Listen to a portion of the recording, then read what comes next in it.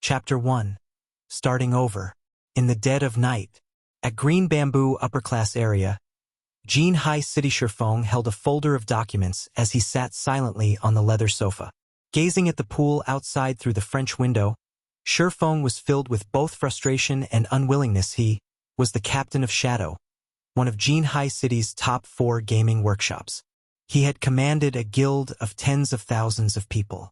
Even more, he was Jean High City's famous expert. He was the sword magician. However, now the only thing he could do was drink away his sorrows inside his home 10 years. He had spent in gaming 10 years. He had fought in blood-soaked battles. He experienced countless trials and suffering. Under his leadership, Shadow had successfully established 10 city-states in. They were finally capable of rivaling the first-rate guilds. However, before he could enjoy any of that endless glory, a single document had turned everything into passing smoke. Once it was gone, it was never coming back. Feng never thought his 10 years of effort would just go to waste. He sacrificed so much just for the game, and yet, all he did was pave the way for others to the very end. All of this culminated because he had opposed the decision for Shadow to join the Super Guild World Dominators. It wasn't even the next day before Lanhua Financial Group gave him their reply. He had to delete his level 200 Sword King, the account he had spent 10 years of blood and sweat on, and to collect his settlement check from the financial department. All he received was 5 million credits and a single mansion.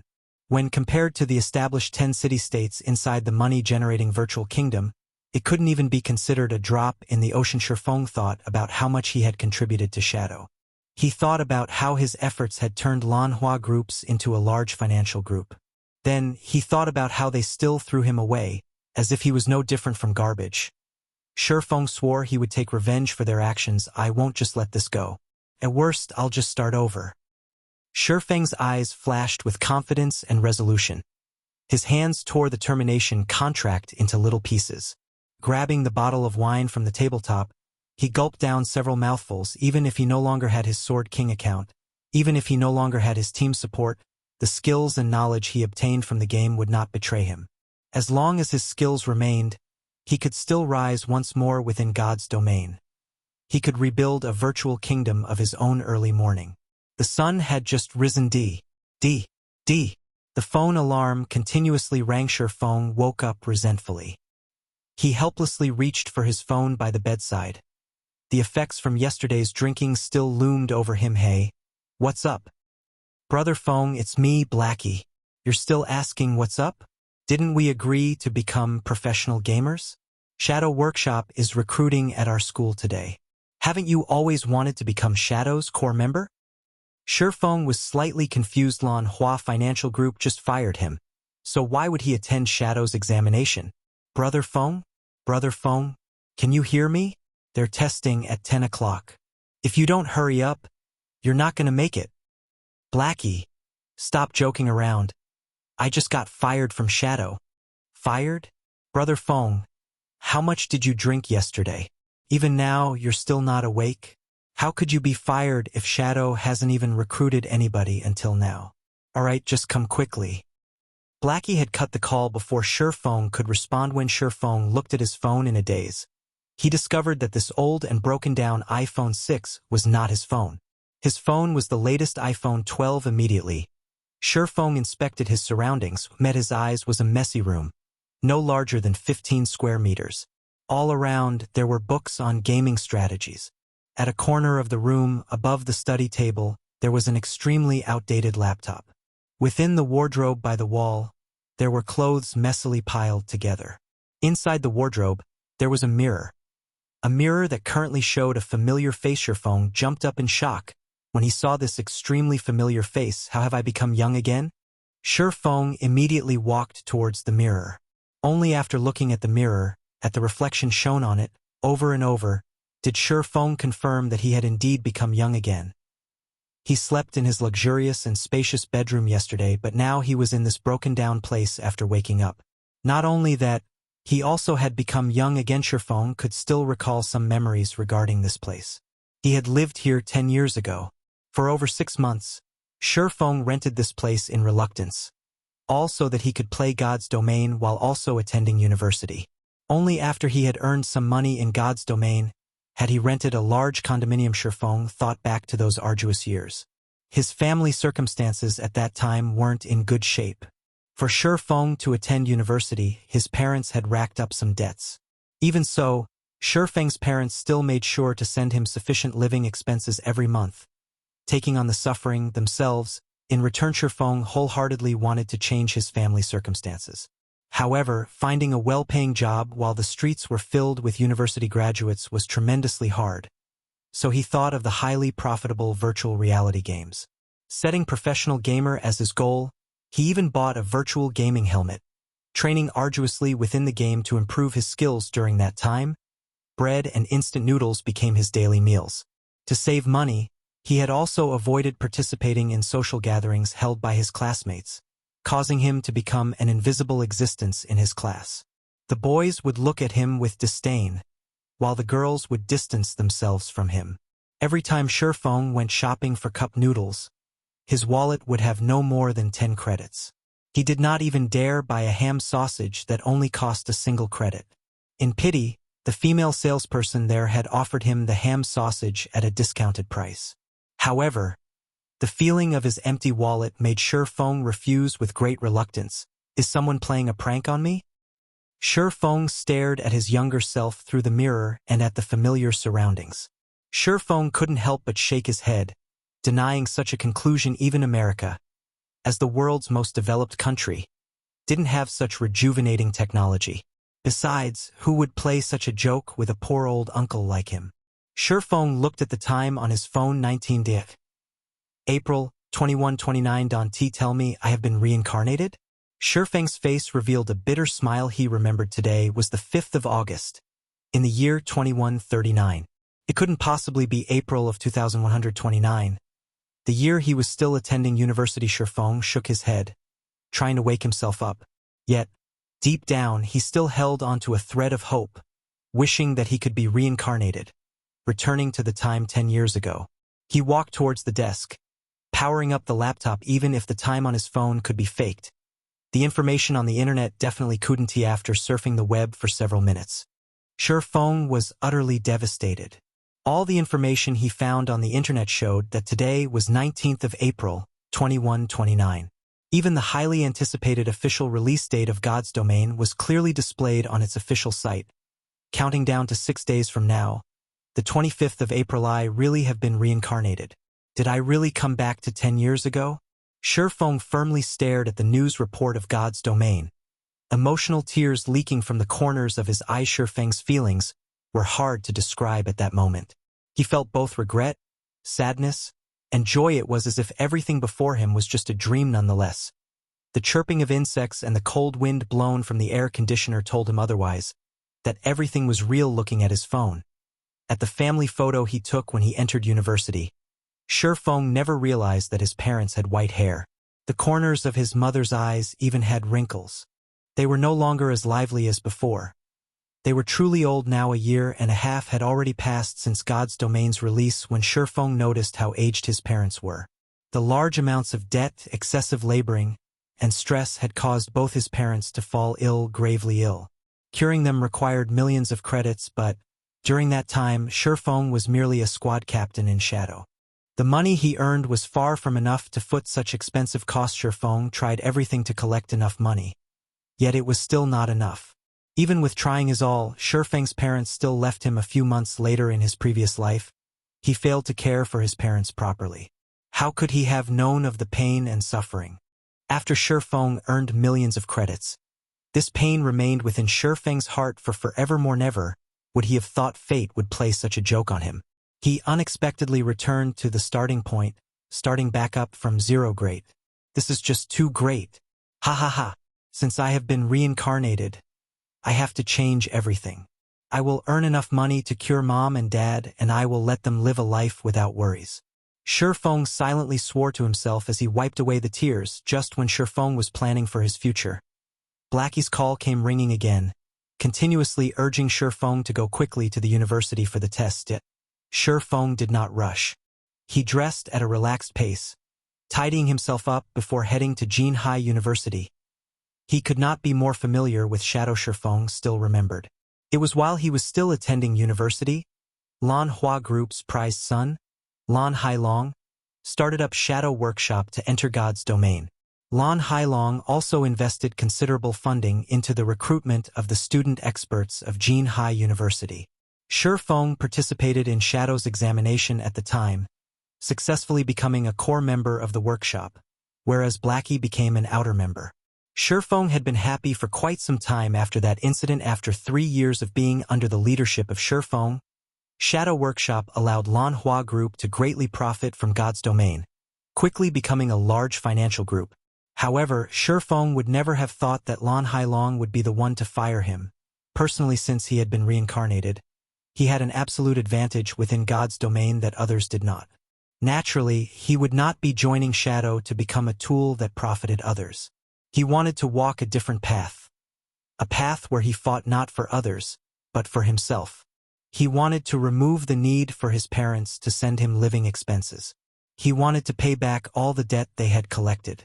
To do that, he wanted to venture, to start his own workshop, to start his own company, and to build his own virtual kingdom. All to live a better life. As soon as Feng arrived at Teaching Block 1, he caught sight of a thin and tall figure in front of the building. The tanned youth was pacing around the hallway in a panic. This person was Blackie. Brother Feng, you've finally decided to show up. Fortunately, registration hasn't closed yet, so let's hurry in and sign up, Blackie said anxiously after seeing Feng. Feng shook his head, seriously saying, Blackie, I'm not joining Shadow. I'll be opening my own workshop. Will you join me? Blackie was someone Feng met in another virtual reality game, and the former had pretty good skills. The two of them had faced many challenges together, and they were no different than true brothers at this point. During their time together working in Shadow, Blackie showed great talent in administration, even though he lacked the talent for gaming. He managed the 100,000 guild members clearly and orderly. If Feng had Blackie's help this time, his plans would be one step further. Yet, he would respect Blackie's decision regardless. It was because Feng had nothing right now, and Blackie's family circumstances were not that well, either. Blackie had only chosen to become a professional gamer and join Shadow to earn some credits for living expenses. Blackie blanked at Feng's words, lowering his head in silence. It was just too sudden. Not only that, the Feng that he saw today felt different. Unlike his usual impatient attitude, Feng currently gave off an unshakable and confident aura. After a full minute, Blackie raised his head to look at Feng. Brother Feng, stop speaking nonsense. Do you know how much a virtual gaming helmet costs? That's 8,000 credits. You also need at least 6 people to start up a workshop. What about the workplace, salary, and everything else? Just the initial startup funds would require 70 to 80,000. There are also the follow-up investments. That's a lot of credits. Do you have that many credits right now? Blackie was very aware of Feng's circumstances. He knew Feng's household wasn't well off, so he wanted to persuade Feng away from this sort of crazy thinking. You're right. Right now, I don't even have the credits for a God's Domain virtual gaming helmet. Feng nodded his head in admittance. It was like Blackie said. Even just 70 to 80,000 was considered a small amount. Feng recalled Lan Hailong had spent over 5 million credits for the 100-man workshop he had recruited. He had also spent more in the later stages to upgrade the workshop's quality and strength. Since this is so, rather than take the risk, wouldn't it be safer to join Shadow? At the very least, Shadow can provide us with virtual gaming helmets. Otherwise, forget becoming professional players, we wouldn't even be able to play the game. Seeing that Feng understood the core of the problem, Blackie sighed in relief as he pulled Feng into the teaching block. Feng shook away Blackie's hand, sternly staring at Blackie before saying in a grave tone, I still plan on starting my own workshop. I don't want to be controlled by others. So, Blackie, will you join me? Feng would not insist to Blackie since he did not have any guarantees. He also couldn't reveal the secret that he had been reincarnated. He could only hope that Blackie would believe in him. Seeing Feng's serious expression, Blackie felt Feng was acting weird today. This was madness. Everyone knew you couldn't earn money during the initial periods of virtual games. Did Feng have some way to make money in God's domain? Even if they did make money, it would be after a few months. They did not have that much time to waste. After hesitating for quite some time, Blackie reluctantly answered, I get it. You're the boss. I'll start a workshop together with you, but what about the virtual gaming helmets? We can't play the game without them, right? Feng's tightened brows immediately relaxed as he happily clapped Blackie's shoulders, saying, Now this is my good brother. Don't worry about the gaming helmets. I recall that God's Domain had a trial period available for university students. Every university has a distribution point, and as long as you show them your student identification, then, for 10 days you can obtain a gaming helmet for free. Let's go and take a look. What do we do after 10 days? Blackie's tanned face turned ashen, suddenly feeling his future was pitch black. Why did he have to believe Feng? Could it be Feng's confidence and steadiness? There wouldn't be a problem venturing together with Feng, right? What could you do with 10 days in God's Domain? They would definitely miss out on the recruitment period of workshops after 10 days. In the end, they still had to buy the gaming helmet, but where would the money come from? Not even a professional gamer with a group would be able to earn 16,000 credits within 10 days of God's Domain's opening. Leave the money problem to me. Feng revealed a confident smile as he clapped Blackie's shoulders. Earning 16,000 credits in 10 days was indeed a pure fantasy. However, he had his spirit as a reincarnated person. No matter what the challenges were, he would break through them all, and the release of God's Domain was the starting point of his rise afterward. Feng brought Blackie to retrieve the virtual gaming helmets. He then used all his money to buy 2 large boxes of instant noodles, placing them under his desk in his rented house. They were enough to last him for over 10 days. After briefing Blackie on some things in God's Domain, Feng quietly waited for God's Domain's opening 25th of April, 9 p.m. Within the dark and silent room, a few glimmers of light flickered alive. Feng laid on his bed, gently pushing the start button as he closed his eyes. God's Domain. Here I come. Chapter 2: Sherlock's Request.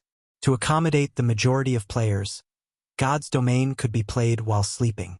Also, the time within the game was different than in reality, where 2 hours within the game was equal to 1 hour in reality. Each day within the game was made up of 48 hours, consisting of 30 hours daytime and 18 hours of night. Not only that, to allow the bulk of working-class people to enjoy the game, nighttime in reality was daytime in the game. Feng passed through a multicolored tunnel as soon as he arrived in God's Domain, arriving at a solemn golden temple. A female angel with 4 pairs of wings flew towards Feng.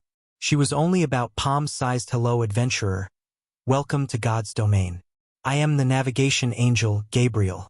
I will be introducing to you the 4 main categories and 12 main jobs. Please choose the job that you like most. With a wave of Gabriel's small hand, an illustration introducing the 12 main jobs appeared in front of Feng. These 12 jobs were categorized into 4 main classes: Warrior, Shield Warrior, Guardian Knight, Berserker Weapons Specialist, Swordsman, Assassin, Ranger Healer, Cleric, Druid, Oracle Mage, Elementalist, Summoner. Cursemancer warriors specialized in defending against monsters. Weapons specialists focused on physical damage output.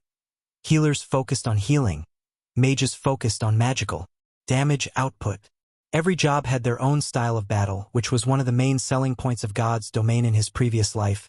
Feng picked the Swordsman under weapon specialists, and he was even known as the Sword Magician. Feng had already invested too much in the Swordsman job, so naturally he would not choose any other job. He chose the Swordsman class he was familiar with without hesitation. Job selection complete. Please designate a name for your character. Yi Feng.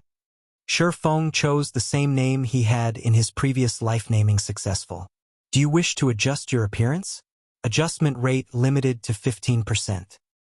Thinking about it for a while, Feng chose to adjust his character's appearance by 15% as to not stand out.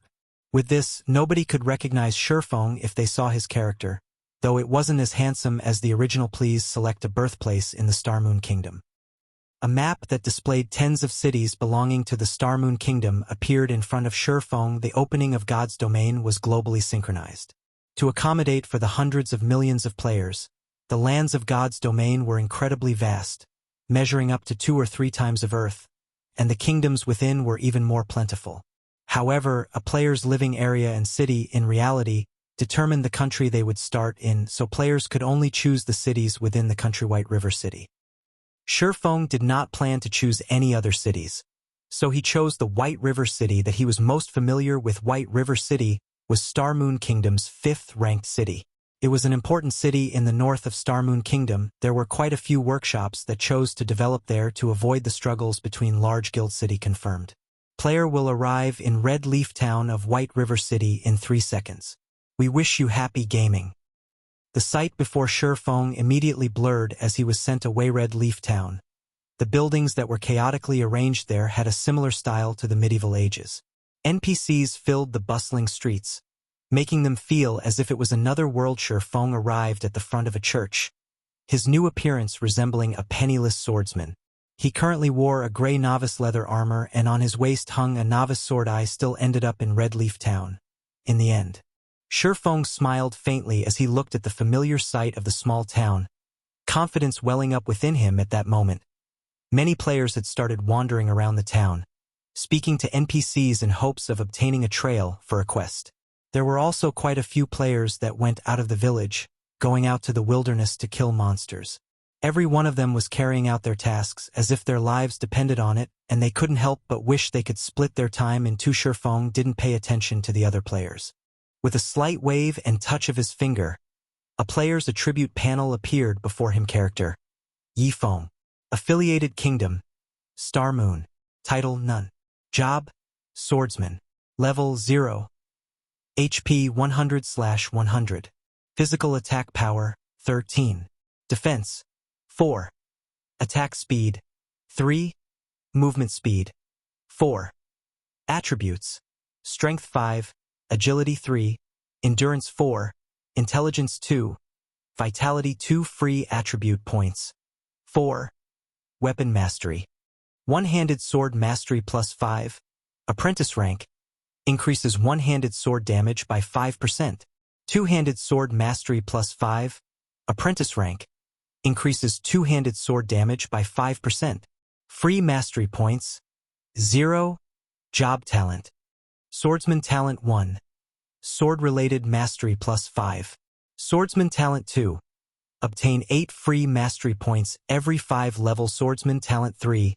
Sword-related skills proficiency increased by 50%. Skills: Chop. Active skill. Requirement: Sword. Additional 8 points of damage. Cooldown: 5 seconds. Skill level: 1. Proficiency 0/300. Equipment: Swordsman's leather shirt, gray trash. Level 0. Defense +2. Durability 10/10. Novice sword, gray trash. One-handed sword. Level 0. Equipment requirement: Strength 3. Attack power +3. Durability 15/15. Inside his bag, there were 10 pieces of bread and 10 pouches of water. Eating the bread would recover 10 HP per second, while drinking water will recover 10 MP per second, and both effects lasted 10 seconds. Every swordsman started with the same attributes, the only difference being the allocation of the free attribute points. Each player could obtain 4 free attribute points with each increase in level. With each rise in level, the different ways players used these points would result in their own unique style. Strength increases physical attack power and the weight behind each attack. Agility increases attack speed and movement speed. Endurance increases maximum HP and stamina. Intelligence increases magical attack power and maximum MP, and Vitality increases the recovery rate of MP and HP. Every job places emphasis on different attributes. As swordsmen belong to the physical damage jobs, most people would prioritize strength. In his previous life, Feng also made such a choice, adding 2 points to strength, 1 point to endurance, and 1 point to agility for every level. It was a very ordinary and commonplace choice. However, Feng did not plan to do so in this life. Without hesitation, Feng clicked on the plus symbol, for agility, placing all 4 free attribute points into it.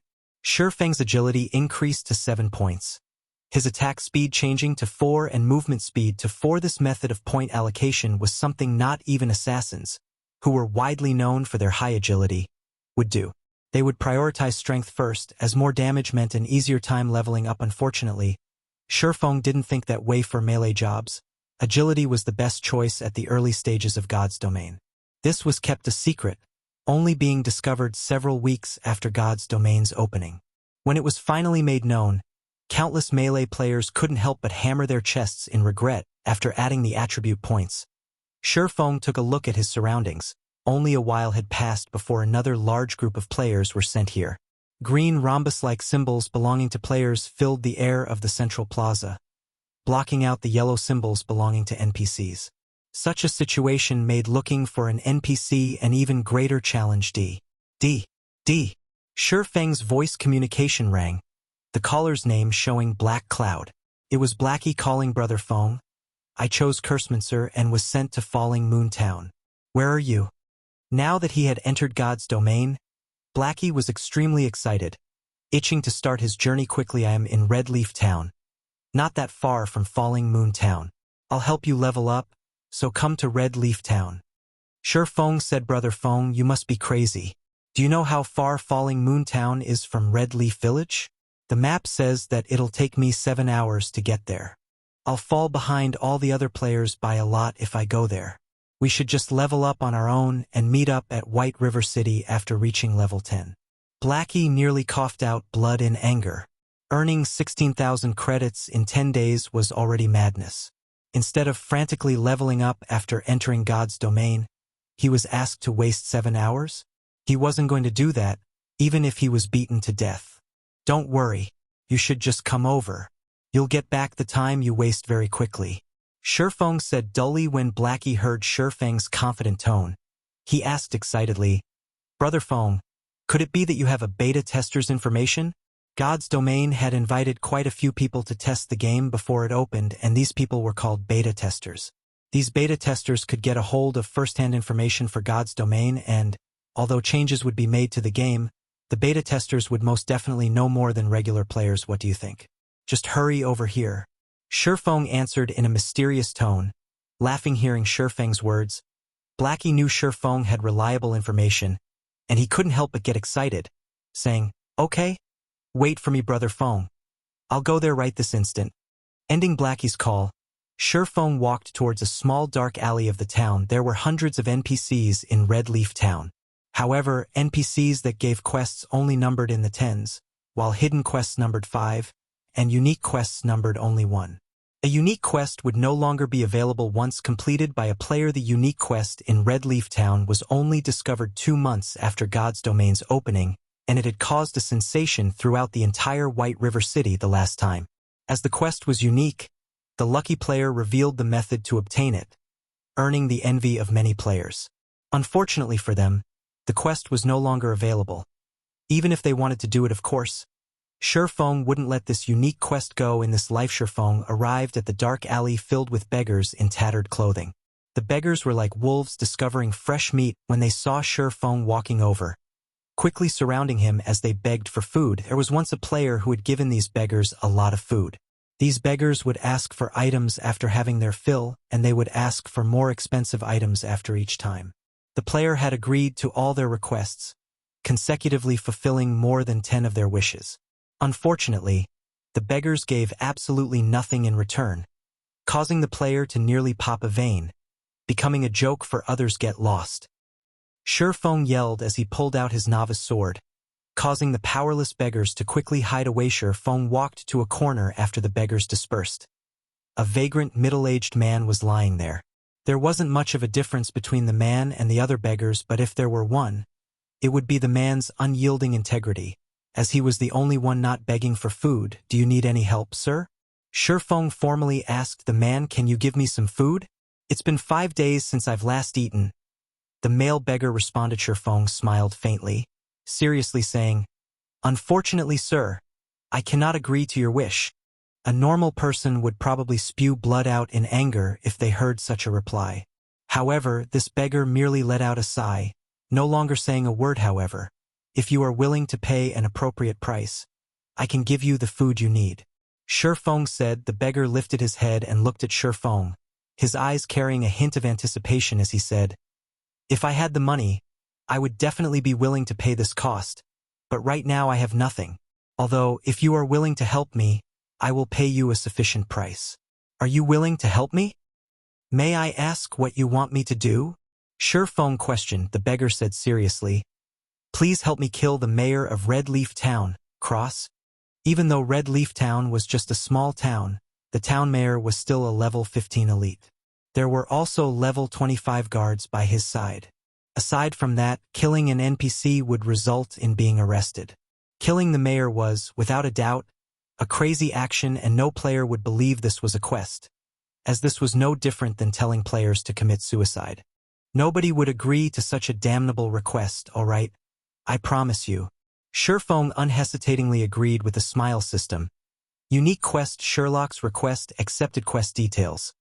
Kill Cross, the mayor of Red Leaf Town, and bring the mayor's insignia back to Sherlock.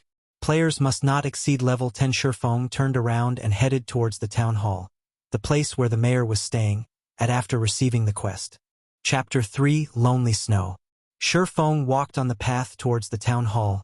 Crowded with people, the less than spacious road was filled with players. They were conversing with the NPCs, taking the chance to obtain a quest.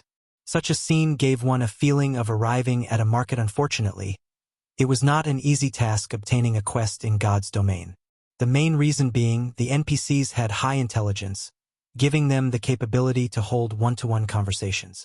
Also, players must watch what they say or risk being given the cold shoulder by the NPCs. And there was a tide of players as competition. Obtaining an easily found normal quest was truly difficult after more than 10 minutes since God's domain started.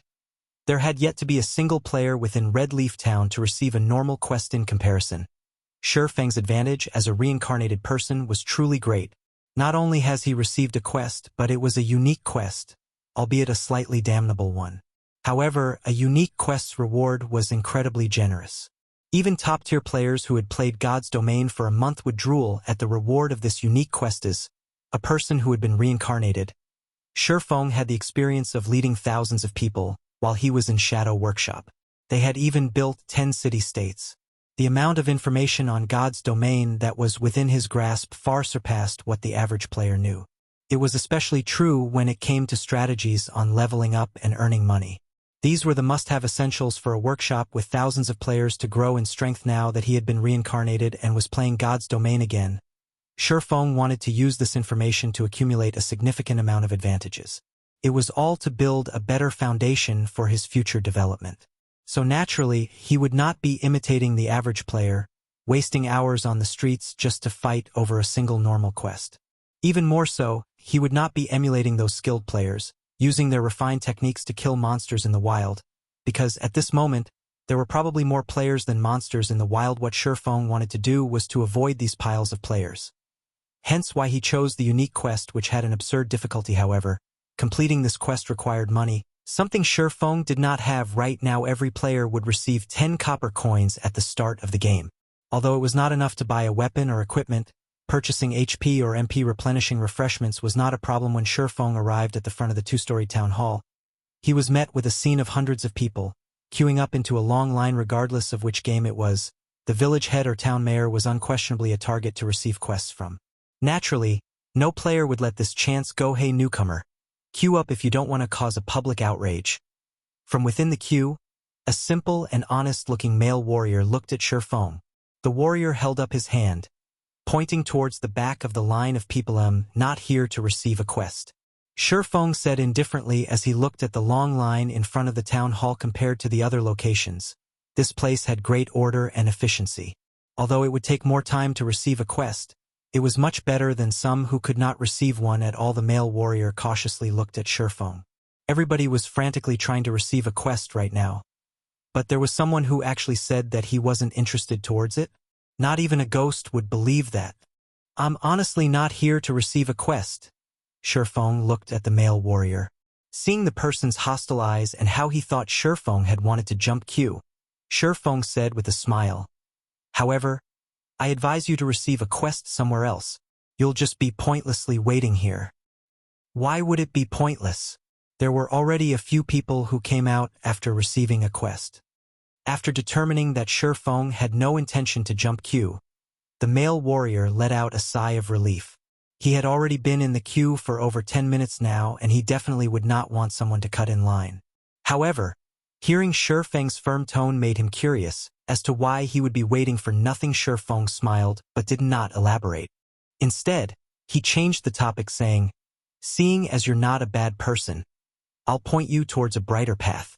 Kill mobs in the fields. You'll have a better future than remaining here." "I'm not going. There are too many monsters in the wild and I can't compete with those other people." "This place is still better." The male warrior shook his head. He was not an idiot. At this moment, there were definitely tides of people out in the field area. With just his skills, he probably couldn't even snatch a monster, so he was better off just waiting here. "That's because you went to the wrong place. If you go somewhere with few monsters, naturally, there wouldn't be anybody to compete with you. Compared to the areas packed with both players and monsters, the leveling efficiency there is several times better. Not only that, the respawn rate of the monsters there is slow, so a single person could easily handle themselves." Feng said with a smile. "Is there really such a place?" The male warrior was excited after listening to Feng. He was extremely interested in such a location. He still needed to wait for more than an hour to receive a quest, and the rewards he could obtain would only be EXP and some meager amount of money. If he could grind on monsters for an hour unhindered, the EXP he could obtain would far surpass that from the quest. "Of course there is. I'll give you a preferential price of 20 coppers if you want to go to such a treasured location. Don't mention EXP. After grinding for a day, the materials you could obtain would earn you more than 40 coppers. If you're lucky, you could make a ton more if a piece of equipment drops." Feng walked closer to the male warrior, whispering into his ears, "You're not tricking me, right?" The male warrior looked at Feng with hesitation in his eyes. If there was such a treasured location, he could definitely surpass the other players by a lot. But 20 coppers was not a small amount. The monsters in God's domain rarely drop money or equipment, so copper coins were incredibly precious. "If you don't believe me, you can pay 10 coppers up front first. You'll know just from trying after you arrive at the spot. If it's true, you can then pay me the other 10 coppers. I'm only telling you this because I see that you're a good person. Just forget it if you don't believe me." Feng turned and left after saying his Feng wouldn't be doing this if he didn't lack money. At worst, he'll just use some other method to earn money. Just after walking a few steps away, Feng was stopped by the male warrior expert. "Hold on a moment. Let's talk about it, alright? Isn't it just a deposit of 10 coppers? Here, take it. I trust that an expert like you won't trick me." The male warrior revealed an honest smile, resolutely trading 10 coppers to Feng. "Seeing your performance, I'll give you a good location. Although this place is slightly far off, there is only a single mage-type level 0 green gnome. It has low defense and a quick respawn rate. Chances are also greater of money dropping. A berserker would be great at killing there." Feng gave the warrior a good grinding location after happily receiving the 10 coppers. The male warrior was relieved when he noticed how familiar Feng was with the wild monsters, even to the degree of knowing the amount of money dropped. He never imagined he would be so fortunate as to meet an expert of God's domain, and not just any expert. Feng might even be a beta tester.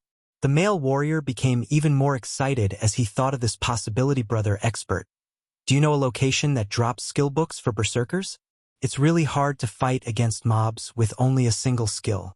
The male warrior was more fond of Feng now, even treating Feng as his superior. "It's fine if you want to know. But it'll cost you 2 silvers. Feng smiled. Who would give out such valuable information after only a short conversation? Feng would not unless there was money involved. Of course the male warrior paled when he heard the price. 2 silvers equaled 200 coppers. Not even the average guild would have that much money. "Expert, let's add each other as friends. I'm Lonely Snow. I'll contact you again once I've saved up enough money." The male warrior sent Feng a friend request. "Alright." Feng accepted Lonely Snow's request. "Then I'm off to fight mobs, brother expert. I'll mail you the 10 copper immediately after I've saved up enough." Lonely Snow happily parted with Feng, leaving the long queue and dashing towards the grinding location. Now that Feng had money, he walked towards the fruit stall by the town hall boss. "How much for this tomato?" Feng asked as he held up a ripe, red tomato. Both fruits and vegetables could aid in recovering a player's HP and MP. Their tastes were also quite delicious. The only downside was the bad recovery rate. In normal circumstances, players wouldn't buy them at all, especially during such a period where money was a big problem. Spending money on fruits and vegetables was just wasteful behavior. 2 coppers each. Give me 10 of them. Feng paid the 20 coppers. He walked into the town hall after receiving the 10 tomatoes. Hey newcomer, queue up. Can't you see others are queuing up as well? Swordsman over there, what do you think you're trying to do? Do you know how many people are queuing up behind? The players in the queue became enraged and started criticizing when they saw Feng cutting the line, walking directly towards the town mayor. They would have long since murdered Feng, were it not for the fact that they could be jailed for attacking another player inside the town. Sorry, but I'm really not here to receive a quest. I'm just here to take a look. Feng smiled at the players. He turned to look at the fat town mayor. Cross, elite, friendly, level 15. HP 2400/2400. MP 1500/1500. There was not a single player who could beat him at this stage. It was not possible, even with a team. Subsequently, Feng took out a ripe and red tomato, taking a bite out of it. What is this person doing? Hell, he's actually eating a tomato. Each of those costs 2 coppers. Such luxury. The other players could not understand what Feng was trying to do. By coming to the town hall to eat tomatoes, was he trying to show off how rich he was? Halfway through his tomato, Feng suddenly threw it towards town mayor Crossface. The tomato accurately landed on Crossface, spreading bright red liquid all over system. Cross favorability towards you has been decreased by 100 points. Unsatisfied, Feng took out another tomato from his bag, throwing it at Cross. Hypocrite. Fatty. Bloodsucker. You're not fit to be the town mayor. Feng kept cursing as he threw tomatoes, whereas Cross favorability kept decreasing. Cross body turned bright red as tomato juice kept flowing down his body. Adding to his enraged expression, it created an incomparably funny sight. However, nobody within the town hall was laughing. It was exceptionally quiet. All of the players became slack-jawed and dumbfounded at Feng's actions. Just after 20 minutes since God's Domain's opening, there was a player that dared to actually attack an NPC, and not just any NPC. He was attacking the leader of a town, the boss of the beginner's area. This person was insane. Wasn't he afraid of being jailed until his death? Did he no longer want to stay in Red Leaf Town? Even taking your revenge on society shouldn't be done in such a way. Just when the other players were expecting the guards to detain Feng or for the town mayor to kill off Feng in a rage. None of these things actually occurred. None of the players knew that insulting an NPC was not considered an attack. Hence why neither the guards nor Cross attacked Feng. Feng's actions would only lead to the NPC hating him to the bones, and he could forget receiving quests from the NPC in this lifetime. As Feng's last tomato landed on Cross face, Cross favorability fell towards hostile. Cross level became question marks, and the yellow marker above him quickly turned a crimson-red damnable insect. I'll send you down to hell.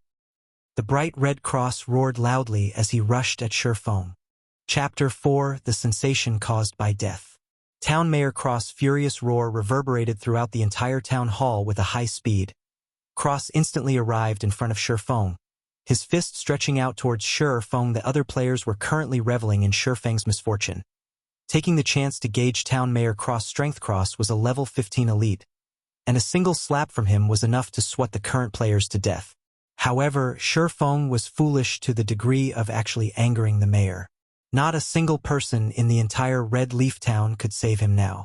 He would be jailed until he was on his deathbed, or he would be chased out of Red Leaf Town. However, Feng's surprisingly calm attitude puzzled the other players. Was he already prepared for death?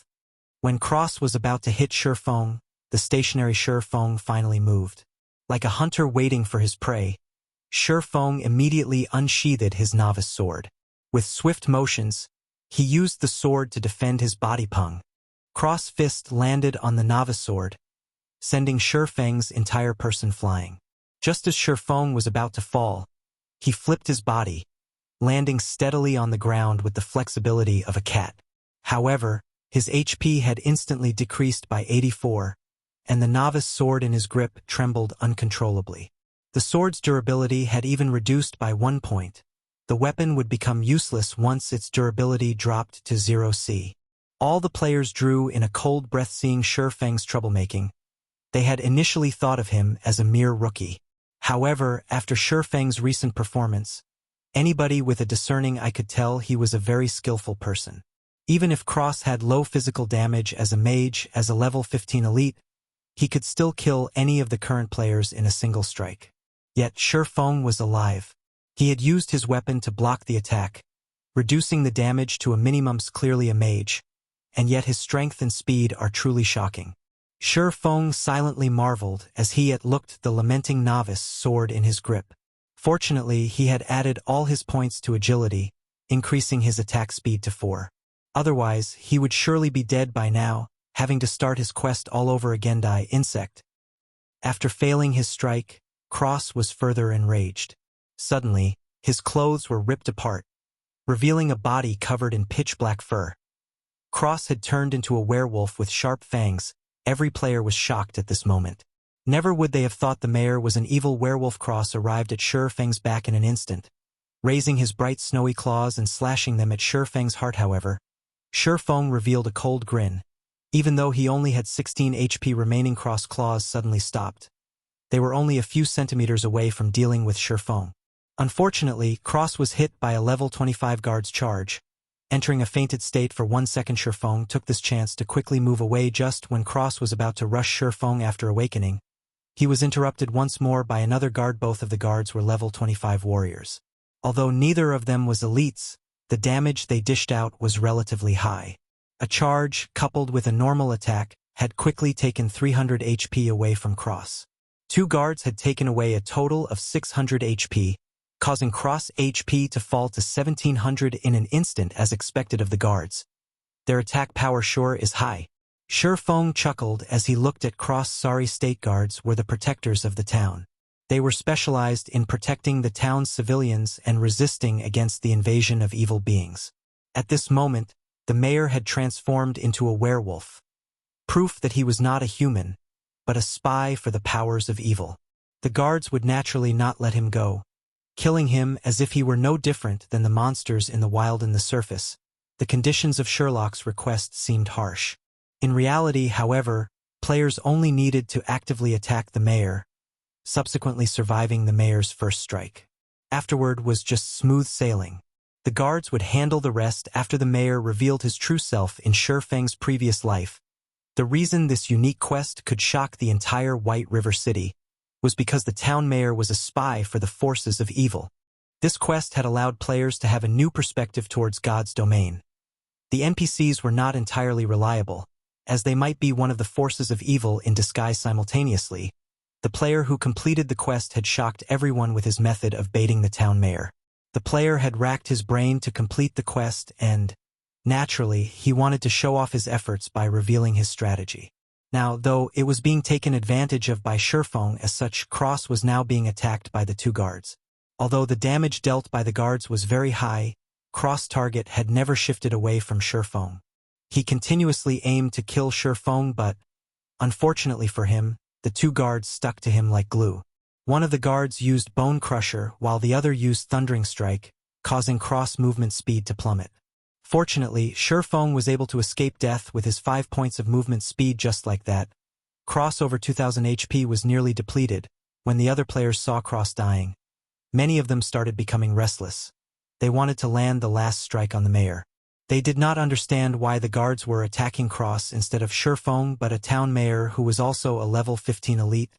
If he died, he would definitely drop some great items hiding someplace far away.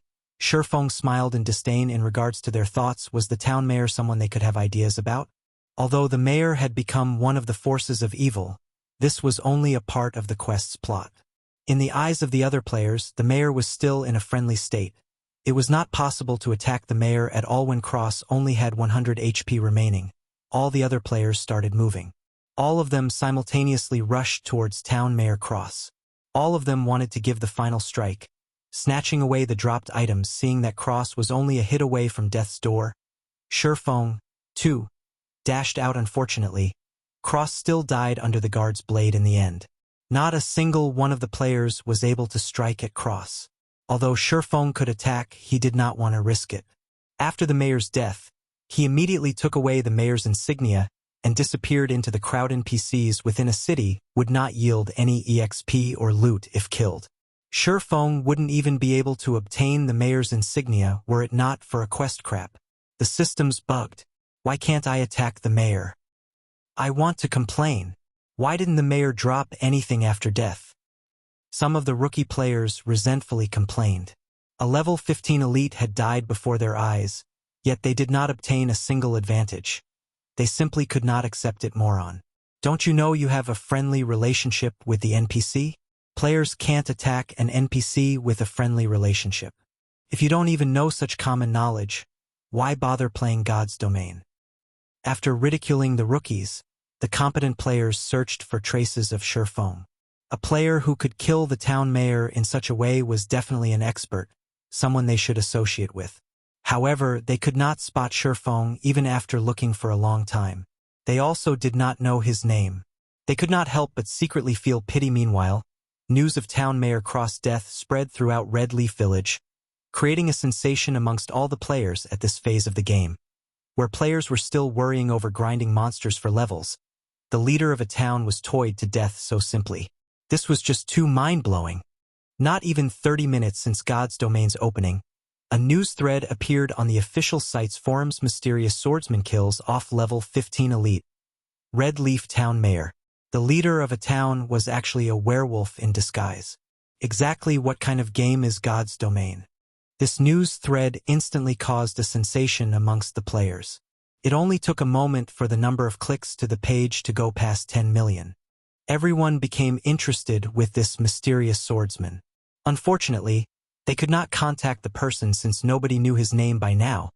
Feng had already arrived at the dark alley. Mr. Sherlock, this is the mayor's insignia that you requested. Feng passed silver-colored mayor's insignia to the beggar, Sherlock.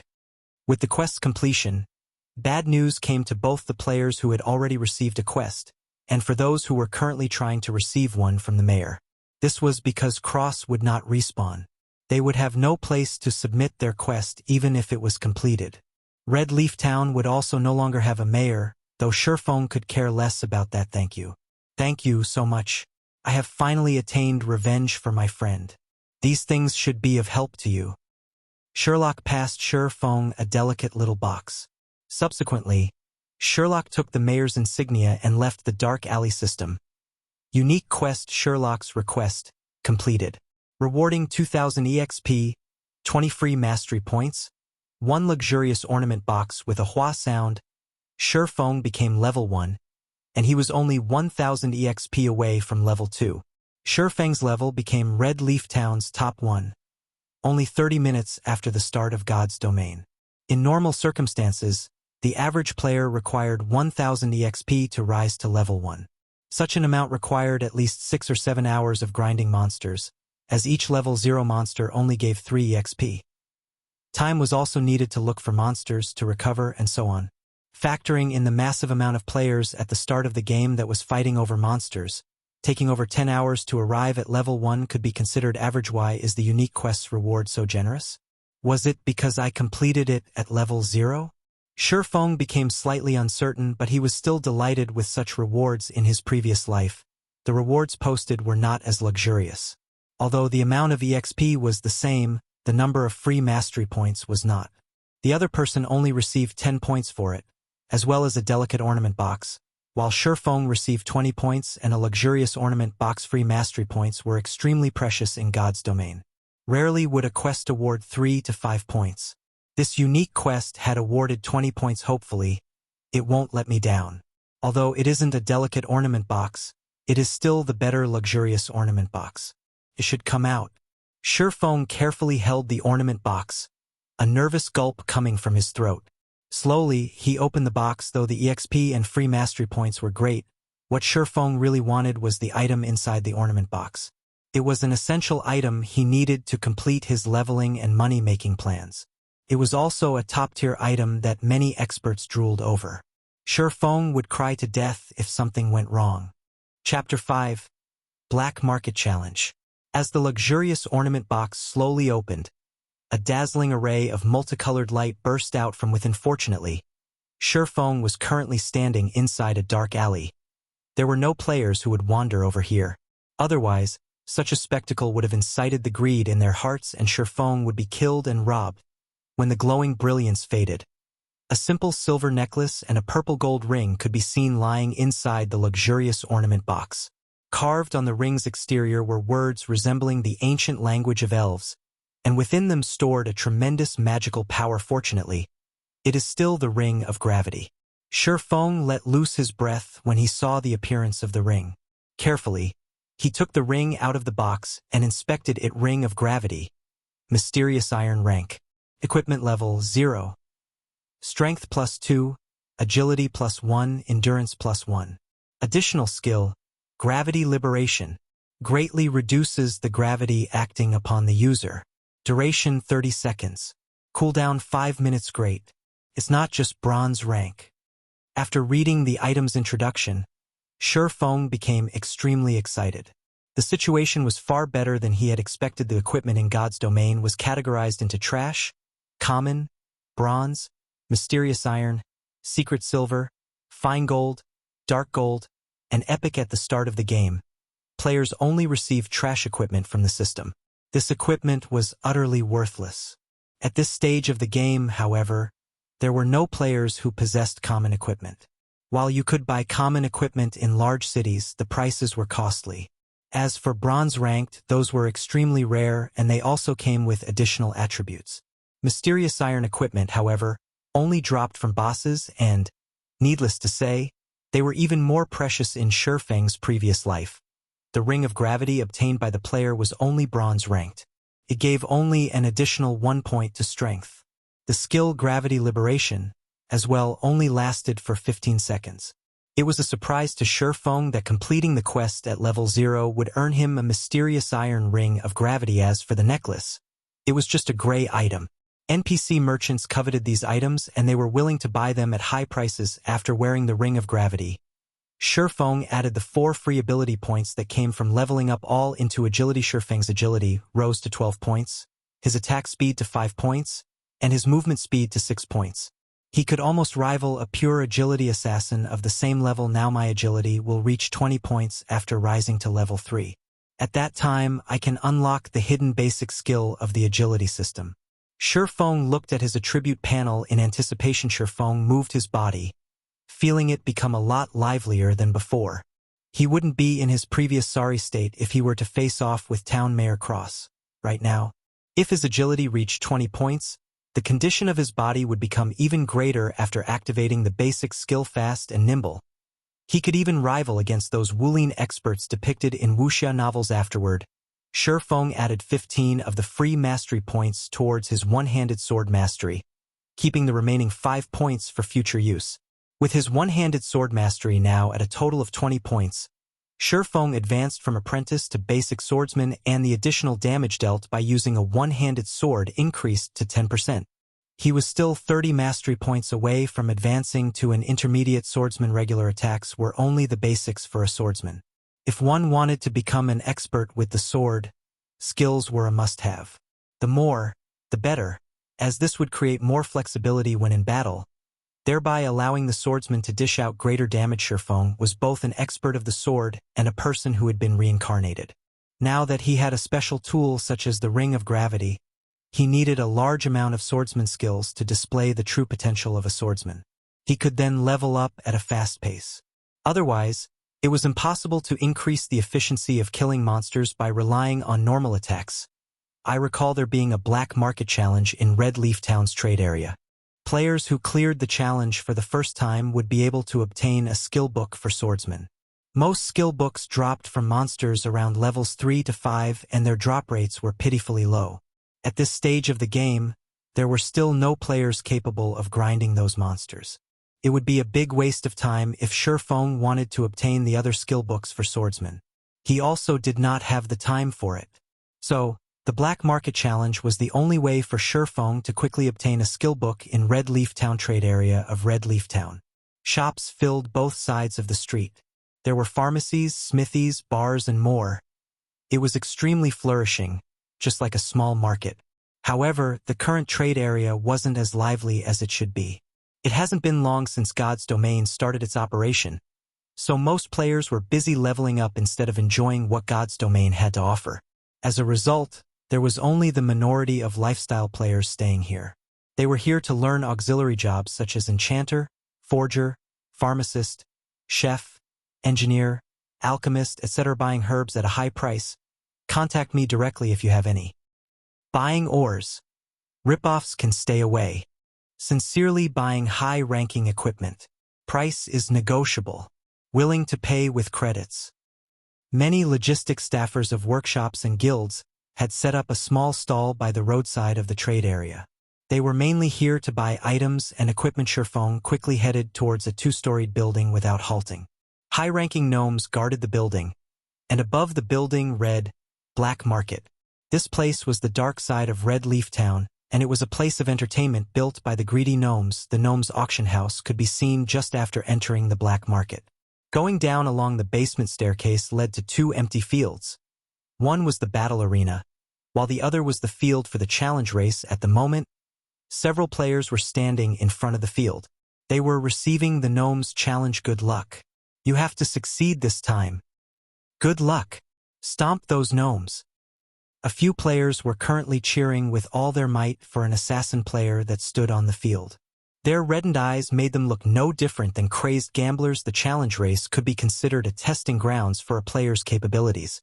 Once a player entered the trial grounds, all their attributes would be fixed at 10 points, their skills disabled, and their equipment rendered useless. Within the 30 yards long and 10 yards wide field, players were only allowed to block or dodge the incoming shots from the gnomes' muskets.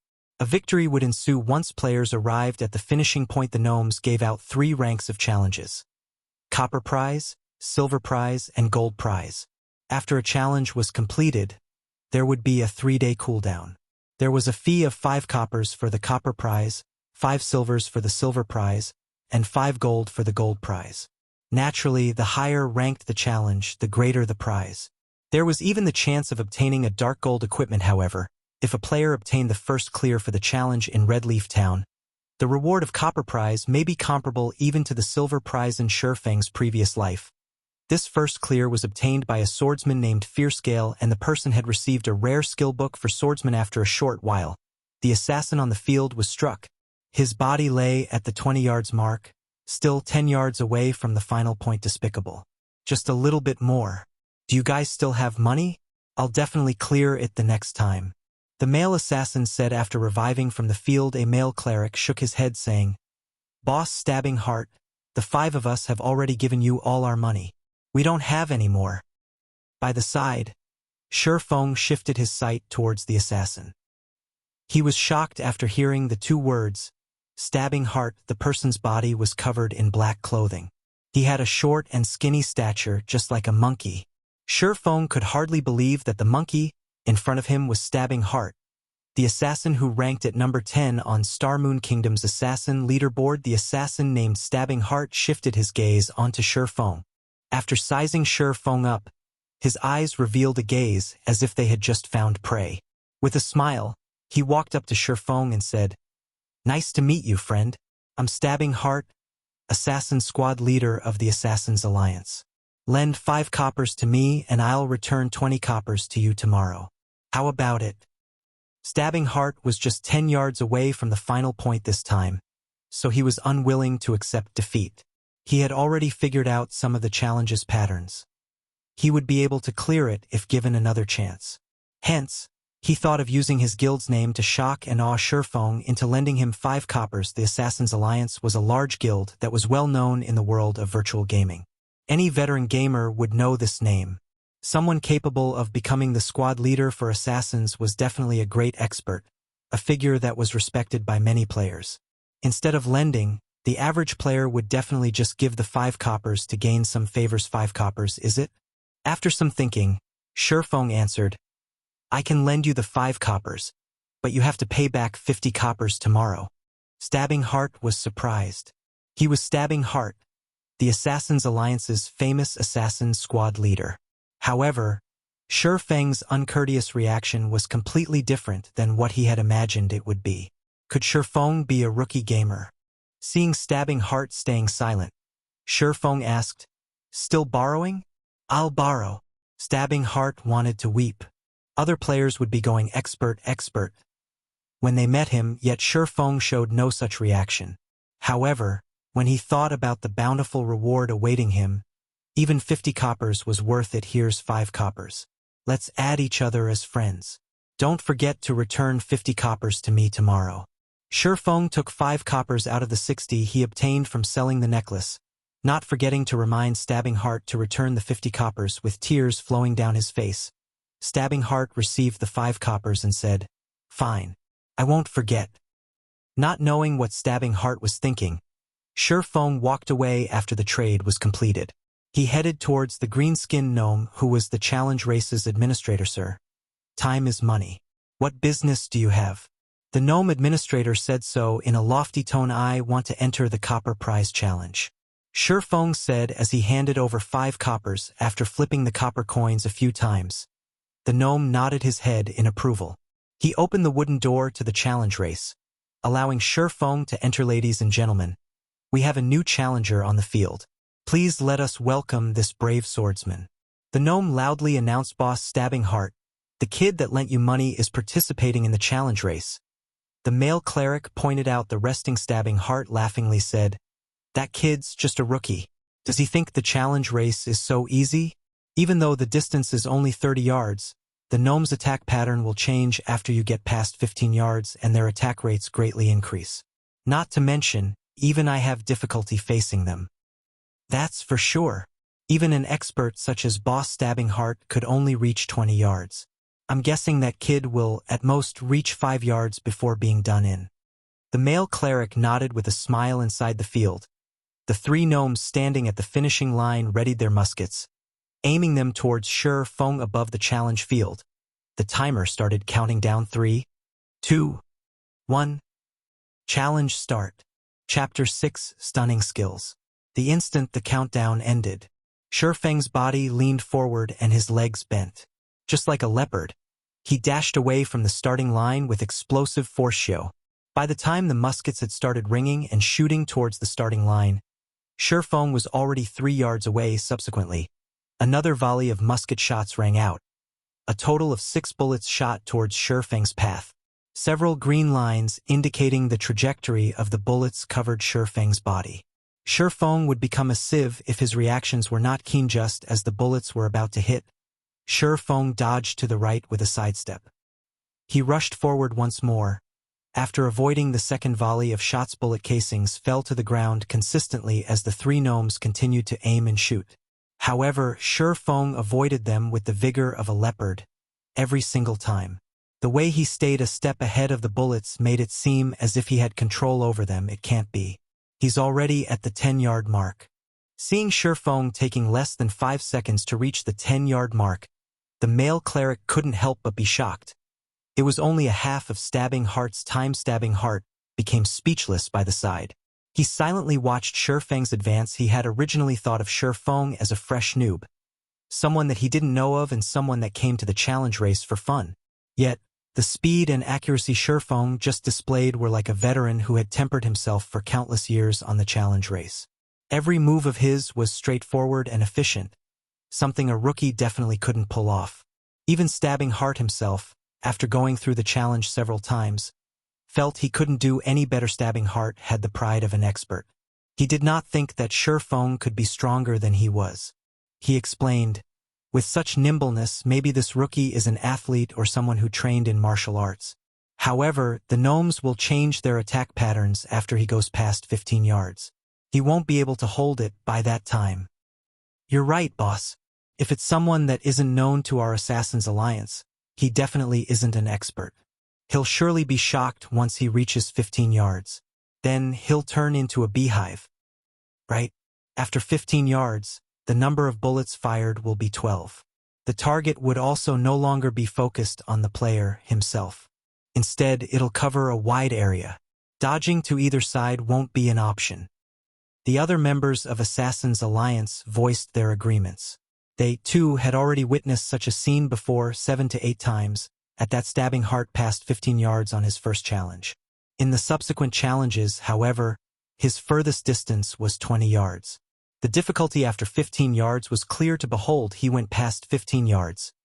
An Assassin's Alliance member commented, stabbing Heart, and the others quickly focused their sights on Feng, wanting to see Feng's performance on the field. The three gnomes became enraged once Feng stepped past the 15-yard line.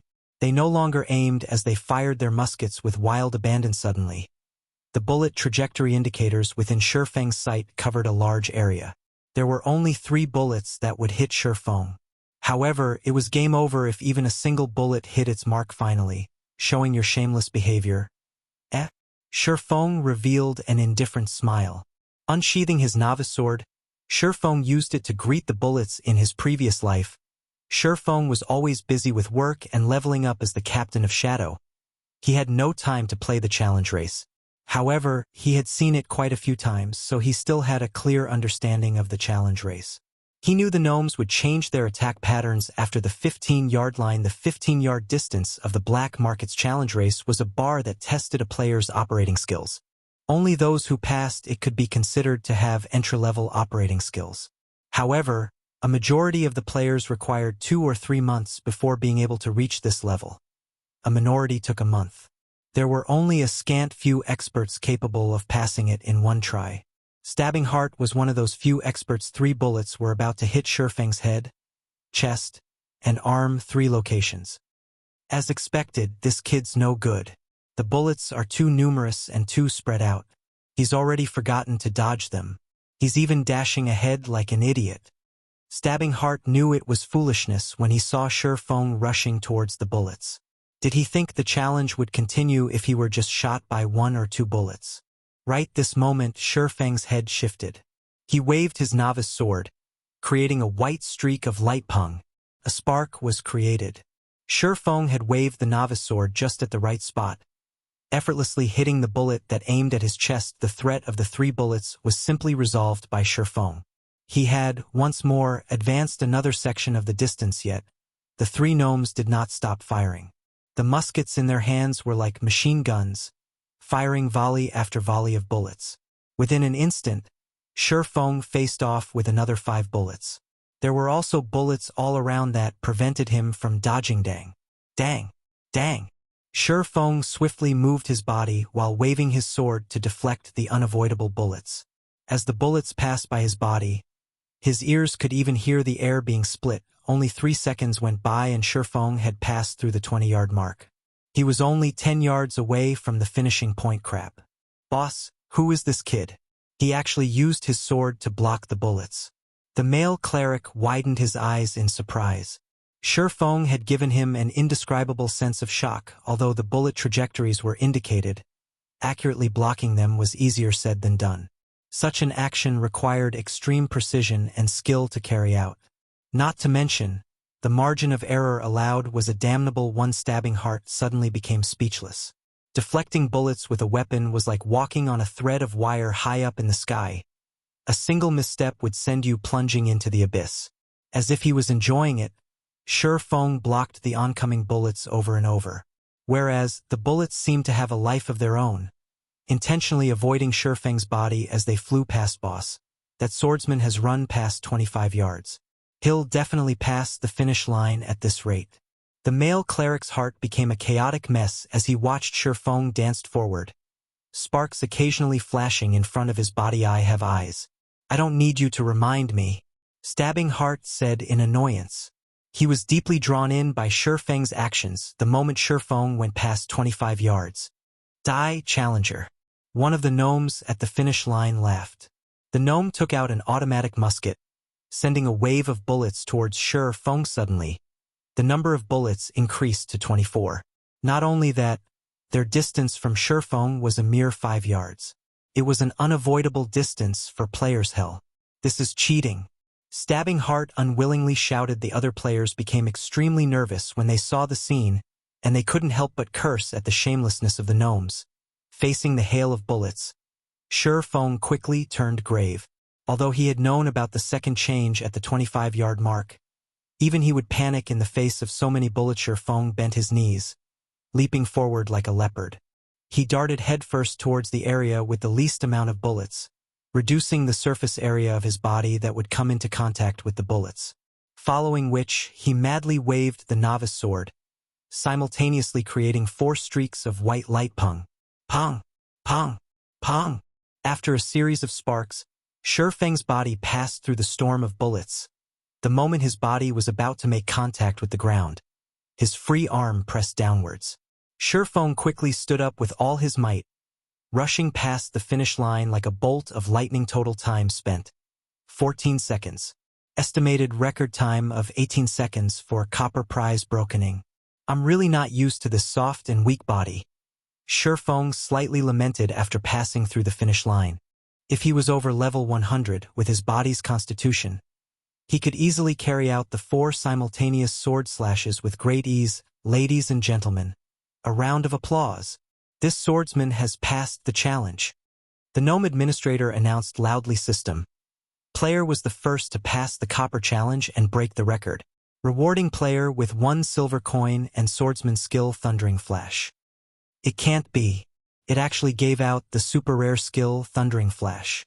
This is a skill that even a swordsman over level 100 can't get. Feng thought he was hallucinating. However, he was shocked when he saw the Thundering Flash skill book inside his bag. Requires sword. Rapidly send out 3 sword lights to 10x 2 yards forward. Each hit will cause 130% damage and also give a damage amplification effect, amplifying the damage of your following attacks by 20% for 15 seconds cooldown. 30 seconds. Without a second thought, Feng clicked and learned the skill swordsman was a job that mainly focused on dealing damage to single targets. It didn't have many powerful AoE skills. Thundering Flash was one of the few powerful AoE skills a swordsman possessed. If it were learned during the early periods, it would definitely create a huge gap from the other swordsmen. After learning Thundering Flash, Feng started to feel himself gaining the makings of a swordsman. You guys continue playing. I'll be leaving first. Don't forget my 50 coppers. Feng looked towards the dumbfounded Stabbing Heart, leaving the black market after calling out to them. Stabbing Heart indifferently nodded his head. Boss. He's gone. He took away the prize as well. Should we chase after him? The male cleric asked. Stabbing Heart's shock gradually faded after Feng left. He stared at the male cleric, scolding, "Are you an idiot? We'll be lucky if we have time to even curry up to such an expert swordsman. Making enemies of him? Are you courting death? Not good. I have to tell this to guild leader. Luckily, I added him as a friend. Is he called Yi Feng? I can't believe I've never heard of such an expert. Could he be some sword expert in disguise?" Stabbing Heart acknowledged that he could not pass the challenge in such a magnificent way, especially the last bout after the 25-yard mark. That was just cheating. It was impossible for players to block or dodge. Yet Feng had done it at the trade area. Feng met with Potion Master Kevin. He spent 120 coppers purchasing 20, instantly shrinking his wealth down to 30 coppers. However, he still spent it, all to level at the speed of a rocket. Feng took the exploding berries and left Red Leaf Town. Running westward at that moment, all players were at level 0, and all of them were killing level 0 monsters around Red Leaf Town. There were also a few with good techniques killing level 1 baby wolves in a party. A warrior tanking at the front and a damage dealer and healer behind, fighting together in an orderly manner. Although the EXP was shared between several people, the efficiency was a lot higher and there were fewer competitors. However, Feng did not plan to compete with these people. Passing through the level 1 monster area, followed by the level 3 monster area, Feng headed straight towards Red Leaf Forest, a level 5 monster area. There were no players who would go there. There were still no players who dared to challenge level 5 monsters at this stage of the game. Not only was there the suppression due to the difference in levels, but there was also the significant disparity in HP and attack power. A level 5 monster could easily steamroll over a level 1 player. Even a 6-man party was no match for a level 5 monster. There was a heavy penalty whenever a player died. Not only would they lose an entire level's worth of EXP, but their skill proficiency would also be decreased. There were simply no players who would take the risk. Otherwise, hours of their hard-earned EXP and proficiency would become pointless. Chapter 7: Leveling with Ease. Red Leaf Forest was made up of beautiful maple trees. Level 5 monsters roamed around the woods. To a player below level 3, this was a restricted area. Feng, as well, was no match for these level 5 monsters. Even though he had reached level 1 however, Feng ran into the red leaf forest without hesitation. Cautiously, he advanced towards the inner reaches of the forest. Level 5 forest wolves could be seen patrolling around the woods from time to time. Feng was currently just level 1. If he did not stay a sufficient distance away from them, the forest wolf's sensitive nose would smell him out. A level 5 forest wolf had 400 HP. It also had high attack power. It would only take 2 bites from the wolf for Feng's 120 HP to meet its end. Feng's only option was to stealthily avoid the forest wolves, taking a big detour around them. Aside from the forest wolves, Feng also met with adorable bear cubs. The little cubs fumbled and tumbled around on the grassy plains, giving an innocent and cute look. However, they were still level 5 monsters, and they were hated by melee players. This was because of their high HP and defense, making a fight with the cubs very exhausting. As Feng used a tree to route past a bear cub, he heard a wolf's howl coming from behind him. Damn, a wolf den. As calm as Feng was, he still couldn't help but call out. In his previous life, many players came in parties to the Red Leaf Forest. Most of them were level 4 or 5. Aside from grinding a large number of monsters, the main reason players came here was because of the bountiful loot. Skill books, leatherworking materials, and equipment were such examples. There were also a large amount of herbs and/or that were attainable in the forest. However, a single mishap could still cause a party wipe in the Red Leaf Forest. One of the dangers that caused such situations were wolf dens. A wolf den was hidden and hard to notice. If players did not pay close attention, a pack of forest wolves would pounce forth once the players entered the wolf den's area of alertness. If less, there would be 3 to 5 wolves. If more, 6 to 8. It was a party wipe trap. Feng's luck was bad. All at once, 7 forest wolves rushed out of the den. The meat on Feng's body wasn't enough for them to share. The speed of the forest wolves was fast. But Feng wasn't slow either. With his attribute points all going into agility, his movement speed was at 6 points. He was still a level 1 swordsman in the end. Even if he was a pure agility one, his speed was still a notch slower than the forest wolves. Seeing the wolves catching up, Feng stopped caring as he activated the life-saving skill, Gravity Liberation. Feng suddenly felt his body becoming as light as a feather. His speed increased by a massive leap, easily shaking off the forest wolves behind him. In the end, a common monster was still a common one. They gave up after chasing past a set area, allowing Feng to keep his life after running for over 10 minutes. Feng arrived at a range of mountains and hills. Several mountains stood over 100 meters, located in the central region of Red Leaf Forest. The top of the mountains was surrounded by clouds and mist, creating a scene of immortal lands. Finally arrived. Feng looked towards the towering mountain and its surroundings. Discovering a waterfall, he walked towards it. In his previous life, players were mostly over level 20, so their attributes were naturally high. They could do much more than they could while they were low-leveled. Many loved exploring the myriad of places in God's domain. The central region of Red Leaf Forest was one of the famous places. So Shadow Workshop had sent a small party of assassins to investigate. Never would they have thought to find a treasure mountain there. On one of the mountains, they discovered many items, rare ore, herbs, and even treasure chests. At the peak of the mountain, there was a secret silver treasure chest. There were many secretive places in the wild of God's domain. Most of these places housed treasure chests, awaiting to be discovered by players. The items within treasure chests varied considerably, ranging from copper coins to dark gold equipment. The quality of treasure chests could be categorized into common, bronze, mysterious iron, secret silver, fine gold, and dark gold. However, even the loot from a common treasure chest could rival the drops of elite monsters.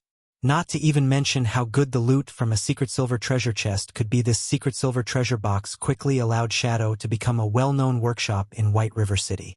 This allowed Shadow to amass quite a fortune during the initial periods of the game. More than just equipment, the secret silver treasure chest had a secret recipe for pharmaceutics and a forging design. In God's domain, the drop rate of pharmaceutical recipes was not even 10,000 to 1. It was even lower for a forging design. You could create bronze-ranked equipment using forging designs, something sorely needed by players. With it, Making money would become a simple task. Feng's plan to earn 16,000 credits within 10 days all depended on the design. So naturally, he wouldn't be leaving it for Shadow Workshop.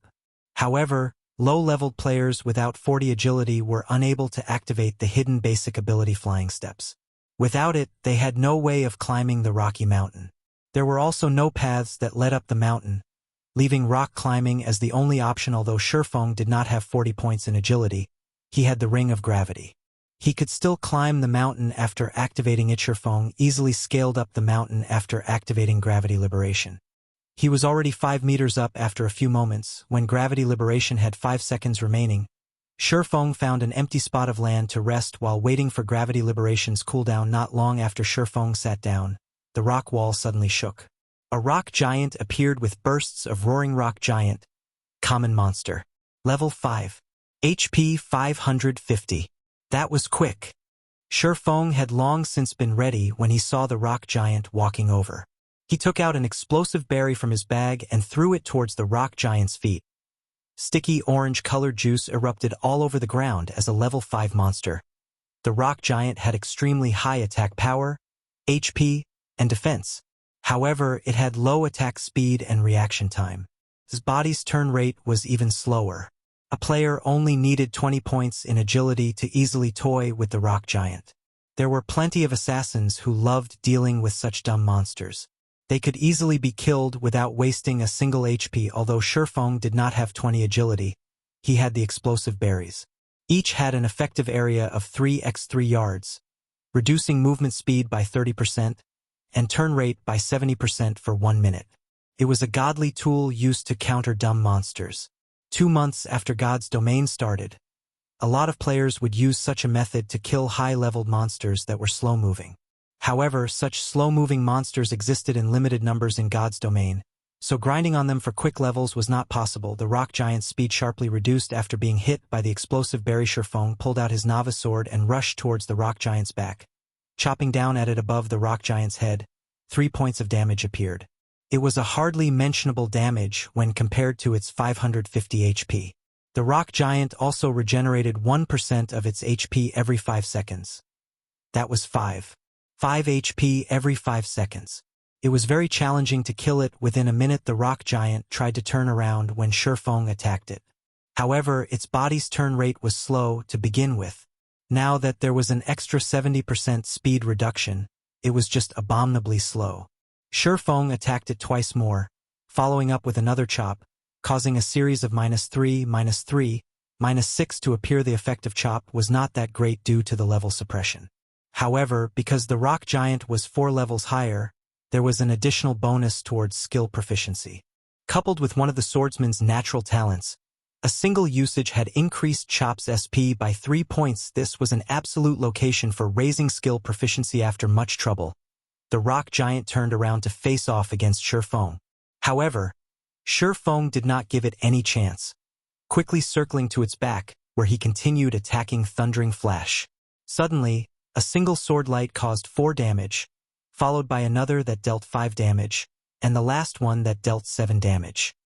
After all 3 streaks of thunder hit its mark, Thundering Flash's SP increased by 3 points. Another few slashes followed. A series of -4, -4, -4 damage was dealt. Though each strike only had an increase of 1 damage, the totaled up damage would still be great. Although the effect of Thundering Flash lasted only for 15 seconds, it had greatly increased the speed of killing the rock giant. The battle could be ended within a single minute now, saving up a precious explosive berry. Even if the rock giant had high HP and attack, it was no different than a practice dummy if it couldn't land a hit on Feng. It was just giving Feng EXP, and SP skill proficiency could not be increased just by using the skill. When using it on a monster of the same level, there was a 20% chance to increase it by 1 point. For monsters of a higher level, there was a 40% chance if it was 1 level higher, 70% for 2 levels, 100% for 3 levels, 150% for 4 levels, and 200% for 5 levels. The maximum limit was 200% now that Feng was killing a level 5 rock giant. His SP increased several times the rate of others. Even a full minute had gone by before the rock giant finally fell. System. Level 5 rock giant killed. Level difference of 4. EXP obtained increased by 400%. Obtained 120 EXP. Feng's EXP bar increased by a chunk. He was now 880 EXP away from level 2. That meant he needed to kill another 8 rock giants to reach level 2. These mountains in the central region were a great place for leveling up and looking for treasure. Unfortunately, 2 months had passed before people discovered them. Feng searched the rock giant's body after killing it, obtaining a bronze organ. It was a material used to make bronze equipment. He also acquired a piece of hard stone.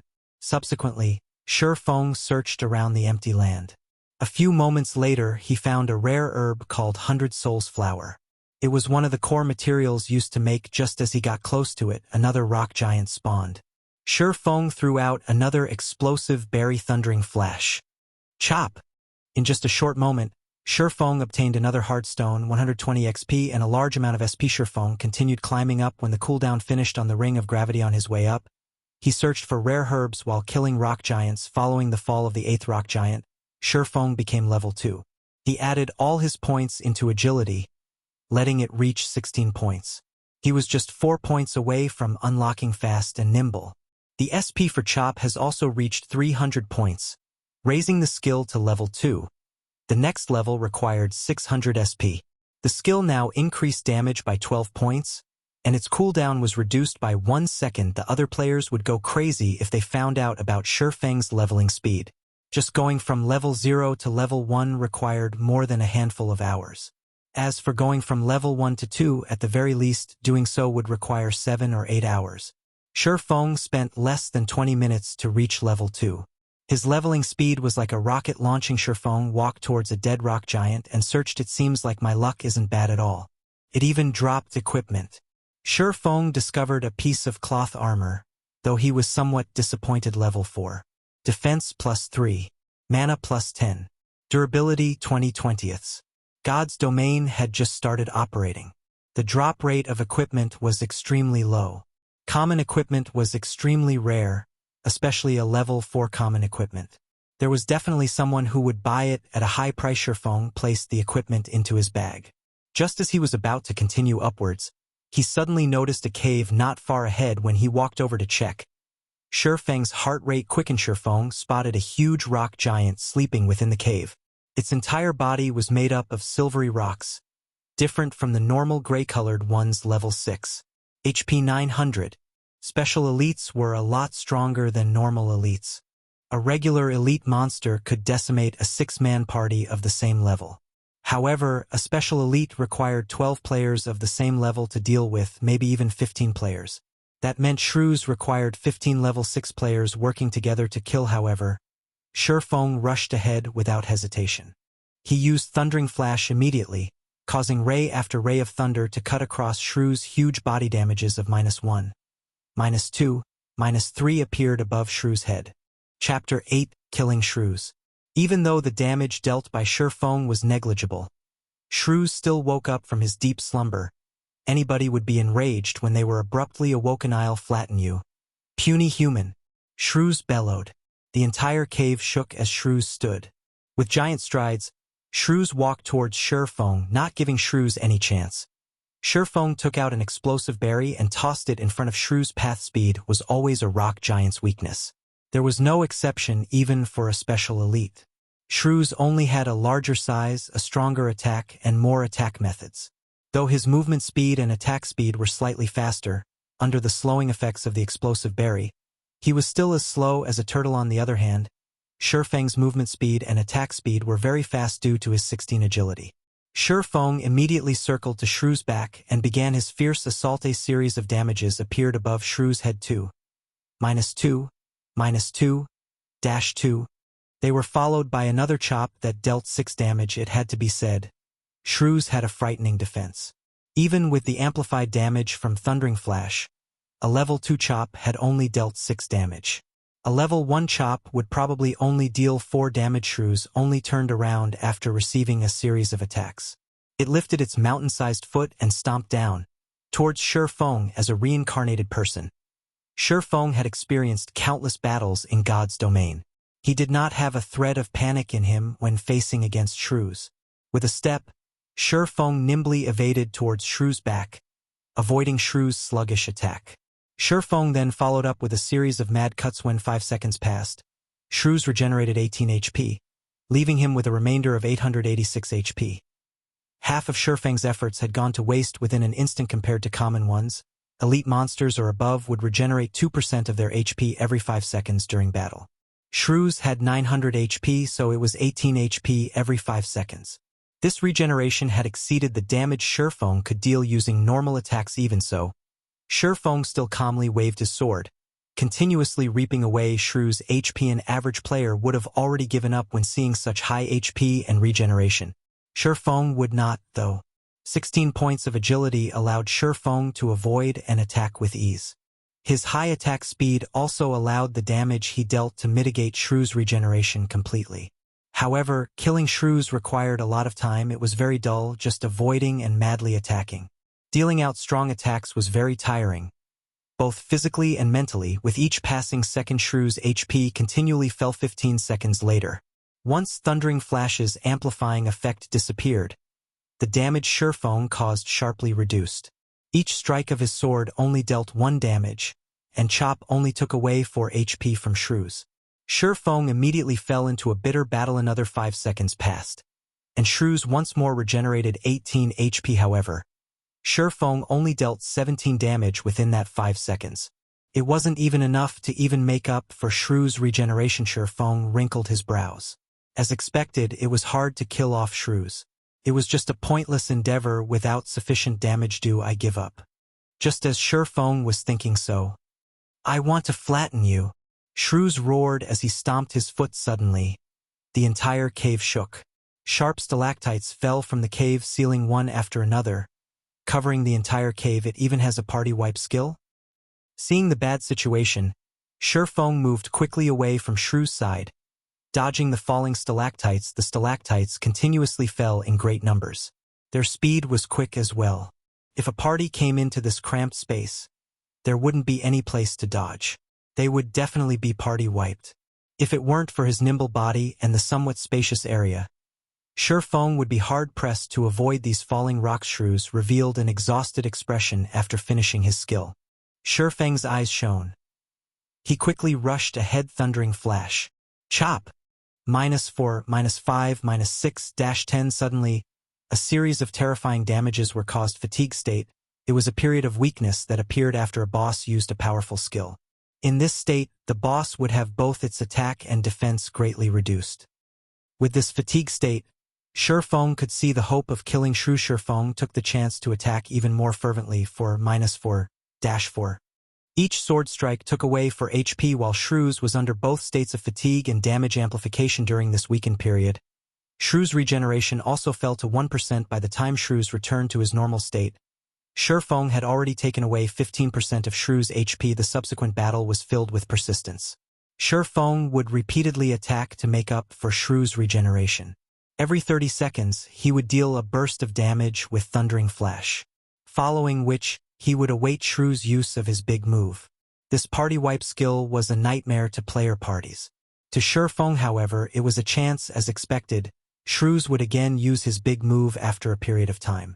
Feng took this chance to take away 16% of Shrews' HP. Time passed bit by bit. After using 5 explosive berries, Shrews had 32% HP remaining. When Shrews activated his big move once more, Feng took away another 16% of his HP.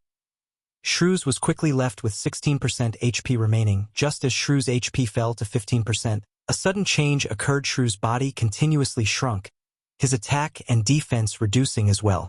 However, his movement speed and attack speed kept increasing. This change was very disadvantageous to Feng. Although the explosive berry was still in effect, Shrews' attacks were becoming faster. He had nearly landed a hit on Feng. Feng was just level 2. Even if Shrews' attack power had reduced, a single hit was enough to end Feng. If Feng died, he would lose a level and a lot of skill proficiency. It was not something he wished to see happen. Fight. A cold glint flashed through Feng's eyes as he activated gravity liberation. Suddenly, dodging became relaxing. It was impossible to easily give up on a special elite with only 15% HP remaining. Feng continued to circle and madly hack his sword at Shrews. Every hit dealt 3 damage, slowly reducing Shrews' HP 14%, 10%, 9%, 8%, 5%. Gravity Liberation's duration became shorter and shorter. When there were only 7 seconds left, Shrews still had 5% of his HP. Feng would definitely be one-shot as soon as Gravity Liberation ended. Quick. Quick. Quick. Feng's eyes turned blood red as his sword strikes became faster and faster. Just as Shrews had only 10 HP remaining, Gravity Liberation ended. Feng's speed dropped sharply. A cold, human-like grin appeared on Shrews' face as he smashed his boulder-like fist down on Feng die. The cooldown of Thundering Flash finally finished Thundering Flash. In an instant, 3 streaks of light passed through Shrews' body. 4-5-6 Shrews' final 10 HP was taken away. Boom. Shrews turned into a pile of rubble. System. Special Elite Shrews killed. Level difference of 4. EXP obtained increased by 400%. Obtained 940 EXP. Feng's experience bar abruptly rose by 27%, pushing him a big step closer towards level 3 after killing off Shrews. Feng searched around in the pile of rubble. The drops of a special elite were far better than a normal elite. Feng obtained an equipment, a skill book, and 16 coppers. The rewards for challenging higher levels sure are good. Even a bronze shield dropped. I can definitely sell it for a high price. It would be great if I could grind it a few more times. Feng looked at the blue cross-shaped shield in his hands. He could already imagine how the guilds would be willing to pay a high price for the shield. Rock Iron Shield. Bronze rank. Equipment requirement. Strength 8. Equipment level 5. Defense plus 21. Defense rate 23%. Strength plus 2. Endurance plus 4. HP plus 30. The shield could be considered high quality with such attributes. When equipped, the shield would greatly increase defense. HP would also be increased by 110 points. This was equivalent to 1/3 of a level 5 warrior class HP. Using it to dive into level 5 dungeons was more than enough. It could even be used to dive into level 8 dungeons. The skill book was a good one as well. It was a skill that could be used by all melee jobs. Parry. It required a melee weapon to be used. It could block a single attack that came from the front, and it had a cooldown of 30 seconds. Parry was a popular skill among all melee jobs. It was a must-learn skill for warrior classes. The skill had a low drop rate, and it was almost never seen being sold on the market, as it was a life-saving skill. You could activate it at a crucial moment, and it might even help you through a crisis. It was especially true when battling against a boss. If the healers could not keep up, then you could use parry to block an attack, giving the healers more time to heal you. Taking a look at skill, Feng decided to learn it. Although he could get a better price if he sold the skill book together with the shield, the action was no different than killing the chicken to get the egg. It was something Feng wouldn't do. Feng continued climbing upwards after killing Shrews. The bronze shield was worth only a meager amount of money. The real fortune was the secret silver treasure chest. Feng only had 4 explosive berries remaining. However, he was not even a third of the distance to the peak. It was also very easy to meet up with a monster at the resting points. This caused Feng to choose his path more carefully. Half an hour later, after cautiously advancing the entire way up, Feng was finally at the peak of the mountain. The visibility at the top was very poor with all the white clouds and mist. Feng could only see 20 yards in front of him on his way up. Feng had used all 4 of the remaining explosive berries on rock giants. If another monster appeared, Feng could only give up and start all over again. Just as Feng walked ahead a few steps, a few blurry shadows could be seen up ahead. At this moment, an emergency notification came from the system. Player has discovered the Lost Lands. Activated hidden quest, Past Glory. Temporarily disabled players' communications to the outside world. Unable to leave the map until quest is completed. Crap, those assassins lied. Feng silently cursed. Those assassins had undoubtedly kept hidden some information. The situation at the mountain peak was entirely different from what the assassins reported. Chapter 9, Might of 1,000. Although the lies of those assassins angered Feng, he had to remain calm in facing this unknown situation. Even members of a workshop would have their own selfish motives.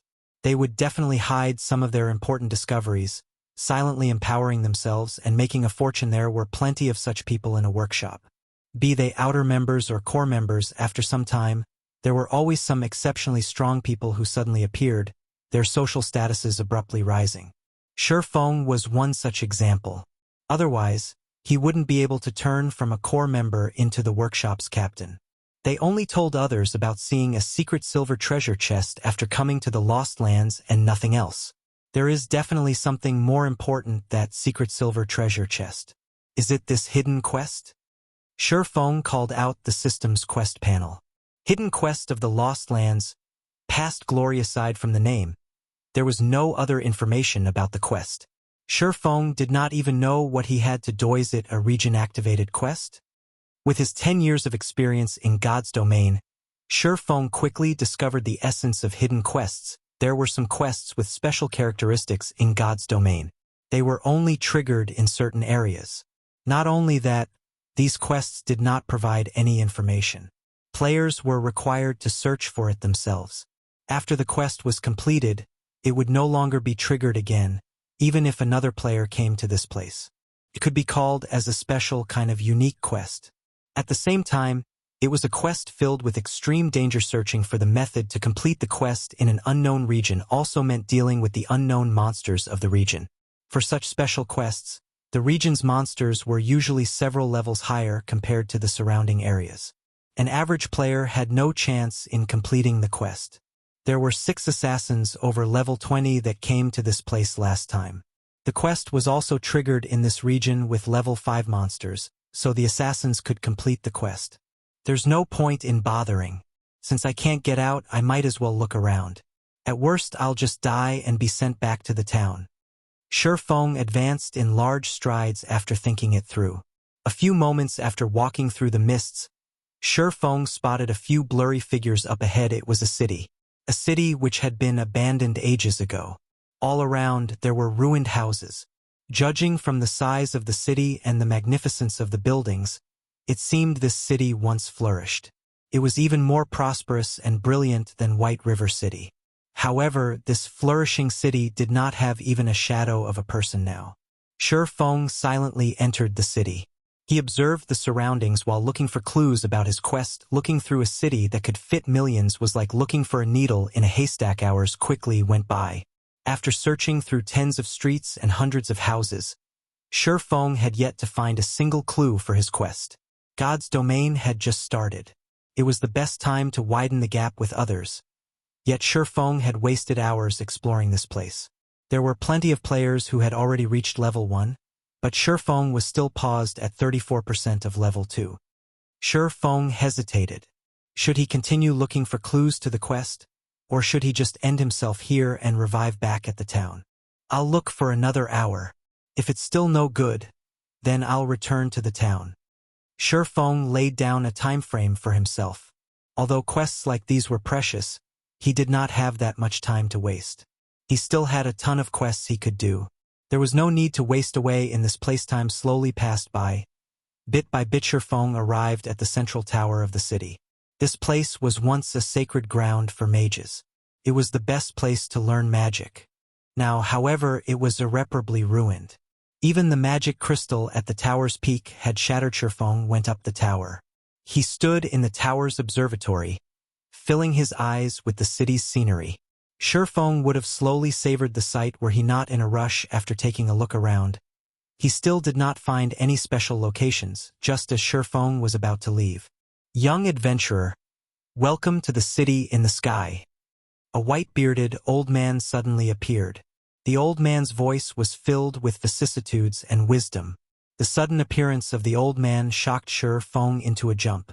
He had even thought the old man was some monster that had appeared. However, he let loose a breath after noticing the yellow indicator above the old man's city in the sky. Feng became shocked when he thought of this well-known city of God's domain, city in the sky. The name of the city had once shaken the entire continent of God's domain. There were countless legendary jobs in this city. There was even the famous demigod-ranked sword saint Altair. It was a city which was even feared by gods themselves. Unfortunately, the city had fallen during the Third God's War, becoming a regret of God's domain. Respectful elder, Is there anything I can help you with? Feng smiled and asked in a formal tone, help? The white-bearded elder shook his head, smiling as he said, No, I don't need any help. I imagine you wish to become stronger. I can help you with that, but are you willing to accept a test of mine? Of course. I'm willing to receive your test. Feng felt relieved. The trail to the quest past glory was here. He didn't have to die back to town, losing both levels and SP. The elder nodded his head in satisfaction, gravely saying, I'll give you 3 choices. The first one is the normal difficulty. After you pass it, you'll get a mysterious iron treasure chest. The second one is the hard difficulty, where you'll get a secret silver treasure chest. In addition, you can get additional rewards depending on your rate of completion. The third option is the hell difficulty, where you'll be rewarded a fine gold treasure chest. You'll also receive additional rewards depending on your rate of completion. Young adventurer, which do you choose? 3 choices, each harder than the other, and each more attractive than the other. The 6 assassins who were over level 20 had chosen the hard difficulty. They returned with the secret silver treasure chest but chose to hide the additional reward. This meant that the additional reward was even better than the secret silver treasure chest. After some thought about it, Feng decided to bravely challenge it. A person who had been reincarnated should have courage, respected elder. I choose the hell difficulty. Feng was confident he could manage this difficulty. If he could complete it, then it would have a great effect on his future developments. Ha ha ha. Young people sure are full of energy. I truly admire you, but be sure not to regret your choice. The elder disappeared after his hearty laughter. System. Quest past glory accepted. Face off against 1,000 monsters of the same level. Considered passed after killing 500 monsters. Time limit of 4 hours. Quest failure penalty. All attributes permanently reduced by 10 points. Attributes are the essence of a job. If Feng's attributes were all reduced by 10 points, then he was as good as crippled. This penalty sure is ruthless. Feng's scalp started itching as he looked at the countless specter warriors appearing below the tower. The countdown started. There were 5 seconds remaining before the monsters attacked. Specter warrior. Common monster. Level 2. HP 230. Fighting against one of them would be easy. Against an ocean of them, however, even Feng would start to panic. Rushing in was just plain suicide.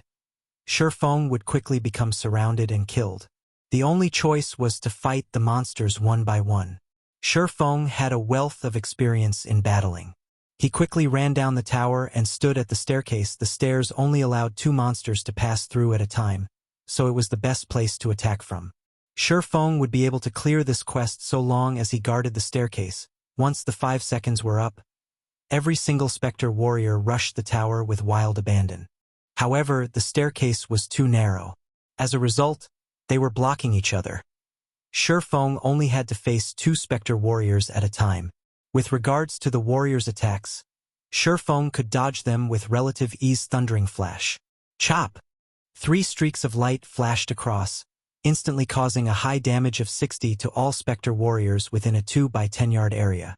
The chop that followed dealt 33 damage. Within an instant, the first specter warrior had only half of its HP remaining, whereas the tens of others behind had lost a quarter of their HP previously. Feng faced off against high-leveled monsters with very high defense. The effects of Thundering Flash and Chop were both greatly reduced now that Feng was facing monsters of the same level. Thundering Flash could vividly display its prowess as a powerful AoE damaging skill with Thundering Flash's damage amplification effect. Feng only needed 5 strikes from his sword to finish off the first specter warrior in order to increase his killing speed. Feng activated Gravity Liberation to increase his attack speed coupled with the damage amplification. Each warrior only needed 3 seconds to be dealt with. Unfortunately, the specter warriors did not give any experience. Instead, skill proficiency had a 100% chance to increase by 1 point with every death of a specter warrior. Feng's SP continuously increased. Feng became very happy after seeing such a sight. The elderly NPC probably had not imagined that a level 2 swordsman would possess such a powerful AoE skill. With such a skill, Feng feared crowd tactics the least. Feng could also easily dodge attacks in a 1 versus 2 scenario. Other players would have most likely failed the quest. Yet Feng was able to complete it with perfection after 2 hours had gone by. Thundering Flash had reached level 2 after its SP increased to 300 points. The skill's damage increased from 130% to 135%, and its cooldown reduced from 30 seconds to 28 seconds. Chop's SP had also increased to 426 over 600. It would reach level 3 with just a little more. Feng's monster grinding speed increased once more after Thundering Flash reached level 2. The Spectre warriors fell in batches. When there were only 20 over warriors remaining, there was still an hour and a half remaining for the quest. With another use of Thundering Flash, the last remaining 20 Spectre warriors fell as well. Not bad. Here's your reward, youngster. The Elder appeared once more with a chuckle. Looking at Feng, the Elder took out a fine gold treasure chest and a pitch-black longsword system. Quest Past Glory completed. Rewarding 1 fine gold treasure chest, 1 magic weapon, job related. Obtain title, Might of 1,000, Might of 1,000, title. When this title is in use, allies in a 30-yard radius will receive an attribute increase of 10%. Simultaneously, title user will obtain an additional effect of Strength +5 and Endurance +5 IVE given you your reward. You can go now. The old man waved his hand after finishing his Feng's vision blurred. When he opened his eyes once more, he was back in the plaza of Red Leaf Town. Feng's system communication continuously rang. Blackie was contacting him. Brother Feng, you finally picked up. How come I couldn't contact you before? What should I do now? I'm already behind others by a level. Blackie was extremely panicked. However, he still patiently asked because he believed in Feng. He had wasted 7 hours just to run to Red Leaf Town. While he was still at level 0, the players that filled the streets were already level 1. How was he to make up for this gap? Nobody would want him in a party now. Their minimum requirement was level 1. A level 0 noob like him would just be pushed aside. My bad. I was doing a quest. Come to the central plaza. I'll take you with me to level. Feng apologized. It had already been over 8 hours since God's Domain started, and Feng had spent over 5 hours doing his quest at this stage of the game. Most players had already risen to level 1, while some professional players were already close to level 2 as a person who had been reincarnated. Helping Blackie level up was an easy task. It wouldn't take long before Blackie would catch up to the professional players. Chapter 10 Abyssal Blade. Feng observed his surroundings after hanging up on Blackie.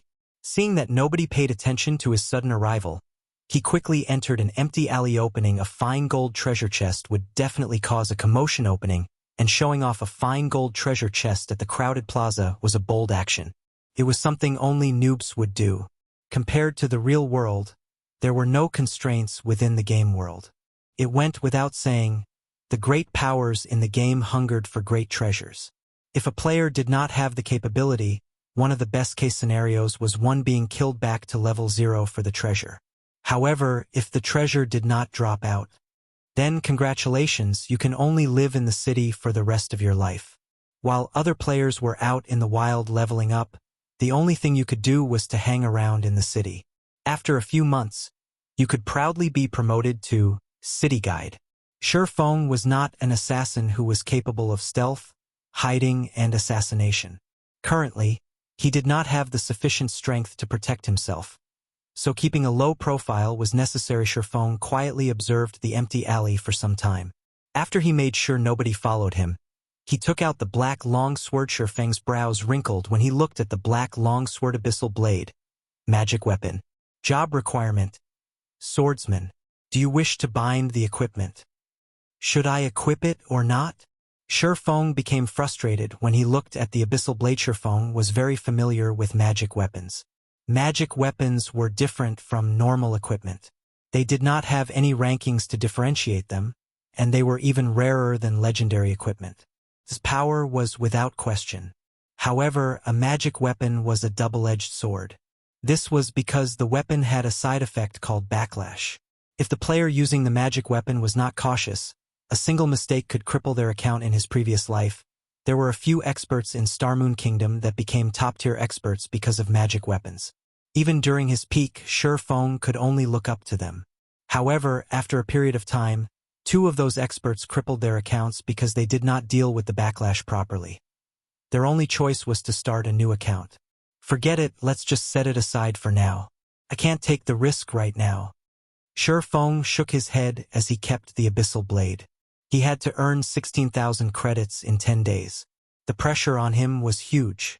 If any mistakes were to happen, then all his efforts before would become wasted. Feng took out the fine gold treasure chest. Feng looked at the gold-plated treasure chest, unable to suppress the excitement in his heart. The secret silver treasure chest they brought out the last time already contained a pharmaceutical recipe and blacksmithing design. I wonder what a fine gold treasure chest would give? Feng had been playing God's Domain for 10 years now, and the number of fine gold treasure chests he had seen did not exceed 20. Wars were fought over for every fine gold treasure chest. Feng would not even dare to dream that he could be in possession of one. Feng slowly opened the treasure chest. Suddenly, golden rays of light leaked out from the chest, illuminating the small alley. It would definitely be a dazzling beacon of light if it was night time. It would attract everyone's attention. Not daring to take any risks, Feng quickly retrieved all the items from the chest. The dazzling lights slowly faded away after the chest was emptied. Fortunately, it was an empty alley, so nobody would notice the short period of radiance. The settings for treasure chests in God's Domain really are damned. Luckily, it's daytime here. Feng glanced at the treasure chest by his side, then shifted his gaze towards the 3 treasures in his hands. There were 2 ancient books and a battle armor. The battle armor was a secret silver equipment. It was much worse than Feng had imagined it. Tabesky armor. Secret silver rank. Plate armor. Equipment requirement. Strength 20. Equipment level 5. Defense plus 25. Strength plus 6. Endurance plus 3. Agility plus 3. Durability 30/30. Additional attribute. Power weakening. Reduce physical damage received by 15% after equipping. Feng became shocked after looking at the battle armor's attributes. Although the level of the equipment was a lot lower than the one in his previous life, its attributes were top tier. If it was worn by a warrior class, the high defense coupled with power weakening would make tanking physical bosses no longer a problem. If this armor was sold now, its price would definitely be astronomical. This is too great. Now I have armor for level 5. Feng happily stored the sky armor. Swordsman wore plate armor as well. When Feng wore it at level 5, he could definitely become a shield warrior. Feng shifted his gaze to the 2 ancient books, becoming shocked once more when he saw their names: Book of Forging and Records of Potions. These 2 were both extremely rare, treasured books. Everyone knew that forging and potion making were extremely hard to learn. Every forging master and potion master were the symbols of strength of a guild. Even Shadow, a guild that possessed 10 city-states, only had 2 forging masters and 5 potion masters. Every one of them was treated like princes with these 2 books. Feng could create a forging master and a potion master. I remember there being a hidden quest in Dark Moon Valley. Not only would it teach forging for free, it would also reward a forging talent. If I have both the forging talent and Book of Forging, I could quickly become an advanced forging apprentice. Then I could make bronze equipment and earn a lot of money. Feng recalled a member of Shadow called Hammer Trading. The person had become a forging master because he completed that hidden quest. Dark Moon Valley was a level 4 monster area. The quest as well was a difficult one and would take up a lot of time. It seems I have to buy some items and make proper preparations. Feng stored the 2 books and sent a mail to Blackie, telling him to meet up at the trade area. Feng then headed to the trade area himself. At this time, there were quite a lot of players at the trade area. Players who were tired of killing monsters would come to the trade area to rest, having a drink and chatting.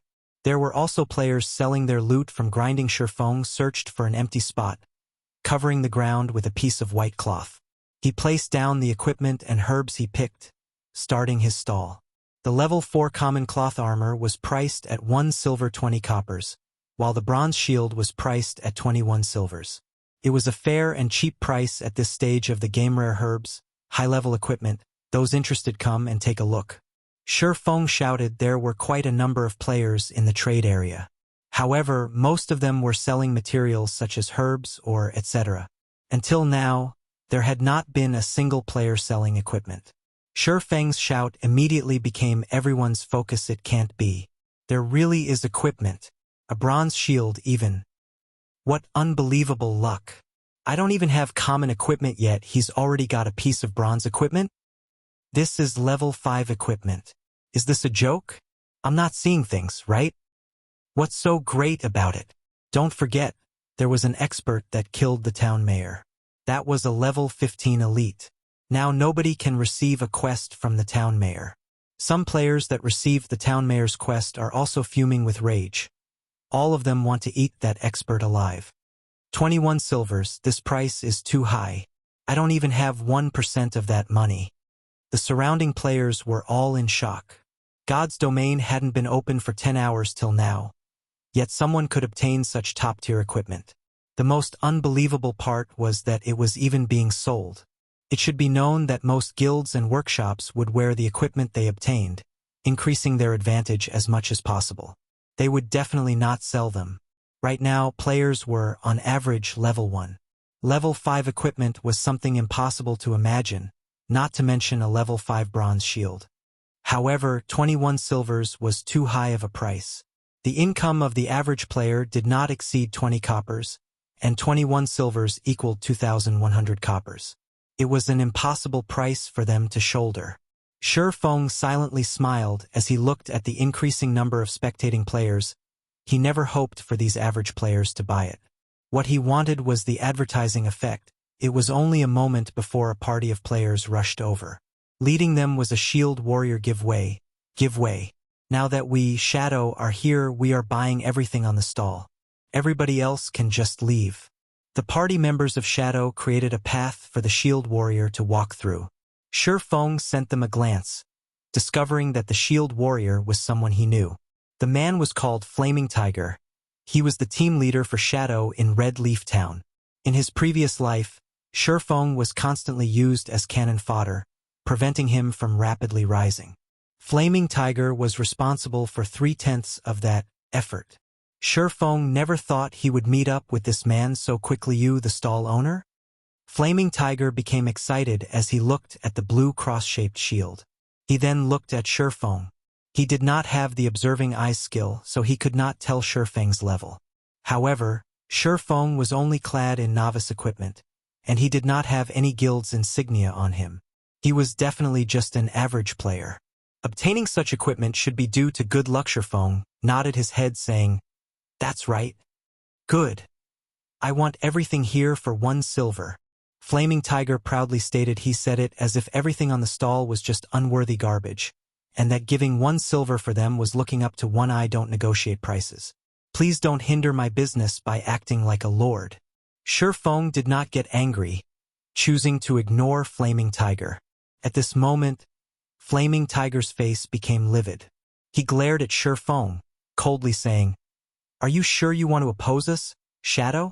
I'll give you one more chance. Think carefully before you speak." Suddenly, all 5 other members of Shadow surrounded Feng. Feng rolled his eyes at Flaming Tiger, saying in a straightforward manner, "Fools!" He actually dared to threaten Feng inside Red Leaf Town. Did he not know it was prohibited to take action inside a town? "You're courting death," Flaming Tiger raged, both his eyes turning blood red. He couldn't help but want to kill Feng right this instant. Ha ha ha. Truly interesting.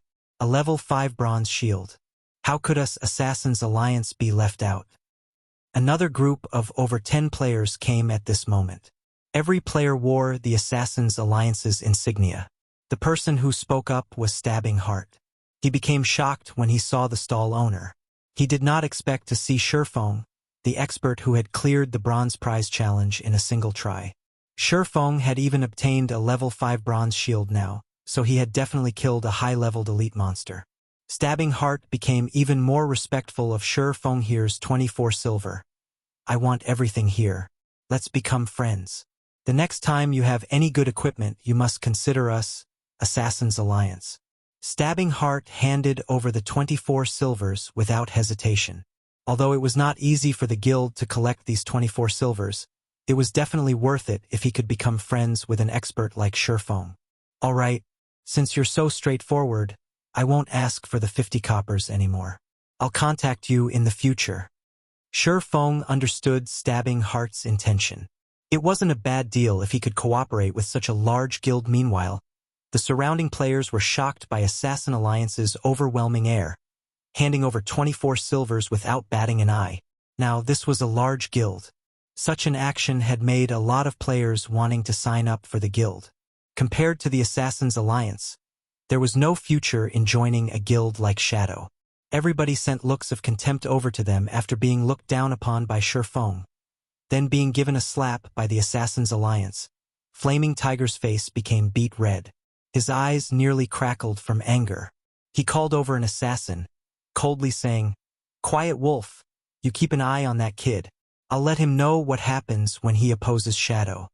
On the other side, Feng had long since left the scene. He was currently purchasing items around the trade area. He now held 24 silvers on his person.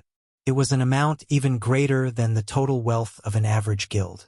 Now that Feng was an absolute tycoon, he started buying things without a single care. He bought 20 bottles of black steel beer, each costing 25 coppers. He bought 30 smoke bombs, each costing 20 coppers. He bought 100 apple pies, each costing 5 coppers. Eating it recovered 30 HP every second. Lasting 10 seconds, he bought 100 magic water, each costing 5 coppers.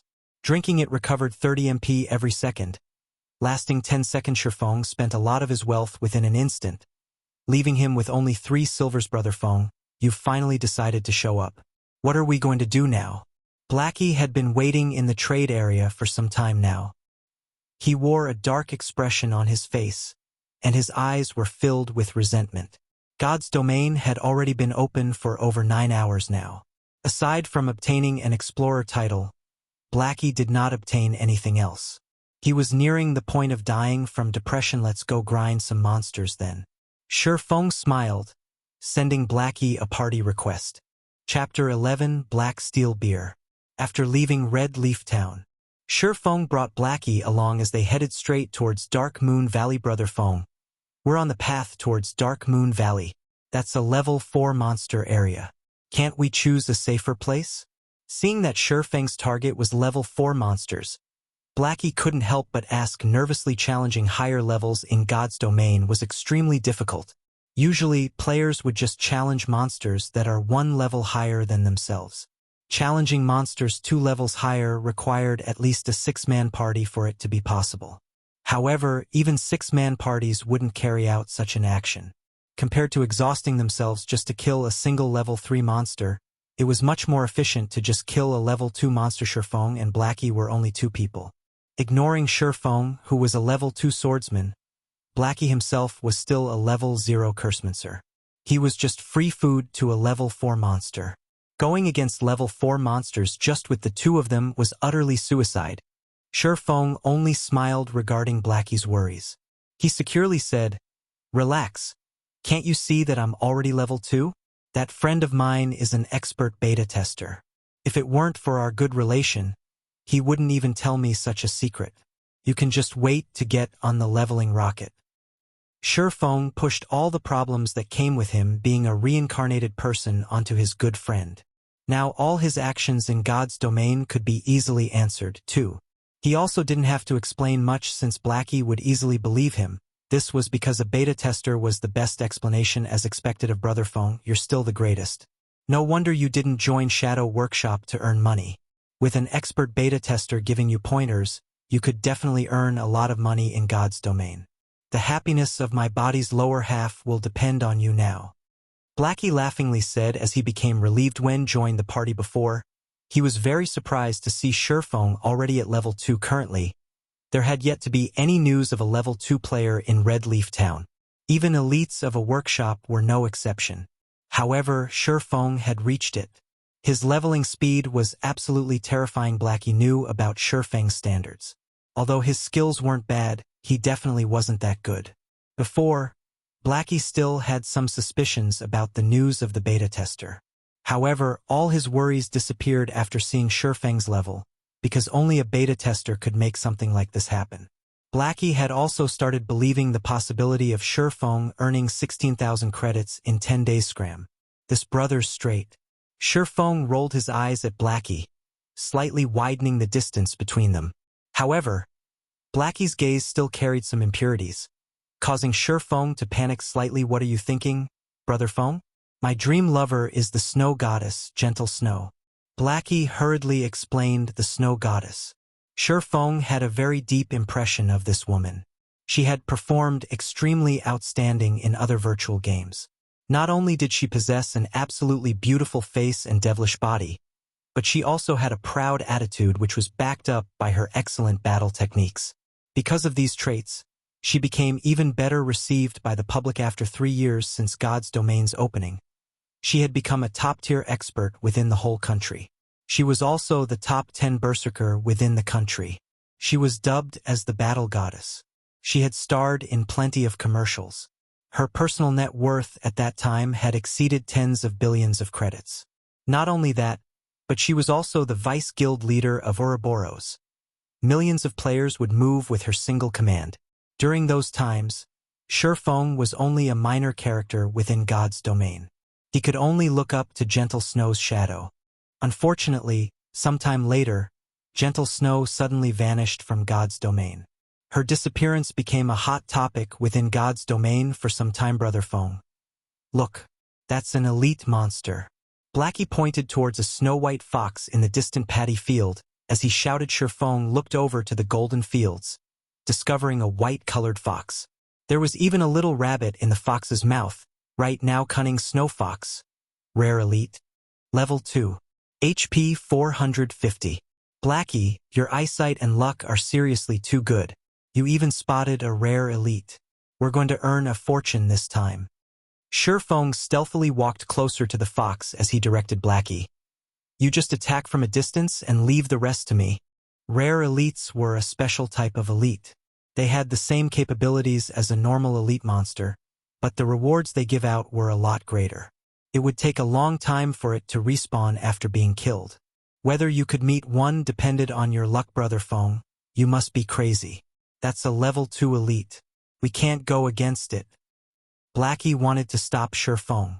Only a small party of the same level could deal with an elite. Fighting one alone, without any healing, would definitely lead to death. However, Blackie was too late. Feng had quickly circled to the snow fox's back, launching a sudden attack chop. A sword strike flew. The snow fox's actions were very nimble. It immediately avoided a vital hit to its abdomen, taking only 32 damage. Such nimble actions. Its defense isn't low either. Feng made a quick judgment after observing how the snow fox dodged and took damage. He had the Might of 1,000 title, so all his attributes were increased by 10%. There was also an additional 5 points to both strength and endurance, increasing his strength to 13 and endurance to 10. His agility was also increased to 17 points. Now his attack power was 29, and he had 260 HP with great speeds. The enraged snow fox bit towards Feng's neck. It activated the skill Fatal Blow. However, with 17 agility, Feng's speed was not any slower than the snow fox. By the time the snow fox had rushed over, Feng's novice sword had already struck down towards the fox's head. Feng only had 13 points of strength. It was still not enough to block the snow fox's attack. 49 damage appeared above Feng's head, and his novice sword's durability decreased by 1 point. As well, on the other hand, the snow fox only received 5 damage. The gap between the two of them was as clear as day. "We're dead. We're dead. We're so dead this time." Sweat started appearing on Blackie's forehead. He had seen damage from common monsters, but he never imagined that there was such a great difference from an elite monster. Feng was lucky he had blocked the attack with his sword, only taking close to 50 damage. If the attack landed on his body, wouldn't it be over 100? Feng had reached level 2 with great difficulty. If he died this time, he would return to level 1. His great advantage over others would be gone. "Move, Blackie." Feng shouted. He really must have gone mad. Fine, at worst I'll just die once. I'm still level 0 anyway." Blackie clenched his teeth and started chanting a curse. His hands making gestures, a dark arrow shot out, dealing 5 damage to the snow fox. Blackie sucked in a deep breath when he saw the damage. He had added all his points into intelligence, yet 5 damage was all he could do.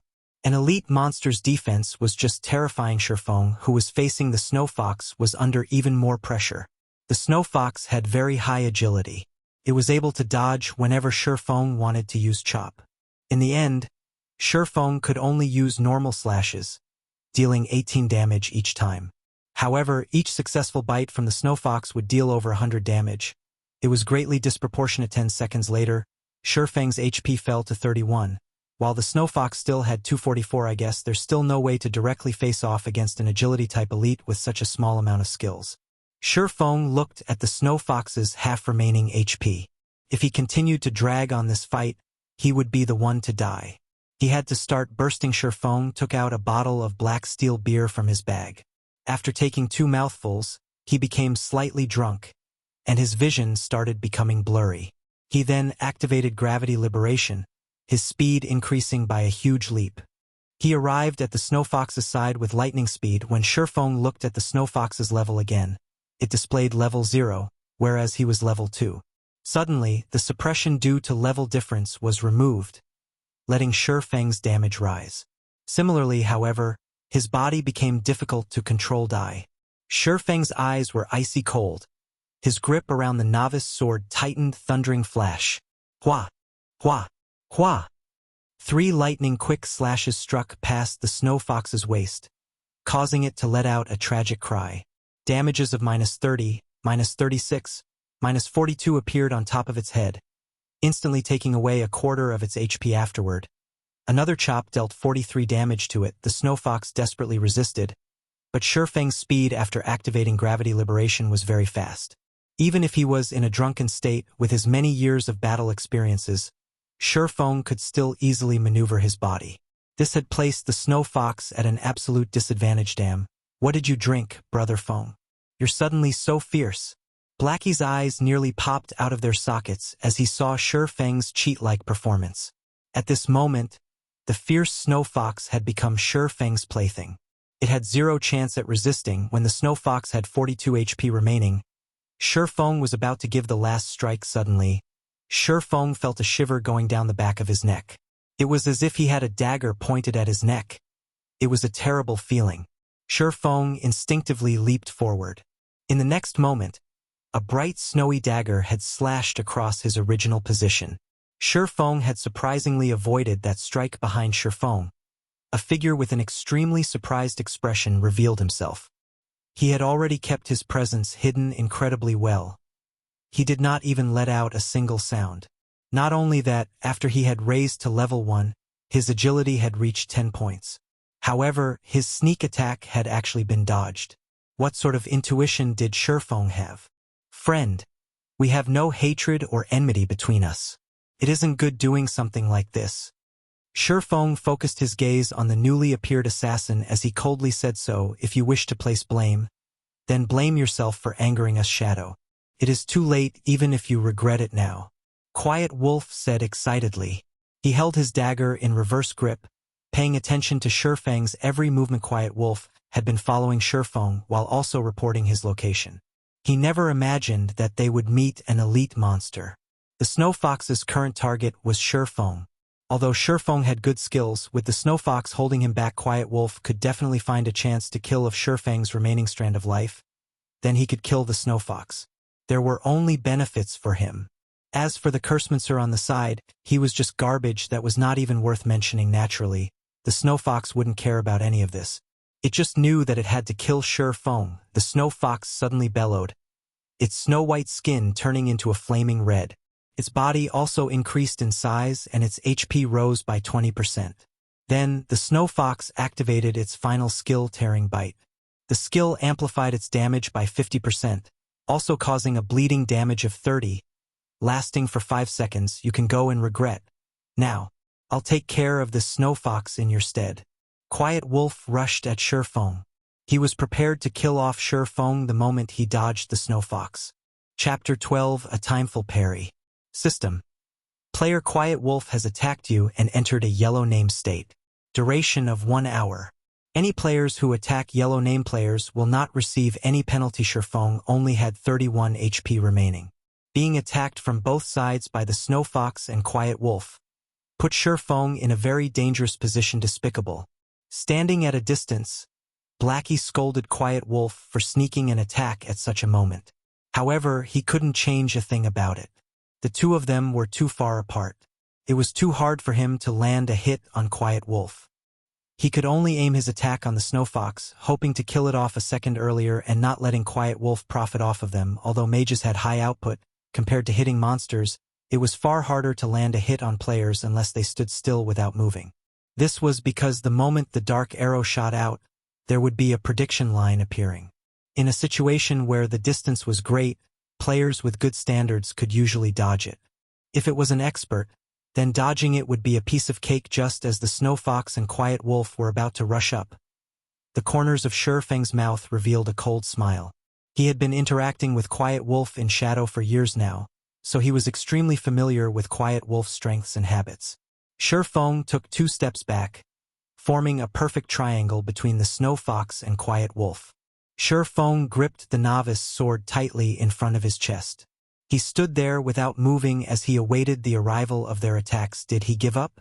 Quiet Wolf started looking down on Feng when he saw Feng preparing to block with his sword. Although players could reduce the damage received by defending the attack, the Snow Fox was an elite. Even if Feng could defend it, the attack would still cause around 50 damage.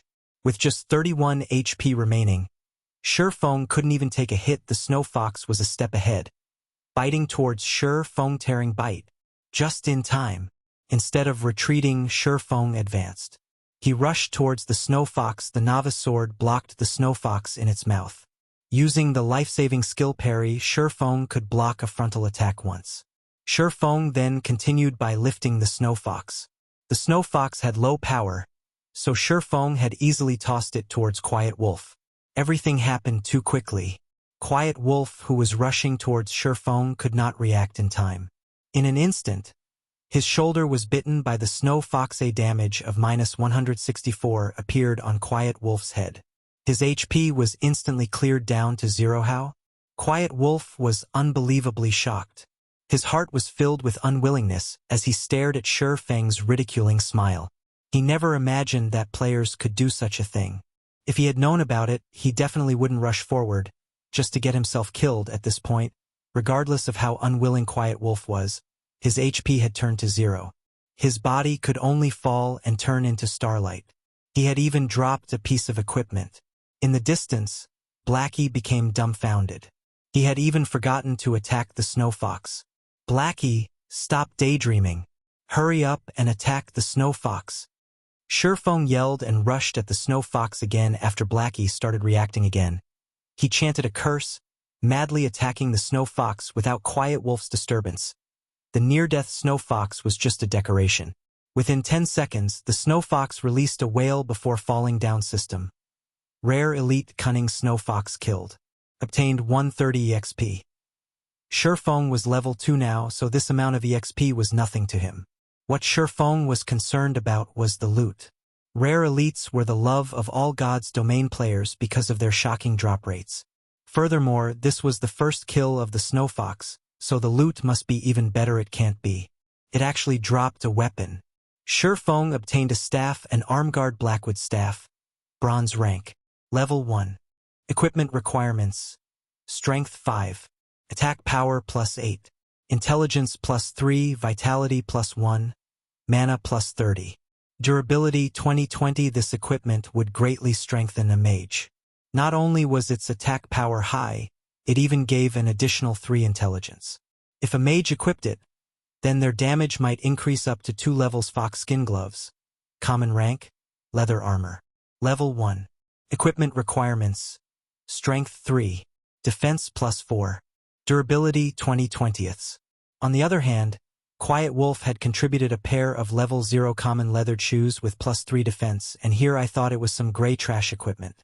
It seems Quiet Wolf's luck isn't that bad, being able to obtain a piece of common equipment. Feng had a different view of Quiet Wolf now. Obtaining a piece of common equipment at the starting period of the game definitely depended on luck. However, Quiet Wolf's luck now benefited Feng instead. Swordsman could wear both plate armor and cloth armor. Now that Feng had 2 of these new items, his defense had increased by a lot. Blackie, your equipment. Feng passed the Blackwood staff to Blackie. However, Blackie did not receive the equipment. He had a hesitant look on his face. Killing the Snow Fox depended entirely on Feng. Blackie wasn't of much help, yet he had received the best equipment. A piece of bronze equipment, no less. At this stage of the game, there weren't many players capable of owning such an item. It was extremely valuable. What's happened to you? Aren't we good brothers? Why are you being courteous with me? Besides, you're a curseman, sir. Once you've reached level 1, you can fully exert the staff's greatest capabilities. With that, we can level even faster. Feng said in a serious tone, as if he knew what Blackie was thinking. After some thought, Blackie was able to make sense of it. He no longer refused it, saying, "Thanks, I'll definitely use it properly." "Now, that's much better." Feng laughed. "Let's go. We're going to Dark Moon Valley." Red Leaf Town. Quiet Wolf, what were you even doing? Not only did you die, you've even dropped a piece of expensive equipment. Do you know how precious that equipment is? Flaming Tiger snapped as he cursed. Quiet Wolf's expression was as gloomy as dark water. That pair of shoes was something he had obtained after grinding for 7 hours, and now he had actually lost it. Even his heart was bleeding right now. Although he had wanted to explain, he did not know how to. Should he say how he was toyed with by Feng? That wasn't something he was willing to admit. However, even if he wanted to snatch the equipment back, he wasn't an opponent for Feng. "Brother Tiger, I discovered a rare elite in the wild. I didn't think I would be discovered by that kid when I was about to kill off the elite. That kid had even brought along another person. In a 1 versus 3 situation, I wasn't their opponent at all." Quiet Wolf pretended to be enraged as he turned black into white. He continuously tempted Flaming Tiger. That brat should have killed the rare elite by now. He must have obtained some good equipment. They were on the path towards Dark Moon Valley. We could still catch up to them if we chase after them. We might even be able to get back the equipment. Rare elite? Flaming Tiger's eyes started to shine. He no longer questioned Quiet Wolf. Instead, he was extremely interested in the loot of the rare elite. He said excitedly, "Let's go. We'll immediately chase after them. They actually dare to steal my equipment. I will make them regret even playing God's domain." Within a short moment, Flaming Tiger gathered all the members of Shadow Workshop present in Red Leaf Town. He brought along 11 workshop members and rushed towards Dark Moon Valley. No matter what, he wanted to kill off Feng and obtain his equipment. At this moment, Feng and Blackie had already arrived at Dark Moon Valley. There was a smithy beside the flowing creek. Feng and Blackie quietly stood in front of it. They were looking at a bare-chested, middle-aged uncle. In his hand, the man wielded a steel hammer. Ding! Dang! He kept hammering on the crimson red. Or time slowly flowed by. Bit by bit. "Brother Feng, are we still going to wait? It's already been half an hour now." Blackie said, "We have to wait. Without patience, he won't give us the quest." Feng affirmed in his previous life, hammer trading had passed by this place on accident. He had discovered a smithy here. However, the blacksmith here didn't pay any attention to him regardless of how hammer trading talked to him. This had enraged hammer trading, so he decided to drag it on with the blacksmith. He kept standing to the side, sending death glares to the blacksmith. He had never imagined that after some time, the blacksmith would actively speak up. Not only that, the blacksmith even gave out a hidden quest. This had allowed hammer trading to learn the forging talent, becoming the forging master of the era. When Feng thought about obtaining the forging talent, coupling it with the Book of Forging, advancing into an advanced forging apprentice became a very easy task. When that time came, gold coins would rain into his pockets after waiting for more than 10 minutes. "Do you two have an interest in forging?" The middle-aged blacksmith suddenly asked. "Yes, sir. We've loved forging since we were young."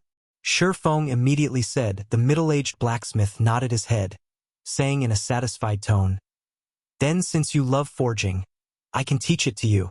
But first, could you help me retrieve 100 pieces of meteorite? Or they can be found on the west side of Crimson Star Mine." Of course, we would gladly be at your service. Feng respectfully answered. System. Hidden quest Road of Forging accepted. Player is requested by Forging Master Jack to obtain 100 pieces of meteorite ore from Crimson Star Mine. Crimson Star Mine was the nest of level 4 kobolds. These monsters loved ore the most. They would spend every day mining within the mines. As such, kobolds were born with great strength. However, they had short limbs. Because they stayed underground for long periods of time, their range of vision was short. They could only detect enemies within a 35-yard distance. This distance was also the maximum range of attack for a mage at the mine's entrance. There were many kobolds walking around. An entire group of them would be attracted even if only one of them was attacked kobold. Level 4. HP 420. Here. First, some food and drink to fill ourselves. We'll start work after that. Feng brought out a black steel beer and an apple pie. Blackie didn't understand what Feng was trying to do. But since it was Feng's request, he must have his own reasons. Blackie sat down and started eating. 10 seconds after eating the apple pie, all of Blackie's attributes were suddenly increased by +1 points. The effect lasting 30 minutes after drinking the black steel beer. Blackie's vision started becoming hazy.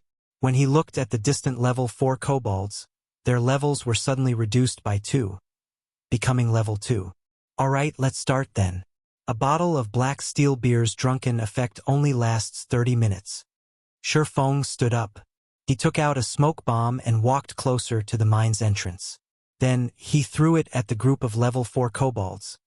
There were currently over 10 of them. Their smoke bomb, able to reduce the visibility in a radius of 10 by 10 yards.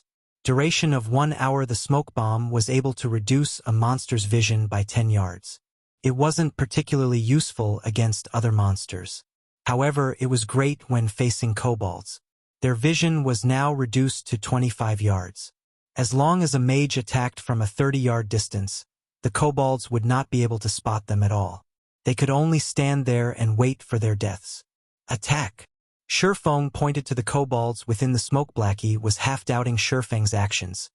But he still chose to believe in Feng. His mouth started chanting a curse. A moment later, a dark arrow shot out, landing directly on the foremost kobold. Chapter 13. Blackie's Good Luck. The kobold within the smoke was hit. 21 damage appearing above his head. The kobold became furious after being inexplicably attacked. Like a searchlight, the kobold looked around in all directions with his blood-red eyes. Such an action had also caused the other kobolds to start being on guard within the forest. Blackie's heartbeat kept on speeding up. He was extremely panicked. Although the kobolds looked to be level 2, their attributes 100% belonged to a level 4. Drinking the black steel beer allowed a player to become drunk, significantly increasing the player's courage. As a result, all enemies seen by the player would have their levels reduced by 2. However, this would not reduce the kobolds' attributes. If these kobolds came rushing at them, only death awaited Feng and Blackie. Yet, Blackie's worries were for naught. The attacked kobold looked at its surroundings. However, it did not discover any enemies. After whining for a bit, it returned to its original state. The other kobolds also stopped paying attention to their deranged companion as they continued walking about. Relax. They won't attack us as long as you maintain a 30-yard distance. Feng clapped Blackie's shoulders as he confidently commented. He had been planning all this ahead of time. Otherwise, he wouldn't have spent that much money buying all those items. Blackie became even more courageous after Feng's encouragement. He continuously chanted curses and shot out dark arrows. The kobold only had 420 HP, and it couldn't withstand Blackie's bombardment at all. After receiving more than 20 dark arrows, it breathed its final breath. Meanwhile, the other kobolds by its side did not show any reaction at all. Blackie became excited when he saw the first kobold fall. He had killed a monster 4 levels higher. Although the EXP was shared due to being in a 2-man party, the amount of EXP he received was still plenty. His experience had risen by 5% within an instant. This meant that Blackie would level up after killing 20 kobolds. He was even safe and unharmed. If the monsters did not disappear completely, their leveling speed would be terrifying. With such a great way of leveling, they would be able to rise even to level 6 very effectively. Blackie now understood why Feng was so confident. Even if they had wasted several hours from traveling, being able to grind on monsters here was definitely worth it. After a while, the group of 20 or so kobolds in front of the mine's entrance was cleared out completely. Blackie had also raised to level 1. After he equipped the Blackwood staff and added all his free ability points into intelligence, his damage was increased by a large leap. He could now take away 45 HP from the kobolds in a single hit. Meanwhile, the group of kobolds had dropped 12 copper coins and a level 3 common cloth armor. There were also 5 pieces of meteorite Oregon. Blackie's luck was quite good according to what Feng had known. The drop rate of meteorite ore from the kobolds was not high. Only one would drop out of 10 of them. Nearly 1,000 kobolds needed to be killed to obtain 100 pieces of meteorite Oregon. Now, however, just a group kobolds had given them 5 pieces of meteorite Oregon. After storing the drops, Feng went on to lure more monsters. With the advantage of his 16 agility, Feng's speed was faster than the kobolds. Within moments, he had lured over 30 kobolds. He also maintained the distance of around 20 yards, but not exceeding 25 yards. When he had lured all the kobolds into the smoke cloud, Feng increased his speed abruptly. He quickly distanced himself over 25 yards from the kobolds, causing them to lose their target. After losing their target, the kobolds stood on the spot in a daze. Blackie, who stood over 30 yards away, took the chance to attack the group of over 30 kobolds. Took less than 10 minutes to be cleared. They dropped another 21 coppers and 6 pieces of meteorite ore. Feng and Blackie's experience also greatly increased in such a way. Feng continued luring monsters while Blackie continued dealing damage. Although the process felt mechanical and boring, Blackie was not complaining one tiny bit. On the contrary, he became even more vigorous with each kill. He wished he could just kill all day without resting. After an hour, Blackie's level had also risen to level 2. His dark arrow rose to level 3, and his damage went from more than 40 to more than 60. Such a rocket-like leveling speed made him speechlessly happy, giving him even more motivation to aim for level 3. Their kobold killing efficiency also increased by quite a bit with Blackie's greatly improved damage. The only downside was the increase in MP consumption following the dark arrow's level up. Fortunately, there was the magic water that Feng had bought. With it, Blackie could fully regenerate his MP before Feng had lured a new group of monsters, allowing him to deal damage without pause. Meanwhile, Feng was observing Blackie's condition while he lured a suitable number of kobolds. Other than that, he was just picking up the loot. The number of copper coins and meteorite ore were steadily increasing after another hour of Blackie's effort. They had managed to collect 73 pieces of meteorite ore, 6 pieces of common equipment, and 264 coppers. They would be able to gather the remaining meteorite ore if they grinded for another hour. The system notification rang out just at this moment. System. Player Lonely Snow has sent you 10 coppers. Subsequently, Feng received a communication request. The person contacting him was Lonely Snow. You are? Feng had just finished luring a group of monsters. Since he had nothing to do, he accepted the call request. Hello, brother expert. I'm Lonely Snow. We met before at the town hall, and you've even pointed me to a grinding spot. That place was just too great. There wasn't anybody stealing mobs from me, and I could also easily handle them. I'm already level 2 now. I've also looted a lot of materials and copper coins. I've already mailed you the 10 coppers. I wonder if you've received it. Lonely Snow was extremely excited. Previously, he was worried that this expert would not bother with him any longer. This was because experts were usually very proud. They wouldn't even look at minor characters like him. Lonely Snow had earned over 60 coppers from that treasured location he purchased. His level had even risen to level 2, leading the other players by quite a lot.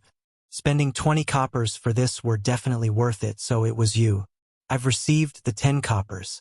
Feng only remembered about it after being reminded. Indeed, there was such a matter. However, that was when he needed the money to kill the town mayor a little earlier, so he had just casually given out some pointers. He didn't really mind regarding the remaining 10 coppers. Brother expert, the level 2 dungeon Deathly Forest has already been opened, so I wanted to invite you to dive into the dungeon. My friends are all veterans and they're all level 2 now. They will definitely not drag you down. Of course, all swordsman equipment obtained from the dungeon will belong to you. Do you perhaps have the time? Lonely Snow was slightly nervous. Experts usually disdained bringing along other people, especially rookie newbies.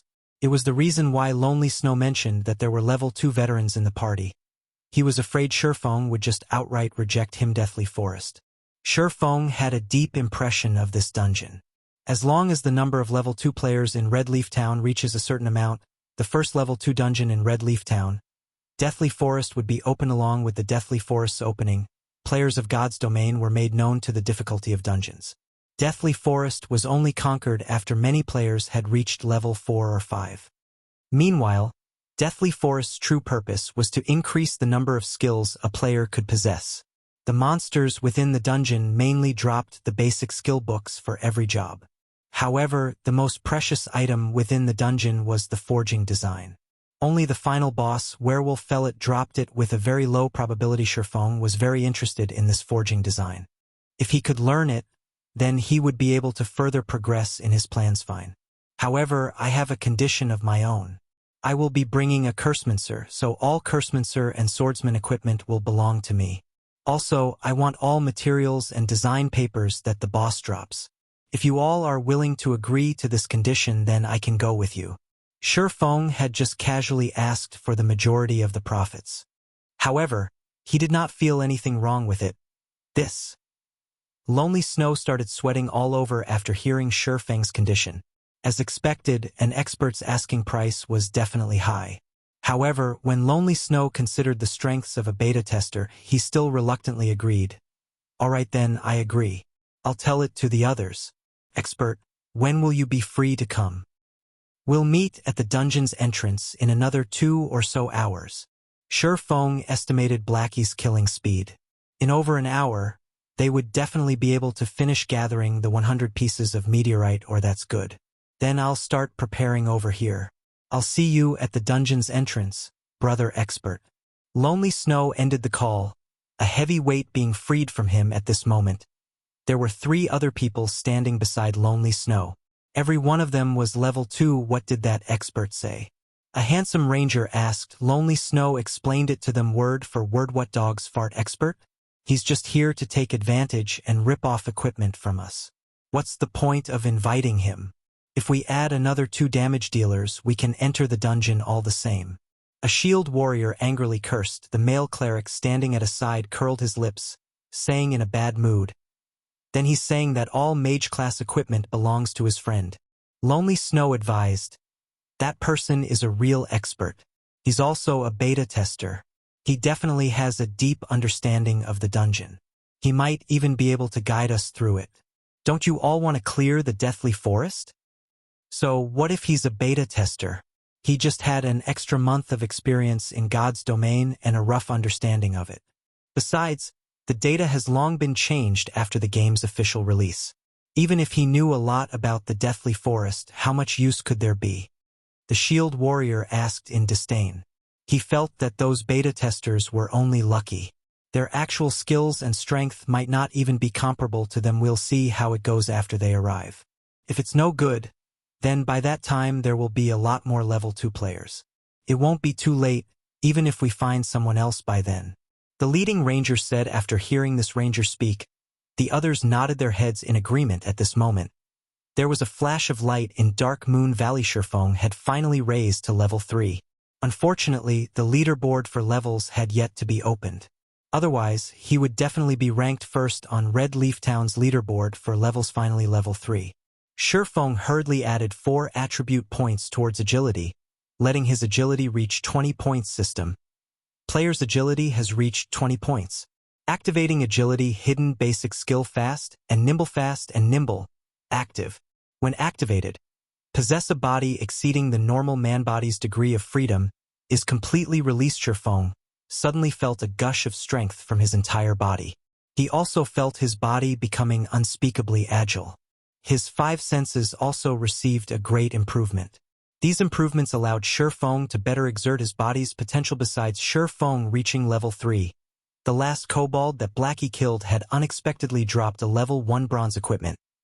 Warbut Feng couldn't help but admire Blackie's luck. Common monsters of level 1 to 3 would not drop any bronze equipment. The drop rate of bronze equipment from level 4 wild monsters was 1 out of 10,000. Yet Blackie had actually got it. His luck was just heaven-defying. Brother Feng, what are the attributes? Let me see as well. Blackie said so excitedly. The warboots attributes are quite good. Feng displayed the attributes. Recruits warboots. Bronze rank. Plate armor. Level 1. Equipment requirement. Strength 6. Defense +8. Strength +1. Endurance +1. Movement speed +1. Durability 20/20ths. This is too great. With this equipment, Brother Feng's speed would become even faster, Blackie happily said. Before, it was only him who obtained a bronze equipment. It had troubled him to no end. Now that Feng had one as well, his heart became relieved as he said, Brother Feng, how many meteorite or are we still missing? Not many, just 4 more pieces. We'll be okay after another wave. Feng looked into his bag. Unknowingly, there were already 96 pieces of meteorite ores in his bag. If someone else had come here to grind, they might have needed 5 to 6 hours to obtain this many. Luckily, there was Blackie. They had gathered most of it after just killing a few hundred kobolds, just when Feng was about to lure more monsters. His keen senses detected 3 blurry figures were closing in from behind Blackie. Blackie, dodge quickly. Feng yelled as he pulled out his novice sword. With lightning speed, Feng rushed over. Blackie remained ignorant of the situation. He was still stuck being happy, unaware of the things approaching him, only finding out now. You're too late. He'll be the first one. 3 figures suddenly appeared. They were 3 assassin players, and one of them was Quiet Wolf, the person who was killed before. A mage being simultaneously ambushed by 3 assassins would die, without question. There would be no suspense to it, even if Blackie was 1 level higher than them. Chapter 14 Extraordinary Players Physique. The simultaneous attacks from the 3 assassins caused a lot of damage to Blackie. Even though he wore several pieces of common cloth armor, he had still lost nearly half of his HP system. Guild Shadow has attacked your party. All party members are allowed to attack members of Guild Shadow without penalty. Duration of 1 hour. I'll fight you guys. Blackie knew he was sure to die. His speed was not comparable with an assassin's. However, he also wanted to retaliate before he died. Blackie started chanting a curse, firing a dark arrow towards Quiet Wolf at 0 distance. Quiet Wolf smiled in disdain. Although the arrow was unavoidable, he still had 80 HP at level 0. How strong could a Cursemancer's attack be? Could it possibly instant kill him? Hong! The dark arrow hit Quiet Wolf. A damage of 76 points appeared above Quiet Wolf's head, instantly leaving him with only some leftover HP. Quiet Wolf immediately became dumbfounded after seeing such damage, his eyes nearly popping out of their sockets. The other 2 assassins were equally shocked. How is this even a Cursemancer? This was just a cannon. The person who dealt the damage was also shocked. Blackie had never imagined that the level 3 dark arrow would be so powerful in reality. However, it wasn't just the level 3 dark arrows taking effect. There was also the high damage Blackwood staff, the aura effect of Might of 1000, and the bonus damage from level suppression. Such extreme damage was only possible with all these added together. Crap, let's kill him. Brothers. His staff is definitely a mysterious iron equipment. As a veteran gamer, Quiet Wolf quickly reacted, revealing his greed towards Blackie's weapon. Blackie being able to deal such a high damage was definitely due to a mysterious iron weapon. Otherwise, he wouldn't be able to nearly instant kill Quiet Wolf suddenly. The other 2 assassins became full of energy as they rushed towards Blackie. Not to mention a mysterious iron weapon, they didn't even have a common weapon. If they could get Blackie's mysterious iron weapon, then they would profit beautifully. The 3 assassins attacked again, leaving Blackie with only 6 HP remaining. When they saw that Blackie was about to die, the 3 assassins became even more excited. The mysterious iron weapon was about to come into their hands at this moment. With unbelievable movement methods, Feng appeared in front, blocking Blackie. 3 sword strikes blocked the attacks from the 3 assassins, creating 3 sparks. All 3 assassins were sent flying backward before the assassins could get over their shock. Streaks of thunder appeared within their vision. 3 streaks of thunder struck the assassins that were still floating in midair. Damages of -32, -41, -50 appeared on all three of their heads, all of their HP dropping to 0. Their bodies turned into starlight and disappeared within an instant because assassins had low defense and were under level suppression. The effect of a level 2 thundering flash was extremely horrifying. "Brother Feng?" Blackie became dumbfounded as he looked at Feng's back, dumbly saying, "Are you Brother Feng?" Everything had happened all too quickly. Feng had suddenly appeared and swung his sword 3 times, blocking 3 attacks from different directions. Then, he had followed it up with a thundering flash.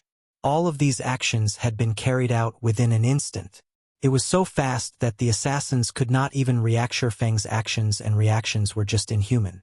If Blackie wasn't familiar with the Feng in front of him, he might have even thought it was someone else pretending to be Feng after sweeping his gaze around.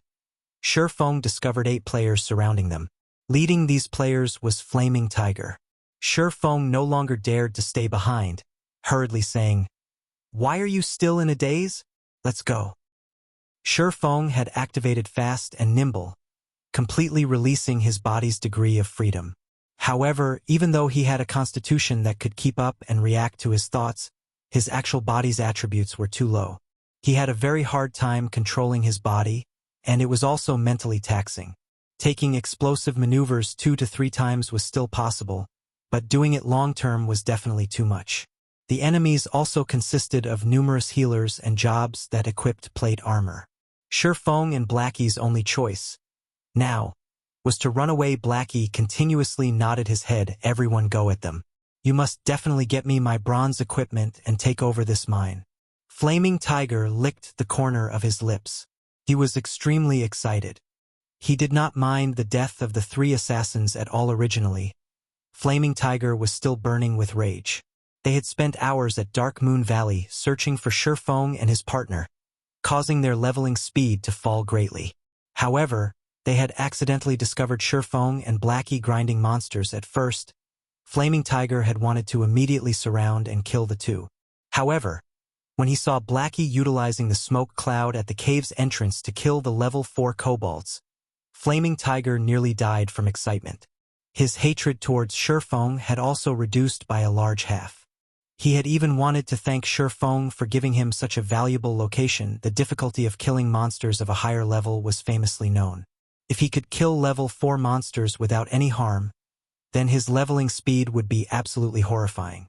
It won't be more than 10 hours before he would be leading the other players. After he had gained a huge advantage over others, the task of uniting Red Leaf Town would be at his fingertips. When that time came, he might even become Shadow Workshop's captain. Countless virtual game companies had closed shop because of God's Domain's opening. There were billions of players joining God's Domain. To obtain their share in this, many enterprises and financial groups started investing in God's Domain, one after the other. God's Domain could be said to be the most profitable virtual game in the world. Flaming Tiger thought about how he would be able to stand out in Red Leaf Town. He thought about forcefully taking the large guilds down a peg. He also thought about becoming Shadow's captain.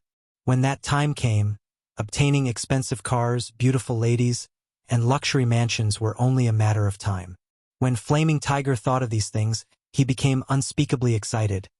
He had to appreciate Feng for giving all of these things to him. However, appreciation remained just appreciation. He still couldn't let the bronze equipment on Feng and Blackie go. "Brother Tiger, those 2 are too fast. We can't catch up to them." A berserker said, "They re lucky that they run fast. However, this precious piece of land is enough." Flaming Tiger's eyes shone when he looked at the mine. He had already fantasized himself leading Red Leaf Town with Flare. "Brother Tiger, what about Quiet Wolf and the other 2? The 3 of them fell back to level 0. They also lost quite a lot of skill proficiency?" An elementalist asked. Flaming Tiger rolled his eyes at his subordinate, asking, "Is this even a problem? You saw as well just now. The kobolds within the smoke cloud won't attack players if they're attacked from a distance. Those are level 4 monsters. Leveling will be easy, so hurry them over here." Brother Tiger is still the smart one. Being able to find such a precious spot, Brother Tiger will definitely become the #1 person in Shadow. The elementalist started bootlicking. Flaming Tiger scram. "#1 person in Shadow? I am the #1 person in God's Domain." Flaming Tiger angrily responded. The other members of Shadow also agreed, one after another, laughing at the Elementalist for licking on the wrong boot. A moment later, 3 mage players started attacking from a distance. As for the other players, they lured the monsters into the smoke cloud. Under Flaming Tiger's command, they started killing the kobolds in an orderly manner. Great, this is just great. Even after sharing a kobold's EXP with so many people, my experience still increased by 2%. Brother Tiger, this is really fantastic. These monsters also drop ore and a lot of money.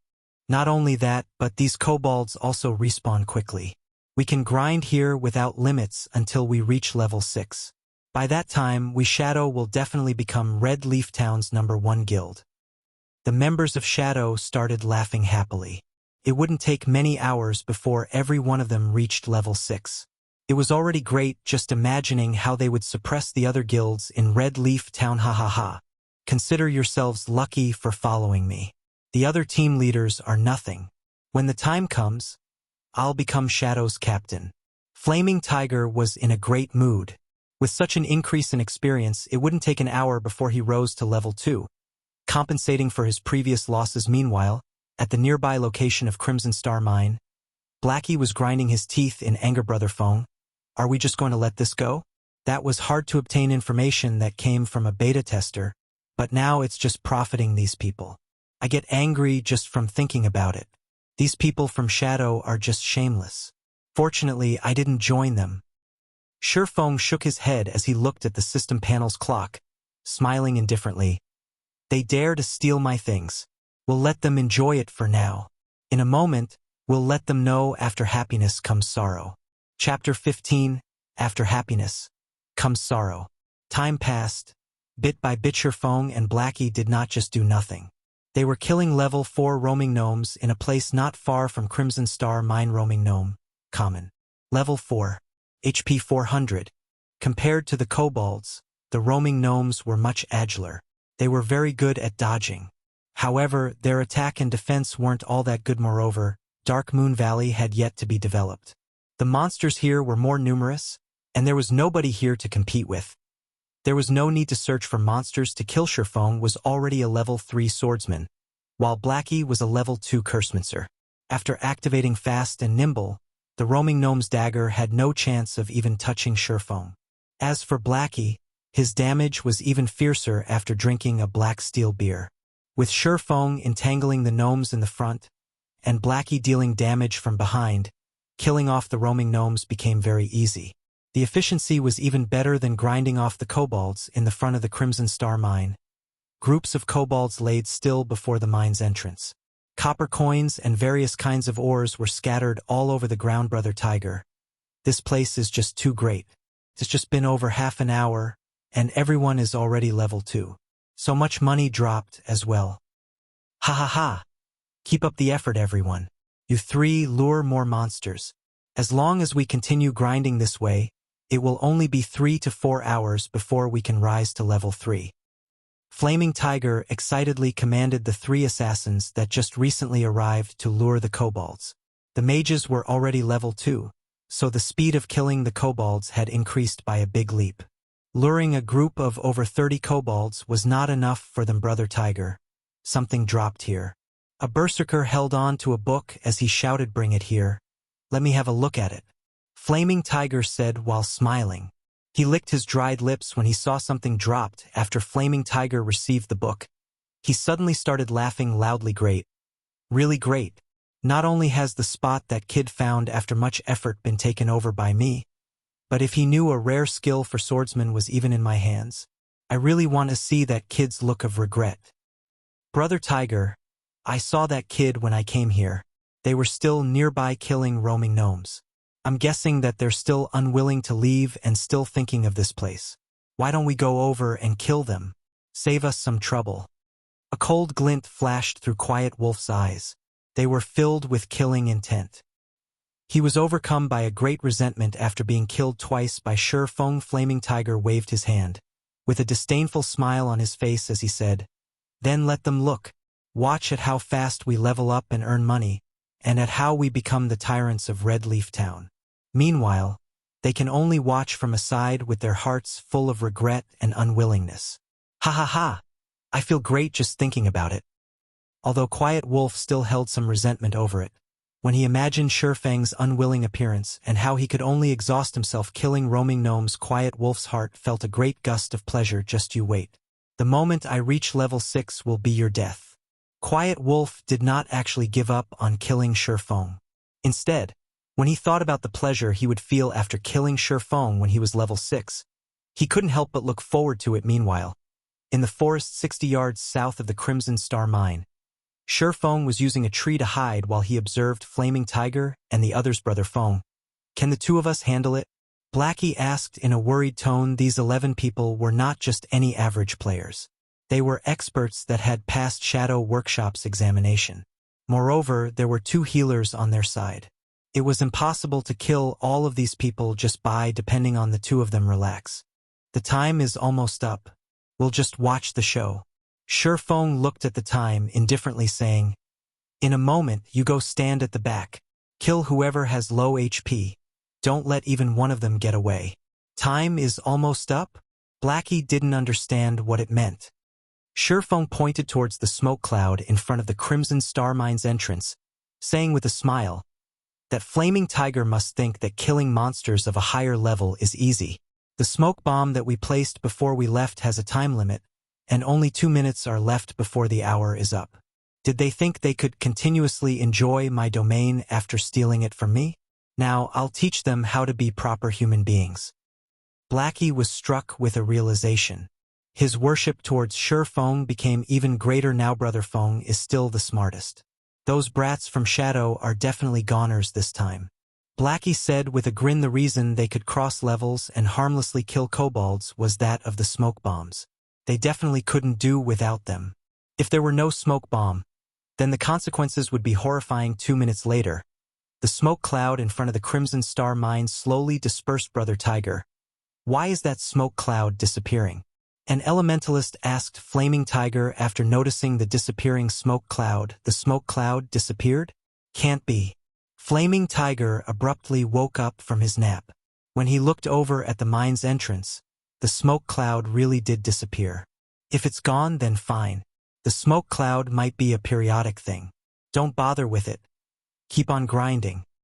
Just as Flaming Tiger finished speaking, the usually stupid-looking kobolds that did not retaliate suddenly looked towards the members of Shadow Workshop in unison. There were over 40 kobolds with blood-red eyes. The kobolds let out angry growls after finally discovering the people who had been attacking them.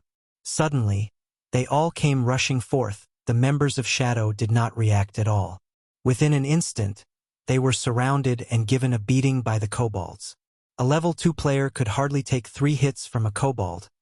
Not to mention a group of Kobold 7 players died within a blink of an eye. The backline players became a mess as they ran for their lives. However, the kobolds were very fast. It only took them moments to catch up to the escaping mages. For each mage, they were gifted a hammer to their heads. The mages quickly lie still on the floor, never to rise up again. Crap. What is going on here? Why did these kobolds suddenly become insane? Flaming Tiger cursed. He quickly turned tail and ran the moment he noticed the situation turned bad. They had risen to level 2 after much effort. However, this death sent them all back to level 1. There were even 3 assassins who were level 0. It was an absolute loss. With such an increase and decrease, the dream becoming the tyrants of Red Leaf Town also perished.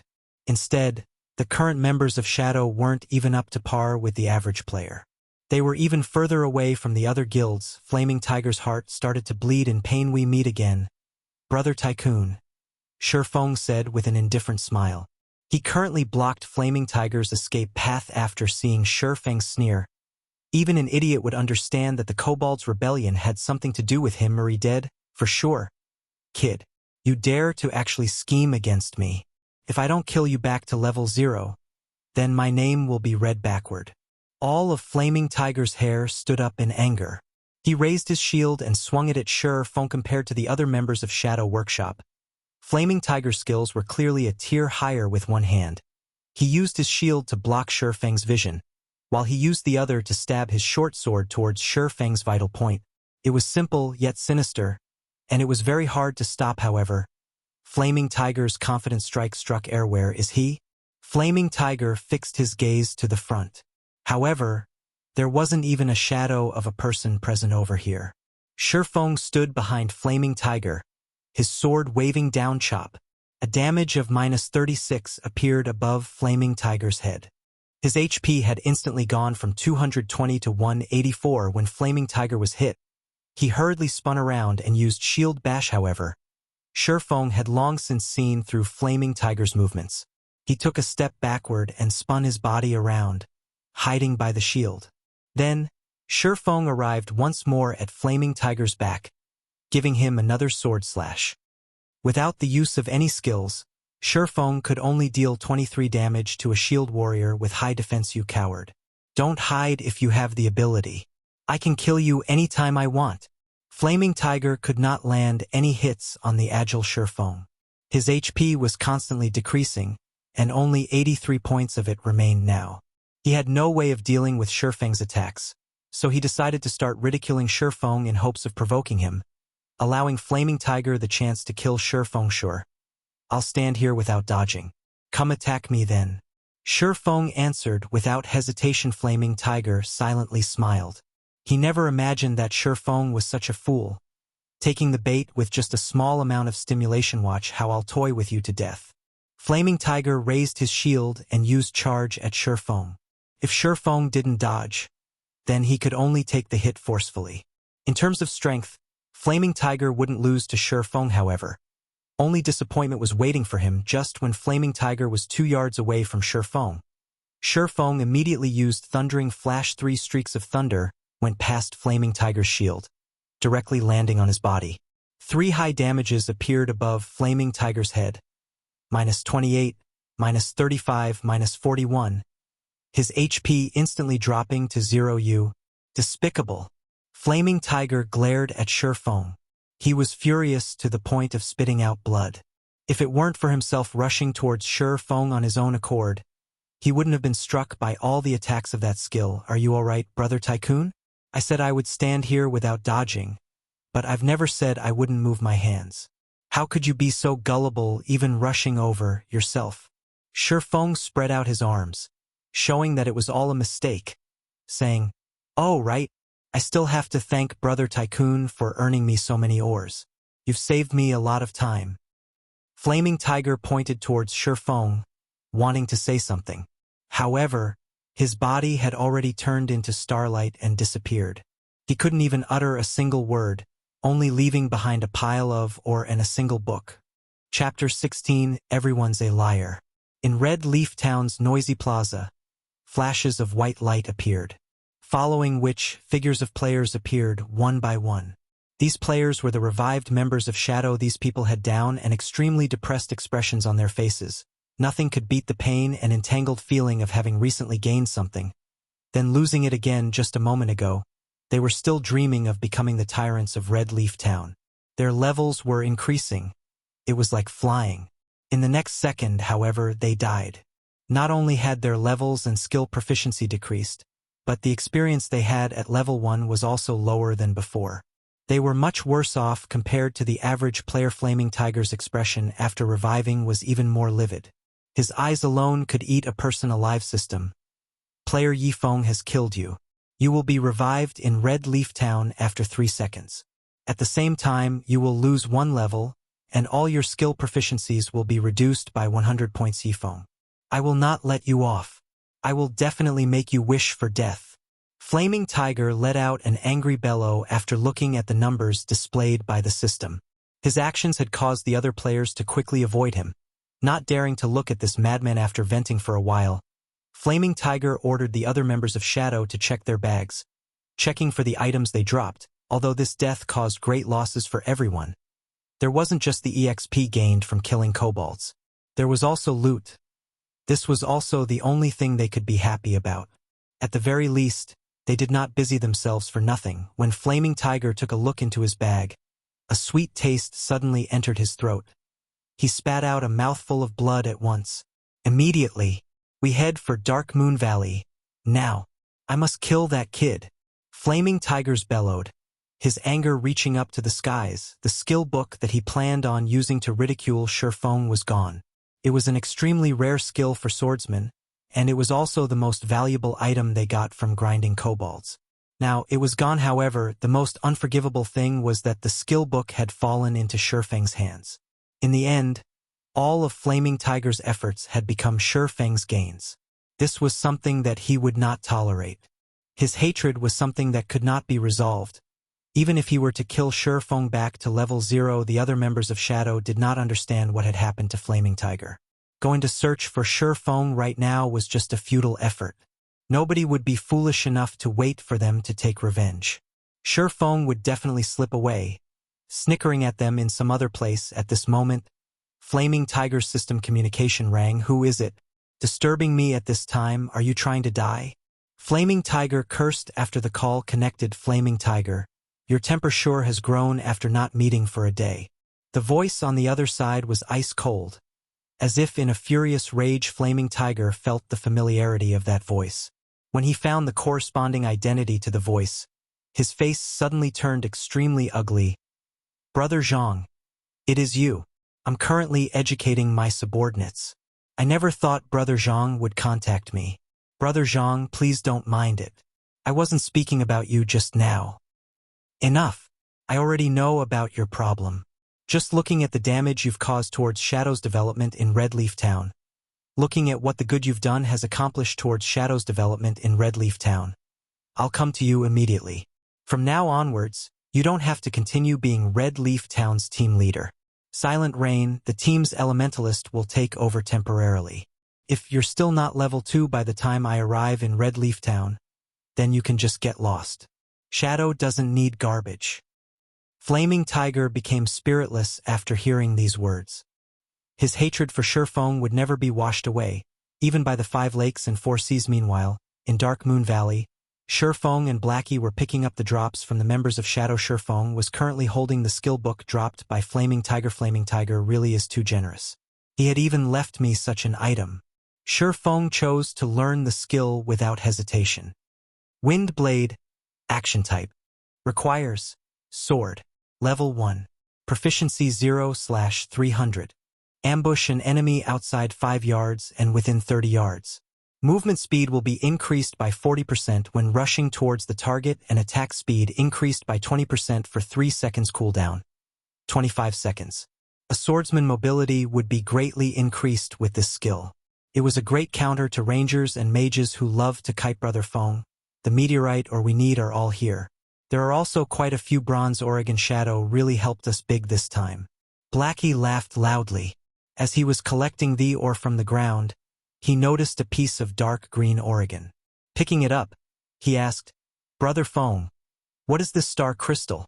When Feng heard about the star crystal, he ignored the meteorite ore below his feet, instantly turning around and running towards Blackie. "Damn, it really is a star crystal. Blackie, your luck is really too good. You even picked up such a thing."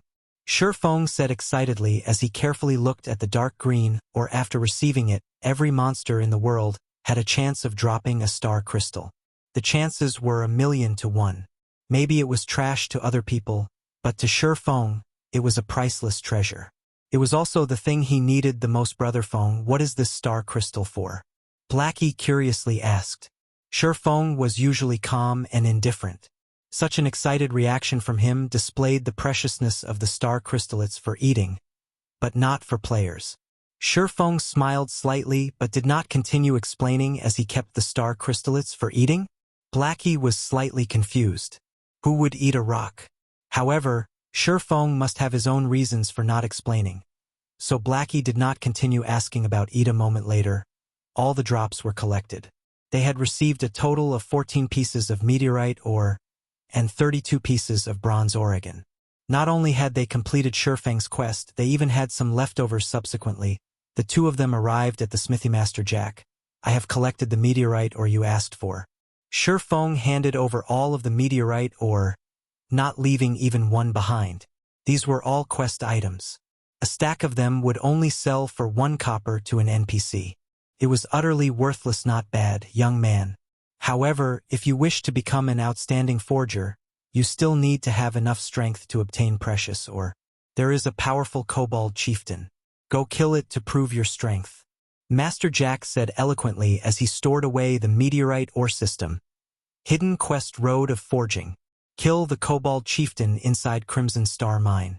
Time limit of 1 hour. When Feng saw that there was still a second stage to the quest, Feng wished he could curse hammer trading. He had caused Feng big trouble. This to me as expected. Everybody would have kept something to themselves.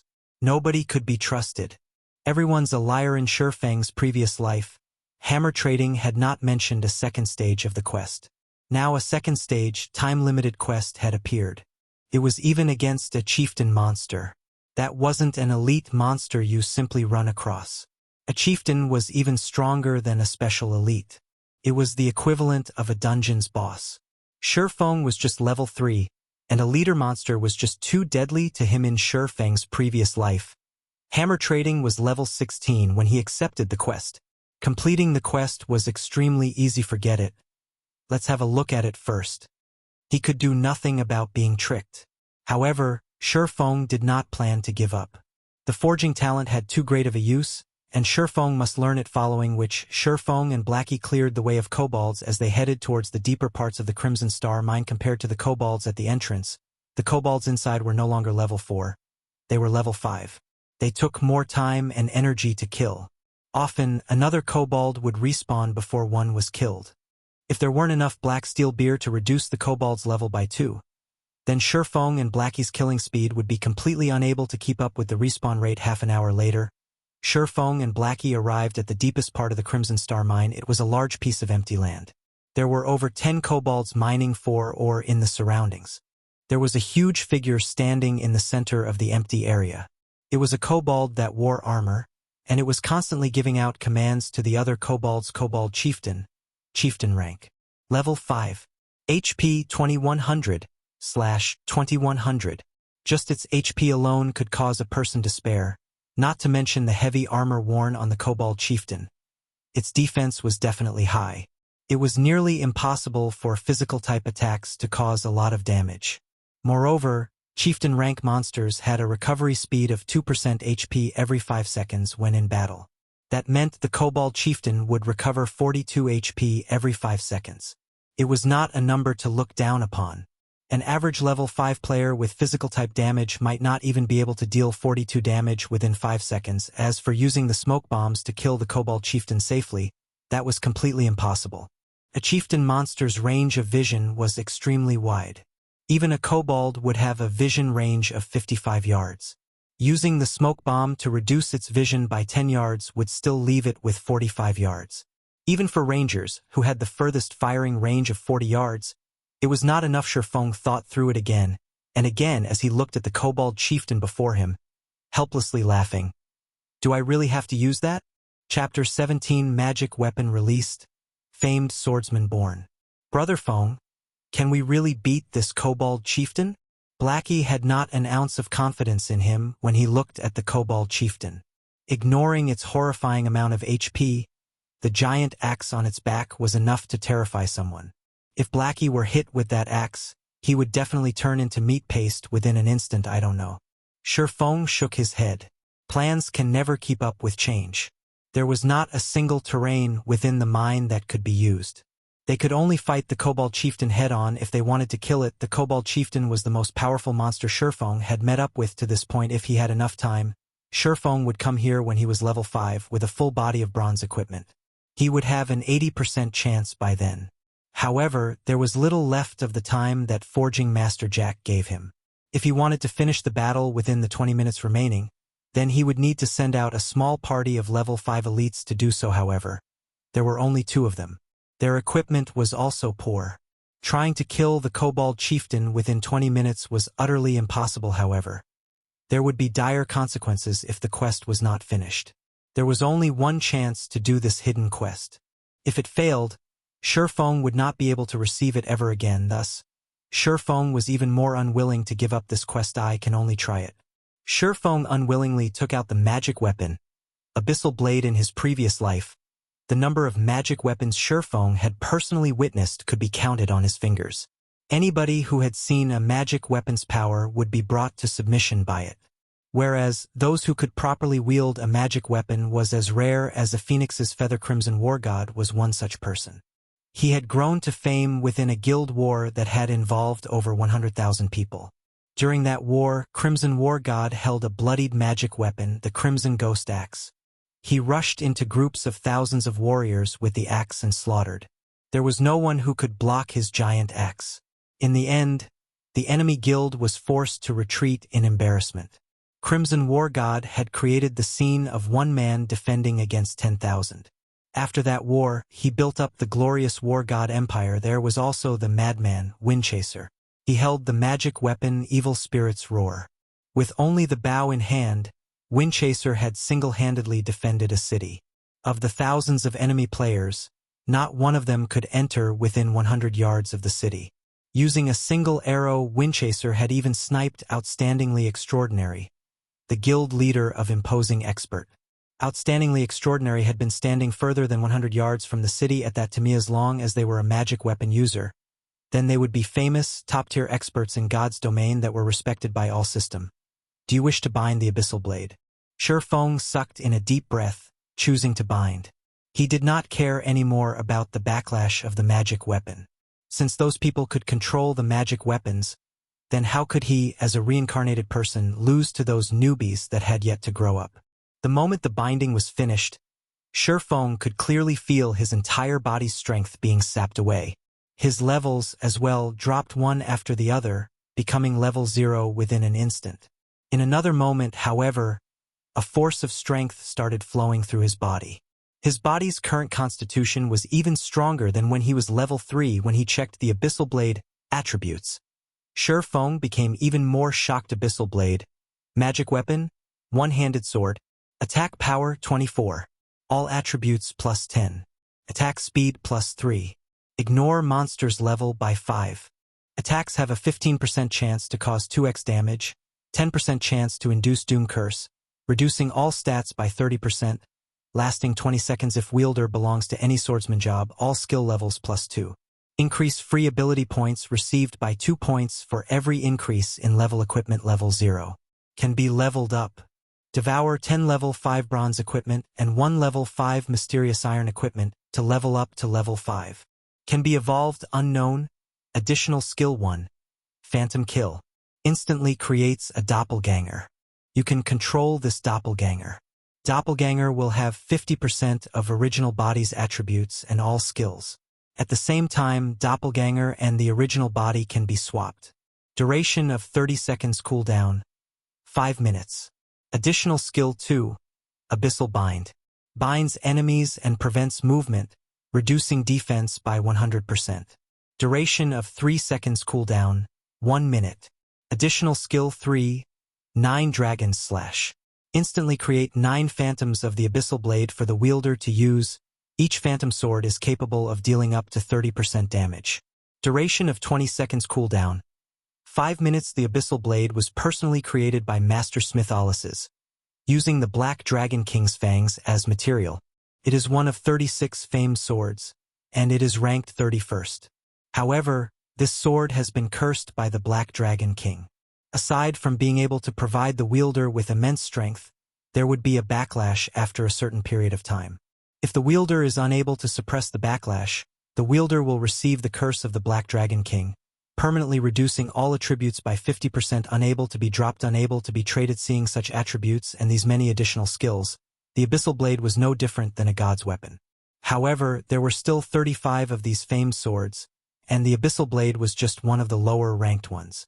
It was hard to imagine what kind of sword the first-ranked was. Brother Feng, please don't scare me. How did you become level 0? Glancing at Feng from the side, Blackie became shocked. It had already been troublesome just facing the Kobold Chieftain. Now that Feng had fallen back to level 0, how could they fight it? Relax. Use the smoke bombs to clear off the small mobs first. Leave the Kobold Chieftain to me. Feng called up the attribute panel, placing all 6 free attribute points into agility. His agility had reached 20 points exactly, activating fast and nimble. Feng was very eager to test his sword on the Kobold Chieftain character. Yi Feng, Human. Affiliated Kingdom. Star Moon. Title, Might of 1,000. Job, Swordsman. Level, 0. HP, 460/460. Attack power, 72. Defense, 4. Attack speed, 10. Movement speed, 8. Attributes: Strength 24, Agility 20, Endurance 22, Intelligence 13, Vitality 13. System: Strength has reached 20 points. Activating hidden basic skill, Smashing Fists. Able to destroy trash weapons with bare hand system. Endurance has reached 20 points.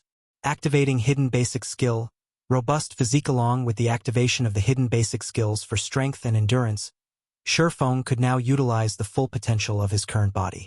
He was no longer a 3-second hero. Although he was level 0, his current attack power and attributes were far above that of when he was level 3. His HP was even more awesome. It wasn't any worse than a level 5 shield warrior's HP. Not to mention Feng still had a bunch of high-level skills. He could definitely fight it out with the Kobold Chieftain. While Feng was getting used to his body, Blackie had cleared all of the kobolds in the surrounding areas, leaving behind only the Kobold Chieftain. Wait for me to pull aggro, then you can start madly attacking. Feng instructed. Taking a step forward, Feng rushed towards the Kobold Chieftain Wind Blade. In the blink of an eye, Feng had arrived in front of the Kobold Chieftain. The Kobold Chieftain had yet to react before 2 streaks of black light slashed at its neck. Suddenly, blood splashed from its neck, causing the Kobold Chieftain to scream in pain. 2 frightening damages appeared above its head. 63-128. The Kobold Chieftain finally reacted. However, just as it lifted its giant axe, another sword flash passed through an unprotected area of its body chop. Another -105 damage appeared on the Kobold Chieftain. The power of a level 4 chop was shocking. When the giant axe landed on the ground, it created a large crater. However, Feng had long since retreated and followed up by using a level 4 thundering flash. 3 streaks of violent thunder passed through the Kobold Chieftain's gigantic body, creating damages of -84, -101-123. Feng had taken over 600 HP away from the Kobold Chieftain after just a single exchange. The might of the famed sword, the Abyssal blade, even shocked Feng himself. Blackie, who stood a distance away, was even more dumbfounded. Chapter 18 9 Dragon's Slash. The Kobold Chieftain became enraged when he was dealt the heavy damage by Feng's surprise attack. The blood that leaked from its wound became its stimulant. The Kobold Chieftain raised its giant axe, bombarding Feng with one attack after another. The Kobold Chieftain could not react appropriately towards Feng's previous surprise attack. It could only instinctively attack, so its attacks were aggressive against the wild attacks of the Kobold Chieftain. Even a level 5 shield warrior or guardian knight would die within an instant. Feng could only retreat under such intense attacks. He did not have any chance to retaliate. He also needed to dodge the incoming rubble the size of fists. If they hit him, it would cause quite an amount of damage. A man and a beast exchanged moves at high speeds. If it were an average man, he most likely would not be able to make a single move. He would be halved by the giant axe, becoming very much dead. Blackie, hurry and attack it. I can't hold on for much longer. Feng had been dodging for a whole 7 or 8 seconds now. When he saw Blackie having yet to attack, he shouted loudly. They were currently facing a chieftain boss, not a little elite. The attack patterns of a chieftain boss were not as monotonous as an elite's. It had a variety of attacks. The chieftain boss was a monster that possessed intelligence. It would even change its attack pattern for specific players. Couple that with a strength that was 2 to 3 times that of a normal elite, the chieftain boss was stronger than an elite by at least 4 times. Although Feng had only exchanged blows with the Kobold Chieftain for 7 or 8 seconds, it felt like several minutes had gone by. Just from blocking attacks and the occasional counterattack had already taken over 100 HP from Feng. If this situation continued, it wouldn't be long before his HP reached 0 with the famed sword, Abyssal blade. Feng's attributes were greatly increased. It allowed 3 hidden basic skills that were most important to a melee player to be activated. With these skills, Feng was able to exhibit extraordinary attacks and dodges continuously. If he did not possess the Abyssal Blade, Feng would have died long ago. I'll come help you, brother Feng. Blackie realized his mistake as he finally reacted. He hurriedly waved his staff, his mouth chanting a curse. After aiming at the Kobold Chieftain, he shot a dark arrow. The dark arrow landed on the Kobold Chieftain's body, only dealing 17 points of damage. Blackie's mouth became wide open after seeing this damage. He couldn't help becoming astonished by a chieftain monster's defense. Blackie could cause over 50 damage if he attacked a level 5 monster. However, it was only a third of that amount now. Could be seen how shocking a chieftain monster's defense was.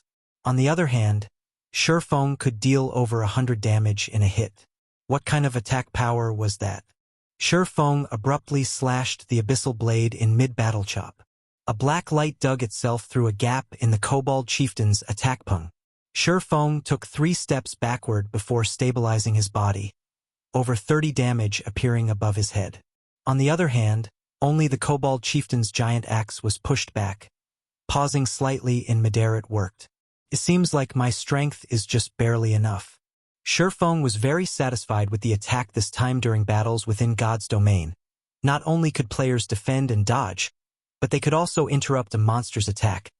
This would cause the monster's attack to stop briefly, ending the monster's offensive. It was a high-leveled battle technique. Such techniques only started becoming popular half a year after God's domain's opening, especially in boss battles. If the MT main tank did not learn such techniques, the end result would be a party wipe. This was because there were no players capable of blocking a boss-crazed and continuous attacks. The Kobold Chieftain's momentary pause had caused it to reveal a weak point. Feng rushed in without hesitation.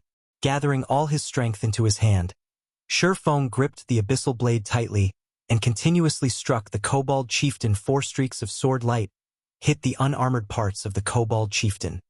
With the damage amplification effect, Feng's attack instantly took to 300 HP away from the Kobold Chieftain. Adding in Blackie's attack, the Kobold Chieftain only had little over 900 HP remaining. The Kobold Chieftain started going into a frenzy.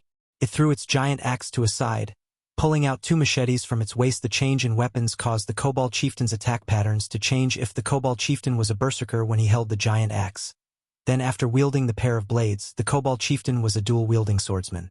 The Kobold Chieftain now combined strength with agility, no longer just using violence to oppress its opponent. The attack pattern of the pair of blades was no longer monotonous.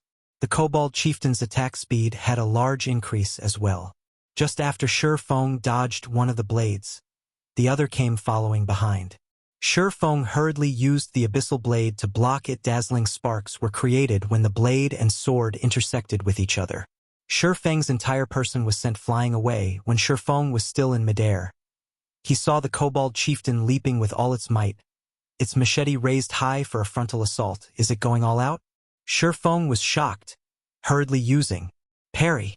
Hong! The Abyssal Blade blocked the machete. However, Feng was like a meteorite as he fell heavily to the ground. Feng had thought the Kobold Chieftain's attack to be over. However, as it fell from the sky, its twin blades plunged downwards as well. With Feng's chest as their target, Feng was unable to move to dodge the attack. Phantom kill. Instantly, a doppelganger of Feng appeared 3 yards away from him. With lightning speed, Feng swapped places with his doppelganger when the Kobold Chieftain landed. Both its blades stabbed into the doppelganger's chest.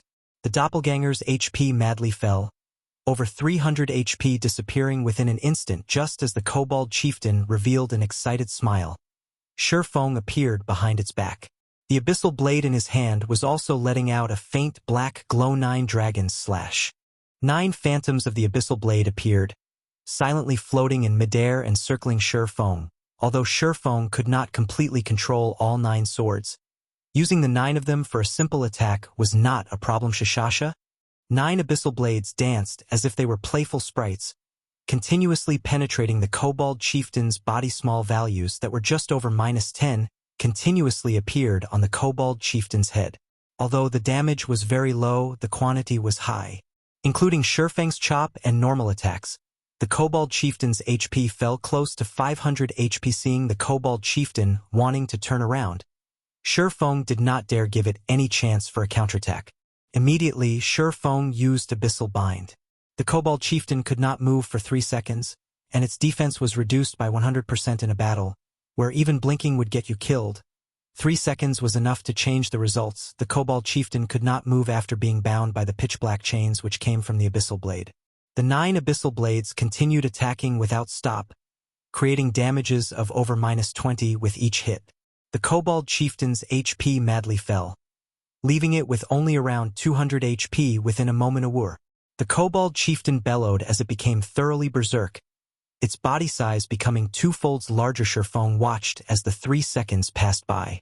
The Kobold Chieftain's strength was no joke after becoming completely berserk.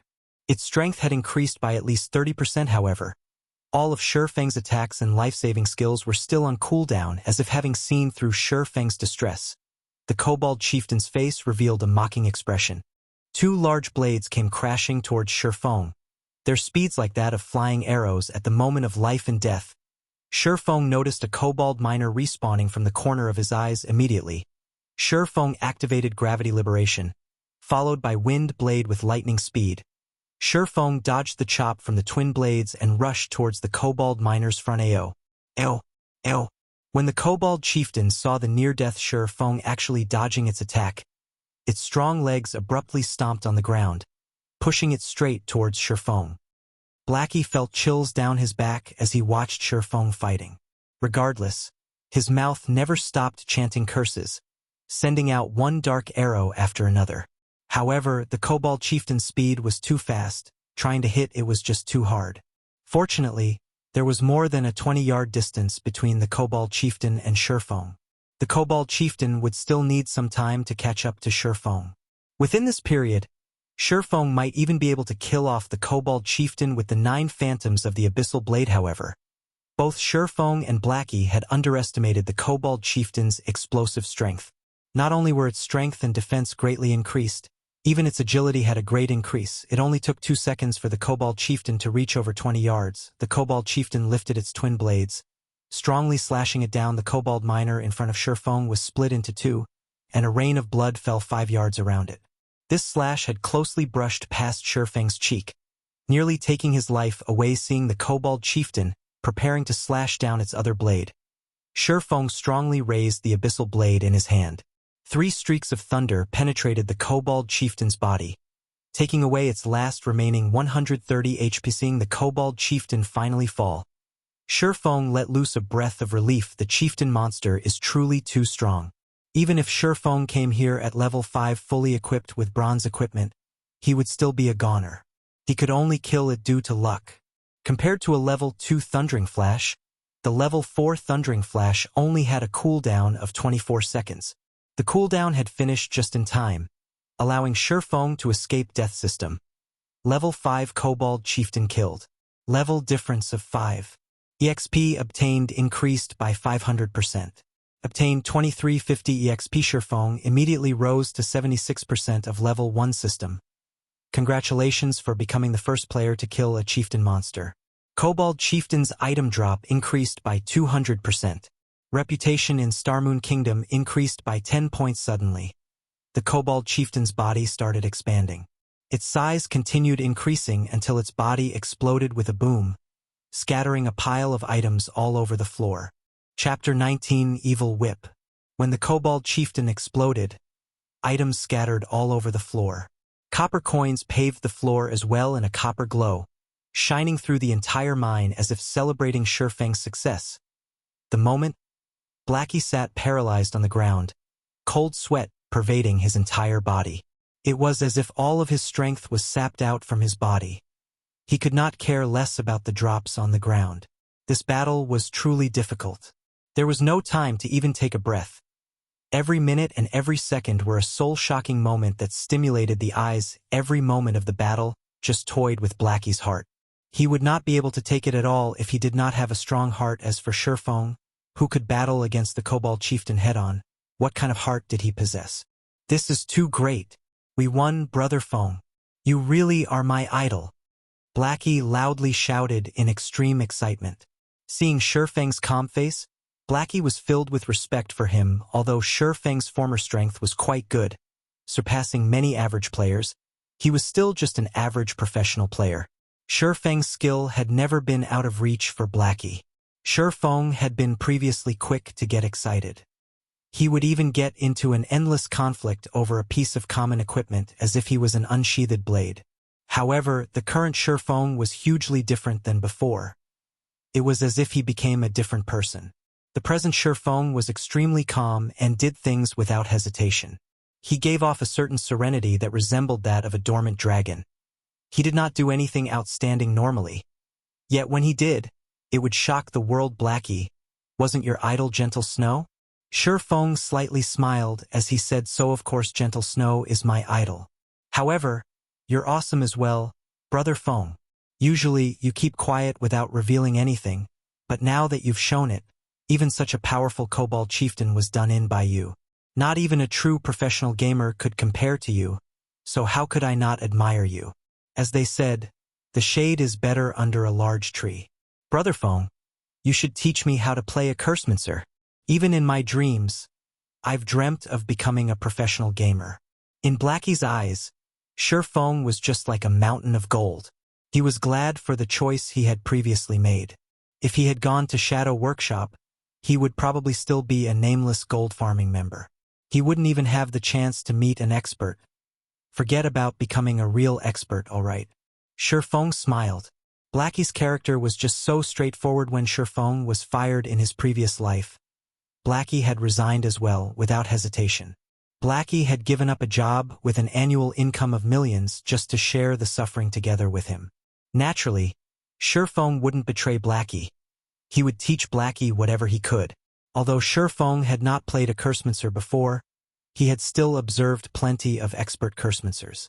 Feng knew the general direction to develop a Cursemancer, and it was more than enough to give pointers to Blackie. Brother Feng, how do you think I should place my points early on?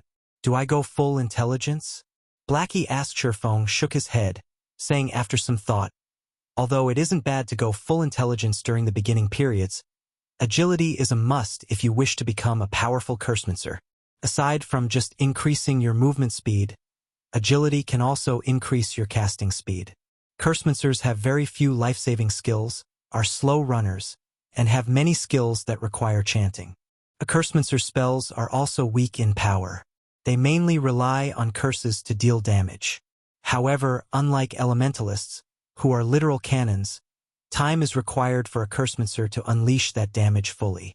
Hence, after adding intelligence up to 20 points, you should place half of your free ability points into agility.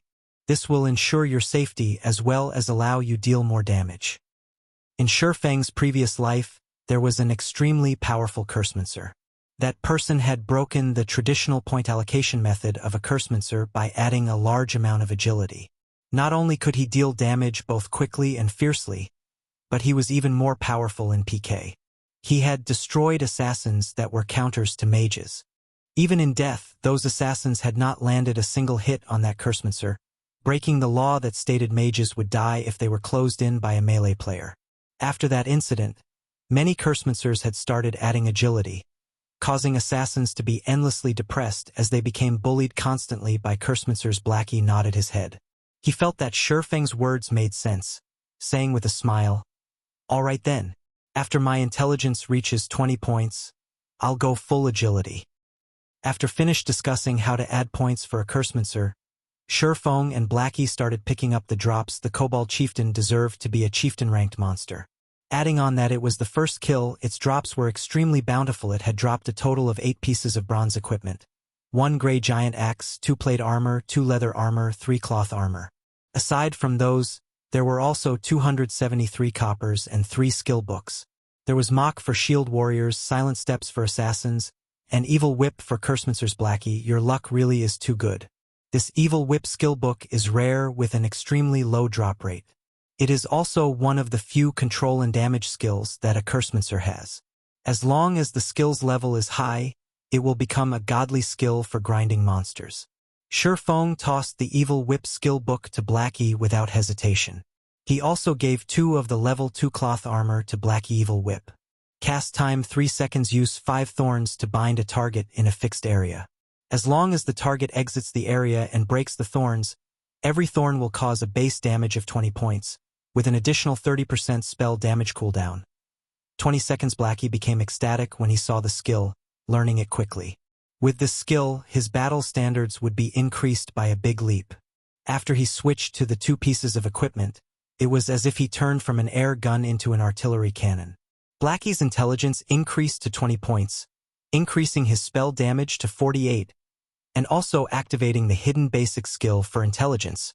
Rapid Cast allows the player to skip the chance of spells that are below 1.5 seconds, requiring only action to cast it. Also allows the caster to better focus on attacking their target. As for the 2 pieces of plate armor, they were the recruit's heavy armor and black steel arm guard. However, amongst these pieces of bronze equipment, Feng only fancied the black steel arm guard's attributes. Black steel arm guard, bronze rank, plate armor, level 3. Equipment requirements: strength 9, defense plus 14, strength plus 2, endurance plus 2, agility plus 1, durability 20/20.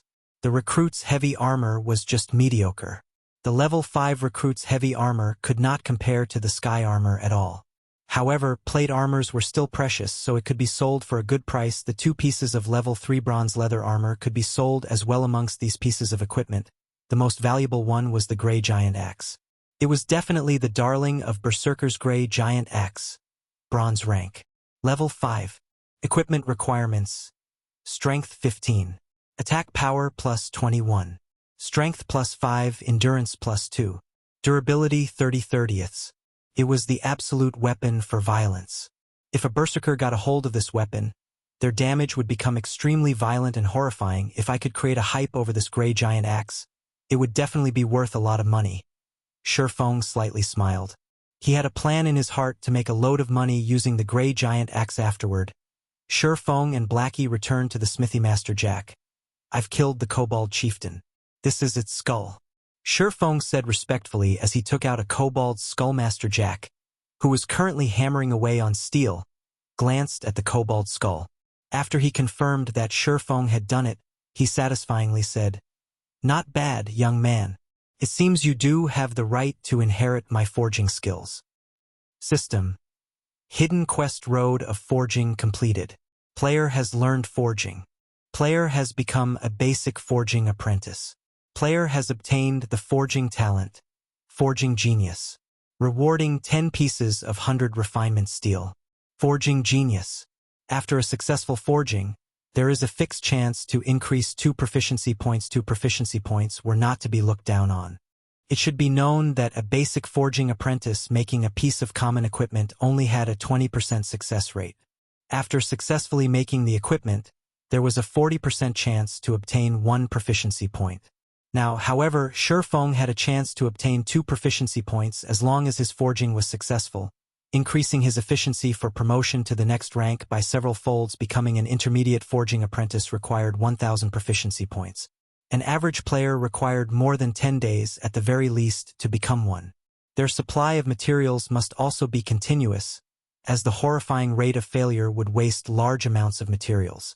With the forging talent, Feng could now save a lot of materials, saving him quite the amount of money. On the other hand, 100 refinement steel was a good support material for making bronze equipment. It could increase the success rate of making a bronze equipment by 10% with the forging talent and book of forging. Feng couldn't help but wish to start forging equipment immediately. However, he needed materials if he wanted to forge equipment, and in a large amount as well. If he were to collect the materials himself, it would waste too much time. He could only purchase them in bulk. However, that required a lot of money. Not only that, making common equipment would not earn him any money, but instead cause him to lose it. Only bronze equipment could be sold for a good price, but that required forging designs that Feng did not have. Deathly Forest is a must-go. Feng thought about the bronze equipment forging design that could be obtained from within the Deathly Forest. The equipment that could be forged using the forging design was both cheap to make and had very good attributes. In his previous life, there were quite a few forgers who became rich because of that design. Just as Feng turned around to leave. "Young man, you truly make me look differently at you. Even after so many years of forging weapons, It is still my first time seeing a magic weapon. Master Jack called out to Feng. He had sent his gaze towards the pitch-black sword hanging around Feng's waist. Even if the black sword was rusty and looked like a fire poker, it could not escape the eyes of a master forger. Chapter 20 Curse of the Abyssal Blade. Feng was surprised when Master Jack stopped him. Young man, are you willing to let me have a look at this sword? Master Jack looked at Feng with eyes filled with a burning desire. His tone was no longer indifferent, but instead a little whispered this. Feng was at a loss at Master Jack's sudden initiative request. However, it seemed logical after Feng gave it some thought. The preciousness of a magic weapon, not to mention a famed sword forged by a master smith, went without saying. A famed sword was the lifelong pursuit of every master forger. They would definitely want to experience it after seeing Feng hesitating. Master Jack quickly said, "You can be at ease. I only wish to see it, and I won't let it be for nothing. If you have any requests, do mention them." When Feng heard this sentence, he became extremely excited. This was a master forger. Just by simply forging, he could create a piece of equipment of mysterious iron rank, secret silver rank even. His request was just to have a look at Feng's sword. Feng agreed without hesitation. He passed the Abyssal Blade over to Master Jack. NPCs couldn't steal items from players, so he was completely unworried whether or not Master Jack would do away with the Abyssal Blade. He would allow Master Jack to look at it however he wished afterward. Feng would ask for a secret silver one-handed sword. By then, he would be able to fully display a swordsman's true strength. Master Jack held the Abyssal Blade that looked like a fire poker, both praising the delicateness of the blade and marveling at its strength. After looking at it for over 10 minutes, Master Jack unwillingly returned the Abyssal Blade to Feng. Young man, this is a good and infinitely powerful sword. However, the curse on this sword is extremely evil. The more you unleash the power of this sword, the stronger the curse will get. At the very end, its wielder will become trapped in the endless abyss. It will be too difficult if you wish to control this sword with your strength, and the curse will easily devour you. Master Jack earnestly cautioned. Feng knew about this point. Otherwise, he wouldn't have hesitated for such a long time before binding the Abyssal Blade. Master Jack, do you perhaps have any methods to weaken the curse? Feng asked. Although he knew some weakening methods, he did not have the ability to carry them out right now. Young man, you should know that the Master Smith Alice's forged this sword. There is only one of it in God's domain, and only one of the other 35 famed swords could match up to it. Many unimaginably terrifying existences were killed in order for these famed swords to possess unparalleled power. After death, these existences were sealed into each sword by master smiths.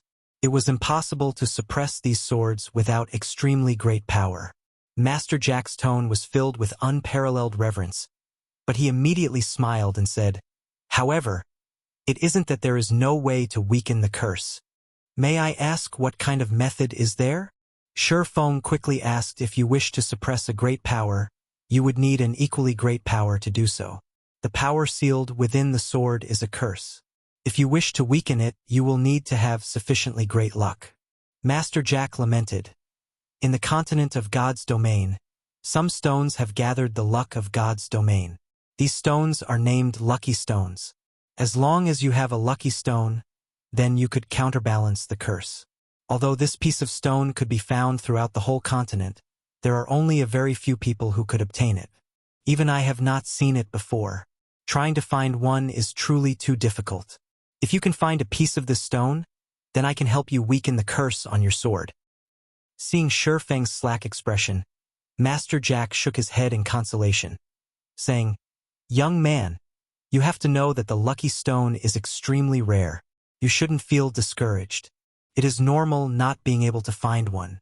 Only those who are blessed by God can obtain a lucky stone, and they are people that we cannot compare to." "Master Jack, is it this piece of stone?" Feng slightly smiled as he took out the dark green-colored star crystal. "Right, this is a lucky stone." Master Jack nodded his head after seeing the dark green-colored star crystal. However, he became stunned a moment later. He was looking at Feng as if he were looking at a monster. Feng shrugged his shoulders. indicating that it was nothing. Feng had been sluggish before because he found out that Master Jack was able to use the lucky stone to suppress the Abyssal Blade. It should be known that there was quite a few Master Forgers in the Starmoon Kingdom. However, the number of Master Forgers capable of using a lucky stone to suppress the curse of a magic weapon could be counted on a single hand. Feng had never thought that the Master Jack in front of him would be one of the Master Jack. "Can you weaken the curse now?" Feng asked with anticipation. After a few moments, Master Jack finally recovered to his previous calmness. Pretending to be indifferent, he said, "Okay, no problem. I can finish it within half an hour." To the side, Blackie held onto his stomach as he tried his best not to laugh. However, Master Jack's stupefied expression was truly too much for Blackie. He had to run off into the forest before laughing loudly. Half an hour later, Feng received the Abyssal Blade. He discovered some changes to the Abyssal Blade's introduction. The Abyssal Blade was personally created by Master Smith Alice's, using the Black Dragon King's fangs as material.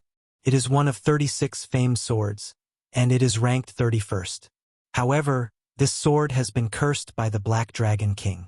Aside from being able to provide the wielder with immense strength, there will be a backlash every so often. However, after being remodeled by Jack using a star crystal, the strength of the backlash has been greatly reduced. If the wielder is unable to suppress the backlash, then the wielder will receive the curse of the Black Dragon King, permanently reducing all attributes by 50%. Feng's heart relaxed by a lot after seeing the description in this paragraph of words. At the very least, the backlash won't be too powerful in a short period of time. Feng stored away the Abyssal Blade. Suddenly, he noticed a lot of messages that had been sent by Lonely Snow. All of the messages asked why Feng had yet to arrive, and how much longer would he need to reach the Deathly Forest. "Blackie, let's go dive into a dungeon." Feng sent a reply message stating that he would come immediately because of the issue with the Abyssal Blade. Feng had completely forgotten about the appointed time. He let Lonely Snow wait more than half an hour. However, Feng would make the appropriate compensations within the Deathly Forest. "Okay. I was just worrying that I won't have a chance to try out my new spells," Blackie said excitedly when Feng and Blackie arrived at the dungeon area of the Deathly Forest. The entire Deathly Forest was filled with people. Level 2 players were everywhere, and many players were forming parties to enter the dungeon. Open party for Deathly Forest, welcoming violent damage dealers, for waiting for 2. Effective party for Deathly Forest. We are just missing a powerful healer, guaranteed to clear. Seeing such a scene, Feng shook his head slightly. He walked towards Lonely Snow, who was waving his arm. In Feng's previous life, the players had been stuck at the Deathly Forest for a long time. The dungeon was only cleared when the majority of players were level 5. "Brother Expert, you're finally here. Those friends of mine are already becoming impatient from waiting. Let us hurry." Lonely Snow was burning with anxiety when he saw Feng leisurely walking over afterward. Lonely Snow brought Feng and Blackie to the gathering point of the party. "Lonely, this is the expert you said? I thought he was a person with 3 heads and 6 arms, but it seems he's nothing more than this." The male cleric, Wordless Summer Night, saw Feng wearing novice equipment. There was also a fire poker that hung around his waist. It looked as if it was some trash weapon he had randomly picked up. When Wordless Summer Night saw this, he couldn't help but ridicule Brother Wordless. "How could you say such things about Brother Expert? He is a dignified beta tester, so he definitely must have something extraordinary. Otherwise, how would he dare to take all equipment for Swordsman and Cursemancer?" The Shield Warrior, Battle to the End, stood to the side and sneered. The two of them had already felt displeasure for Feng. This was because Feng had wanted to take away all plate armor and mage equipment immediately after joining. Wouldn't they just be working away for nothing? If it were not for their boss wanting to have a look at Feng, they would have long since invited other players and dove into the dungeon. Now that they saw Feng in such poor equipment, they could criticize him and force him to leave. Lonely Snow wanted to retort as Feng was someone he had personally invited. However, Feng's equipment did not give Lonely Snow any chance to do so. He could only stare in silence. "All right, let's party up. A lot of people have already entered the Deathly Forest. If we don't dive in, we won't have a chance at competing for the first kill." As the party's leader, the handsome male ranger, Waving slowly but surely interrupted as he said Blackie wanted to argue back, but Feng stopped him. Feng thought nothing of the two people's ridicule. No matter what he said, he and Blackie had left them waiting for more than half an hour, so couldn't he just let them speak a few more sentences? Just as they finished partying up, the shield warrior furiously said, "Crap! This noob is just level 1. He's just here to swindle equipment. Boss, Deathly Forest is a level 2 dungeon. If we let a level 1 noob enter the dungeon, aren't we just waiting to get wiped?" Wordless Summer Night looked towards the ranger, waving slowly, showing his displeasure. Lonely Snow was equally shocked when he saw Feng's level. It should be known that many players had already risen to level 2. How was it possible for a beta tester not to reach level 2? Boss waving slowly looked towards Feng. Before this, he still had some hope for Feng, but now it was all gone. He suddenly said in a cold tone, "Did you die once before this?" "Nope." Feng shook his head, honestly saying, "However, entering Deathly Forest at level 1 is enough. Then you can go now. We don't need such an expert like you here. We hope you can understand." Waving slowly coldly said, his brows slightly wrinkled, "Boss, this must be a misunderstanding. How about we try it out first?" Lonely Snow explained, "Try it out?" Wordless Summer coldly laughed. "Then who will be responsible when we die? You should know that we still lose experience if we die in a dungeon. Although it is low, that is still 10%. Can this noob repay such a loss?" Wordless, "Don't make it hard for Lonely." Waving slowly repeatedly said, "Lonely, I know you are trying to cover for this swordsman, but I have to take responsibility for our party. I will only find veterans to enter the dungeon. I will not waste time partying up with a novice. You have 2 choices now. 1 is to follow us into the dungeon. 2 is to leave the party together with them." "I will leave the party." Feng did not want to embarrass Lonely Snow. He immediately left the party, turning to leave. "Blackie, we'll party up with other people and enter the dungeon." "All right." Blackie smiled with a hee-hee, leaving the party without a second thought. Humph. The expert's identity has been seen through. At least he has some self-awareness to leave after knowing he can't swindle equipment anymore. The shield warrior grinned and jeered. "Lonely, you really are gullible. Such a noob would trick only you. You need to learn properly from Boss." Waving slowly in the future. Lonely Snow's face turned livid after hearing this. However, he did not feel that he was mistaken. Feng was definitely an expert. Boss waving slowly, "Sorry for this." Lonely Snow chose to leave the party. He was prepared to join Feng in order to determine whether or not his judgment was correct. Waving slowly was immediately stunned. He never thought Lonely Snow would be so decisive. It was simply a foolish decision. He would have long since chased Lonely Snow away if it wasn't because he had good techniques. Wordless Summer Night looked towards Lonely Snow, saying with a cold smile, "Lonely, you better not regret the choice you made. You'll regret when we clear the Deathly Forest and obtain great equipment. You'll regret it for 10 years, 20 years that you didn't follow." Boss waving slowly. Chapter 21, Crouching Tiger, Hidden Dragon. Being said in such a way by Wordless Summer, Lonely Snow did not give any rebuttals. He only lowered his head and left, chasing after Feng. Waving slowly squinted his eyes. When he thought about Feng equipped in a body of trash equipment, he could not understand what methods Feng had used to cause Lonely Snow to follow him. Lonely Snow had even given up on the clearing Deathly Forest. Boss, let's ignore that foolish Lonely Snow. At worst, we'll start looking for people again. There are plenty of level 2 players now. Battle to the end, said in disdain as he watched Lonely Snow. Waving slowly nodded his head. Lonely Snow's leaving did not cause any loss to their party.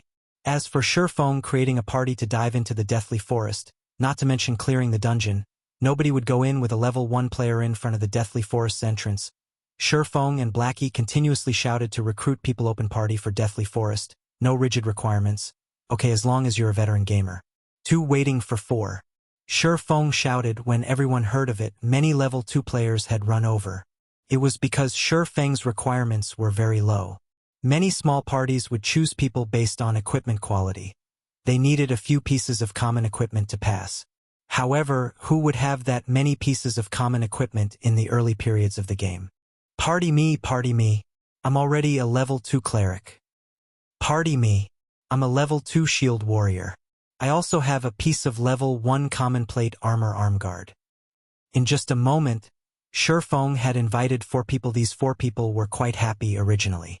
There were over 10 people currently present, but only they were chosen. However, after they saw the party leader Feng's level, they left the party in rage one after another. Fuck. It's just a noob coming to die in the deathly forest at level 1. If you want to enter the dungeon, enter it by yourself. I won't accompany you. No wonder there are no requirements for the party. Want us to give you a ride? Not a chance.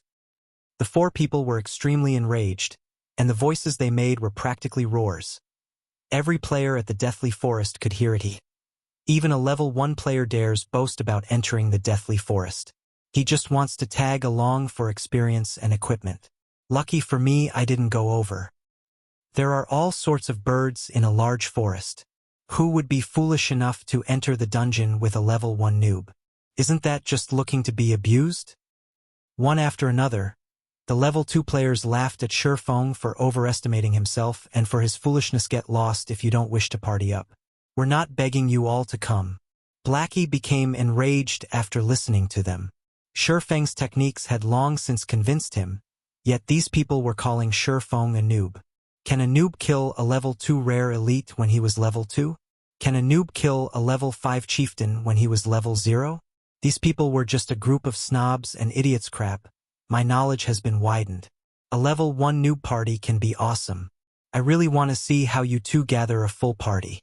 The cleric that just left the party said with a cold smile at this moment. Lonely Snow ran over.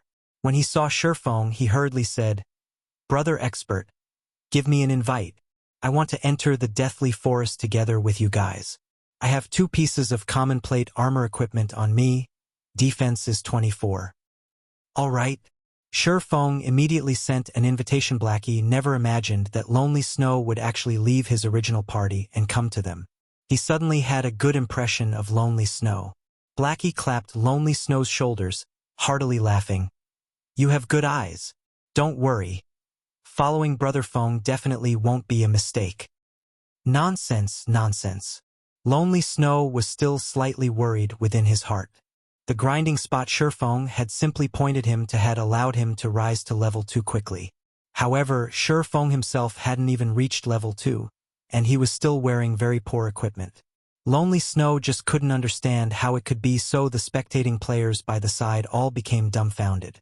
There was actually someone who would enter the dungeon with a level 1 noob. This person had good equipment at that. The brand new plate armor and boots on Lonely Snow must definitely be common equipment and not trash equipment. Although Lonely Snow had joined the party, not a single player had joined them after Feng had recruited for over 10 minutes. With just 3 of them alone, it was impossible to enter and clear the dungeon at this moment. Waving slowly but surely brought a group of people. Brother expert, still hasn't partied anybody? We've already invited another 3 strong members. All of them have at least 2 or 3 pieces of level 1 common equipment. The cleric, Endless Summer Night, said to Feng in ridicule. Waving slowly, only sent a glance towards Feng, then moved his sight towards Lonely Snow, saying, "You won't have a future if you follow him around. Before we enter the dungeon, you could still consider it over properly. I guarantee that you definitely won't suffer a loss." Afterward, Waving slowly shifted his gaze towards Blackie. Previously, all his attention had been on Feng, having ignored Blackie. Now that he took a closer look, Blackie's clothing looked brand new. Blackie was even holding a blackwood staff. His equipment should be quite good, and he was also level 2, so his techniques should be good as well. Yuri, not bad as well. Why don't you join our party? You should know that we are an elite party.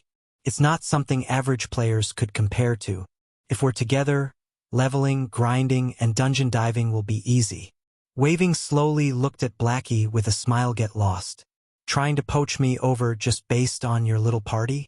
Blackie scolded as he pointed his blackwood staff at Waving slowly. At the same time, he had selected to display the halo effect of the bronze equipment, saying, It's just 2 to 3 pieces of common equipment. I have 3 bronze equipment and 2 common equipment. Waving slowly, and the others were shocked. They never thought Blackie was that powerful. He actually possessed 3 pieces of bronze equipment. During this period of time, a person having 2 to 3 pieces of common equipment was considered an expert. As for having a piece of bronze equipment, that person would definitely be an expert. Every guild would fight over for that person. However, the Blackie before them actually had 3 pieces of bronze equipment. Waving slowly's party also became surprised. When they saw the halo effect of the bronze equipment, their eyes had nearly popped out of their sockets. No wonder Feng behaved that boldly. Feng had nothing to fear because he had grabbed an expert's favor. Meanwhile, Lonely Snow, who stood beside Blackie, was slack-jawed. He looked at Blackie in disbelief. Lonely Snow had originally thought of Feng as a rarely seen expert. He had never imagined that Blackie was the true great expert fellow brother. If you party up with such a noob and enter the dungeon, it would also be a burden on you. Not to mention failing to clear the dungeon, you might even have to die once. How about you come with us? All pieces of mage equipment from the dungeon are free for you to choose from. Although Waving slowly was enraged for being given such a slap, if he could rope over Blackie, then the chances for clearing the dungeon would become a lot greater. I agree with your views. Joining a group of noobs such as yourselves really will be a burden to me. Blackie chuckled. You? Waving slowly's face turned beet red, furiously saying, "Then let's see who clears the deathly forest first." Finishing his piece, Waving slowly spun around and left. He did not believe that a party with a noob in it could clear the deathly forest. Humph. He's just a powerful damage dealer entering the dungeon. Does he really think he could clear it? Wordless Summer jealously murmured, "Right. We are all veteran gamers. We are definitely stronger in dungeon diving than they are." The shield warrior curled his lips after Waving slowly's party left. The number of people applying for Feng's party had also suddenly increased. Such an effect was mainly caused by the equipment that Blackie wore at this period. Bronze equipment was definitely the proof of an expert. Even if there was a noob as the party leader, an expert with 3 pieces of bronze equipment could be considered as strong as 2 people. The advantage of having such an expert was definitely greater than an average party. However, Feng was no longer inviting people at random this time. There was a definite requirement. Such an action had caused the 4 players who had left Feng's party previously to regret immensely. How could they have acted on impulse? Now, Feng wouldn't give them a chance even if they wished to join, just as Feng was fervently recruiting party members. At the southwest part of the Deathly Forest dungeon's entrance, a great disturbance suddenly appeared. Many players had run over one after another, every one of them having excited expressions. It can't be. Meeting in such a place? Blackie's 2 eyes stared straight ahead. Feng was also shocked. They could even meet such an important figure in a small location like Red Leaf Town. It was just unimaginable. Could it be that Red Leaf Town was a place that had crouching tigers and hidden dragons? Only Feng had never discovered it before? Chapter 22, Recruitment Storm. As more players started going there, Feng's area turned leisurely. Brother Feng, I'm not seeing things, right?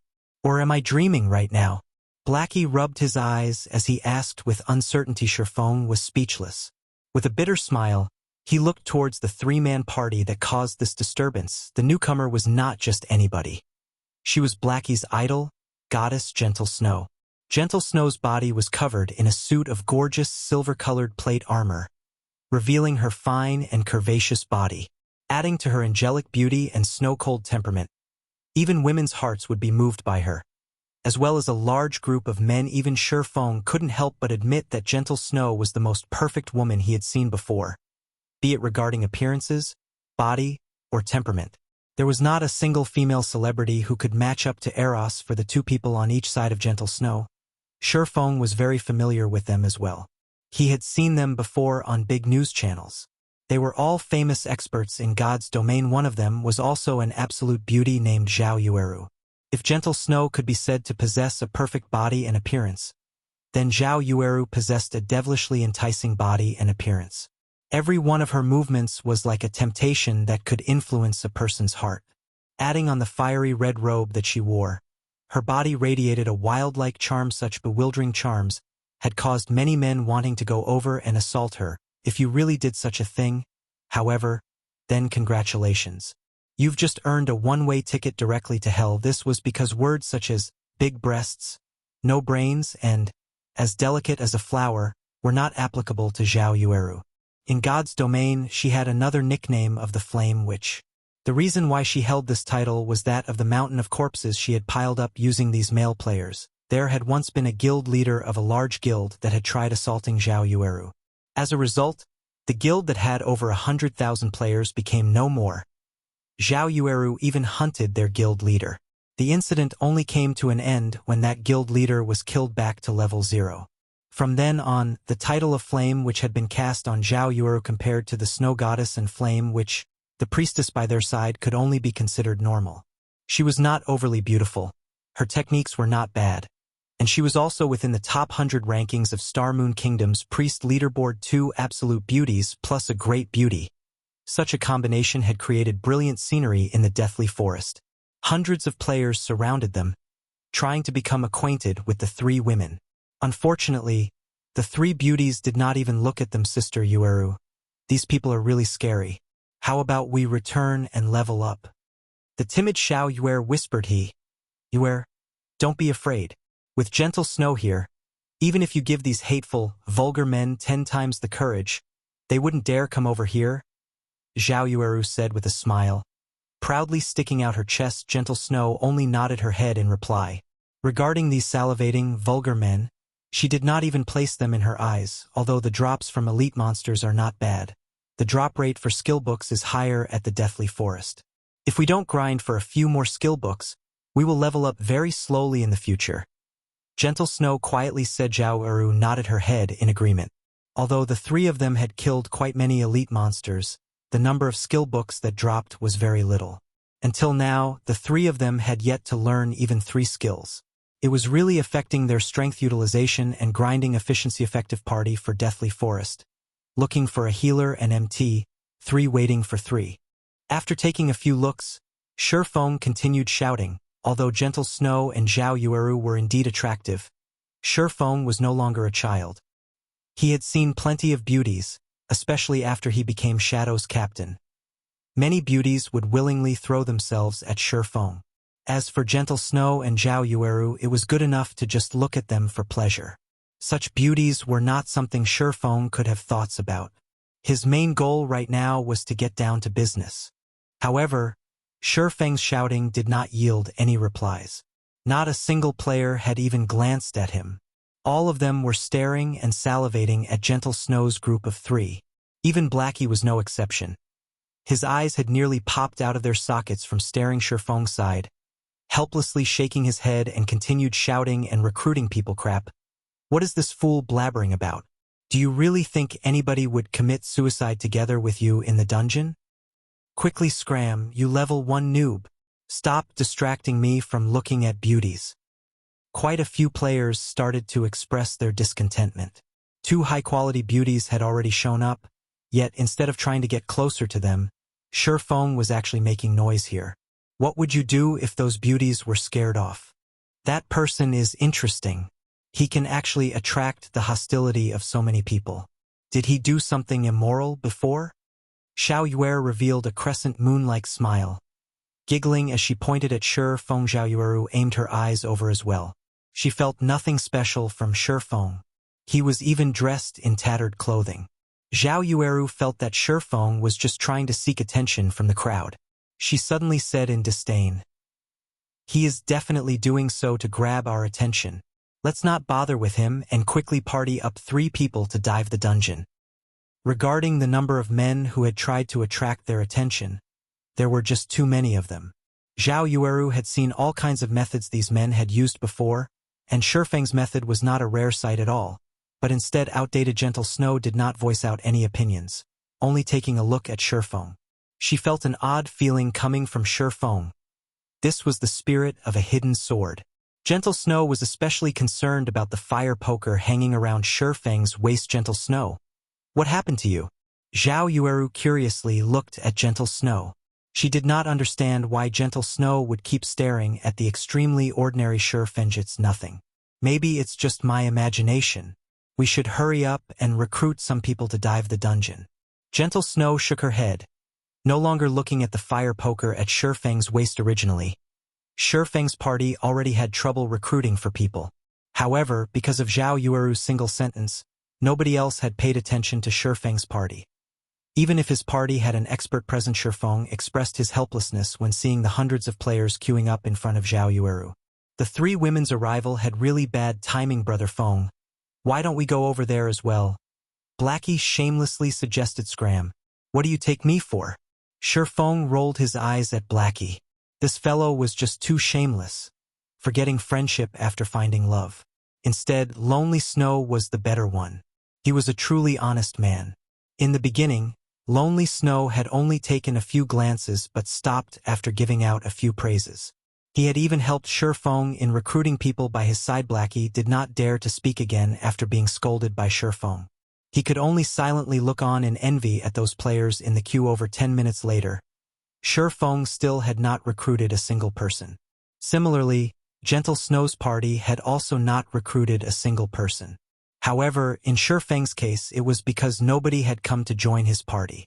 Whereas for Gentle Snow's party, it was because the players that wanted to join did not match up to their specifications. One party was in heaven, while the other was on earth. Feng had no more choices. He could not just continue dragging on in such a way. His time was precious. He could only make exceptions in recruiting efficient party for Deathly Forest. We have an expert leading the party, clear in one try, no limit to levels, looking for healers and damage dealers, 3 waiting for 3. However, Feng's words had caused many players to send over looks of disdain. Even if you were trying to attract attention, you should have a lower line. Currently, there had already been tens of level 2 players who had died out of the dungeon. Every one of them had said the Deathly Forest was impossible to clear. On the other hand, Feng said his party had no level limits. Then wasn't he trying to say that he only needed one person to clear the Deathly Forest? Was this possible? However, Feng's lower line had still attracted some players' attention. Within a few moments, a group of level 1 players had come running over to join. Chapter 23, Tyrant Bear. Tens of level 1 players came running over. The area in front of Feng's party had also started becoming lively. This person is really something. He is so desperate to enter the dungeon that he would even want level 1 noobs.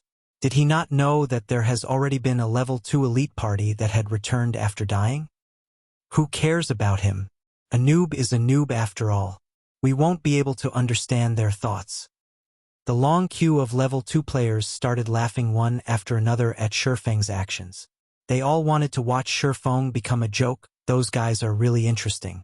Even I don't have much confidence in clearing the Deathly Forest, yet they actually want to clear it with a group of level 1 players. Zhao Yueru's lips curled up slightly, revealing an exuberant smile as she looked in Feng's direction. Her voice carried a hint of ridicule and disdain. Gentle Snow also sent a glance towards Feng from a distance. Feng's temperament was both calm and confident. He did not become angry from being laughed at. Every one of his movements was very mature, not much different from the experts in God's domain she had seen before. However, she did not understand from where Feng's confidence came. Deathly Forest was Red Leaf Town's first dungeon, and it was also everyone's first time being in touch with a dungeon in God's domain. Their difficulties were an unknown. Even the elite parties of guilds would carefully choose their members before entering the dungeon. On the other hand, Feng did not care in the slightest, as if just gathering 6 players was good enough. Maybe I'm just overthinking things. He's just a level 1 player, so how could he clear the Deathly Forest? Gentle Snow caressed her elegant hair, her heart no longer thinking about Feng's odd actions. She looked at her hand, at the player information displayed on it. Level 2 Summoner, Magic Attack 28, HP 150, Defense 8, Movement Speed 4. Fail. Next. Afterward, another Cursemancer stepped forward. The person tensely sent his own attributes to the Snow Goddess. Gentle Snow on the other side. Feng as well was looking at player data. Although he did not have a lower line, he did have a bottom line. The equipment and levels of these level 1 players were much worse than the level 2 players that Gentle Snow's party were recruiting. However, they were still players. As long as they did not simply add their 8 free attribute points early on, The chance of clearing the deathly forest with a 6-man party was very high, as for those shield warriors and guardian knights who solely added strength or weapons job but did not add agility, all of them were rejected. Big brother, please party me. Although I am just a level 1 guardian knight, I have a piece of level 0 common equipment. Also, all 8 of my attribute points are still available. I can completely add them based on your requirements. A youth named Kola pleaded. His eyes filled with expectation. Feng was slightly surprised. A guardian knight that did not add any attribute points could actually reach level 1. It was a masterpiece. It had to be known that guardian knights had very low attack, making the killing of monsters difficult. Normally, they would party up to kill monsters. To increase grinding efficiency, they would add a few points of strength. Otherwise, leveling up would be too slow. Guardian Knight Kola. Kola? Kola. When Feng looked at Kola's face, and also his tall and muscular body, he felt that it was somewhat familiar. Suddenly, he entered into deep thought. His memory seemed to have such a person in it. That's right. This Tyrant Bear. Feng managed to remember it. Tyrant Bear's name was Kola. Tyrant Bear was the core MT of the first-rate guild, Brilliant Stars. During the early periods of God's Domain, Tyrant Bear was constantly unsuccessful. He was even kicked out by third-rate guild, Heaven's Crown. After entering Brilliant Stars, Kola suddenly started to shine. He turned from being a normal party's MT into the core elite party's MT in the guild. He was ranked 15th on the Guardian Knight leaderboard of Star Moon Kingdom. Kola was known for both being able to attack and defend. Feng had never thought that the Tyrant Bear would run up to him on his own. Kola was such a shy person as well. It was totally different from the Tyrant Bear of 10 years later. Suddenly, Feng had an idea. Currently, the Tyrant Bear had yet to join Heaven's Crown, not to mention Brilliant Stars. If Feng could poach Kola over and turn Kola into his own MT, then wouldn't dungeon diving in the future be a lot easier? Big brother, I guarantee that I will absolutely listen to your commands when inside the dungeon. Please consider it over. Kola's tone carried hints of begging. Feng had nearly let loose a laugh. The great Tyrant Bear would actually speak in such whispered tones just for a position in the dungeon. However, Feng still held it in. The level 1 players that had come here all held hopes of getting lucky. The other parties that entered the Deathly Forest with level 2 players were already no good, not to mention level 1 players like them. If they could enter once into the Deathly Forest and fortunately obtain 1 or 2 pieces of equipment, then it would be of great help to their future development. At that time, entering into a large guild would become much easier. All right, I can add you in. Feng's face turned grave as he said, however, you should know that bringing a level 1 noob like you into the Deathly Forest isn't easy. I can't just carry you through the Deathly Forest, and then after you get equipment you join some other elite parties. Wouldn't I just be striving for nothing? When Feng finished his speech, quite a few level 1 players had suddenly sent over looks of disdain. Weren't you also a level 1 noob? However, Feng did not care about what these people felt. He continued saying, I wish to form a stable party. Even if we need members, it would be with stability as the priority. If you wish to enter the dungeon, you need to be prepared for the long term. When I call you for dungeon diving, you must come. You cannot reject because you have some other matters. So what will be your choice? When the other players heard Feng saying so, they suddenly turned quiet. Feng's intentions were very clear. If you wish to enter the party, then you won't be able to join other parties in the future, not to mention joining a guild. Everybody knew that entering a guild was the best method to increase your own strength quickly. Currently, they did not have the qualifications to join any of those guilds. So, they were here to try their luck, hoping to obtain 1 or 2 pieces of equipment. They might even be able to join those guilds afterward. So, how would they be able to give up their chances of entering a good guild just to enter a dungeon? Kola had also never imagined that Feng would give such a demand. However, it was still reasonable. You couldn't just expect other people to bring you up, then leave when you become strong. However, Feng lacked the persuasiveness when he said these words. At this moment, Blackie stood out and furiously said, just looking at you noobs, there is nobody that would want you down in the dungeon, and you still wish to join a guild in the future and enjoy their benefits? Are you thinking yourselves as experts? Or are you taking us for idiots? Cola thought what Blackie, the expert, had said made sense. Even a level 2 expert with 3 pieces of bronze equipment was in this party, whereas Cola himself was just a novice noob. So, what right did he have to complain? Many thanks for Big Brother expert's pointers. Little brother will definitely strive to fulfill his own role. Cola continuously thanked Blackie. Blackie felt somewhat uneasy from being thanked and referred to as an expert by Cola. Blackie was just a complete imposter of an expert. However, being called such by someone made Blackie want to become an expert in God's domain even more. Blackie, beautifully done. Feng stretched out a thumbs up, quietly praising Blackie. Feng never imagined Blackie would tame the Tyrant bear just like that. The Tyrant bear had also called Blackie a big brother with a face full of respect. Blackie suddenly became confused. He did not understand what he had done that was worth being praised by Feng. However, he was still very happy. At least he had done something for Feng. Although he didn't know what he had done exactly. Over 10 minutes later, Feng finally gathered 6 players. They could start dungeon diving now. Chapter 24 Hell's Roar. Although Feng's party was gathered, the observing level 2 players had started laughing. They were not laughing because all the players Feng had invited were level 1. Instead, the jobs that were in the party were just too exotic. They couldn't help but laugh out loud. This noob really is something, and even I am starting to admire him. They're simply a suicide party. I really pity that expert for actually bringing along such an exotic player. The expert had even agreed to let him be the party's leader. The queued-up level 2 players started a debate, and there were quite a few players who were holding their stomachs while laughing loudly. He is just playing to the gallery. Zhao Yueru wrinkled her brows slightly. She turned her head away after taking a look at Feng, her heart slightly discomfort.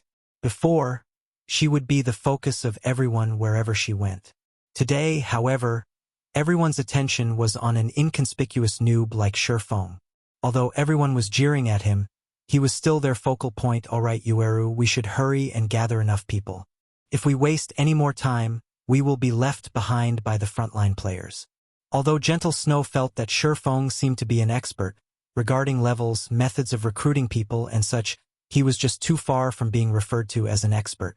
As for the notion of inviting Feng into their guild, it was no longer present now.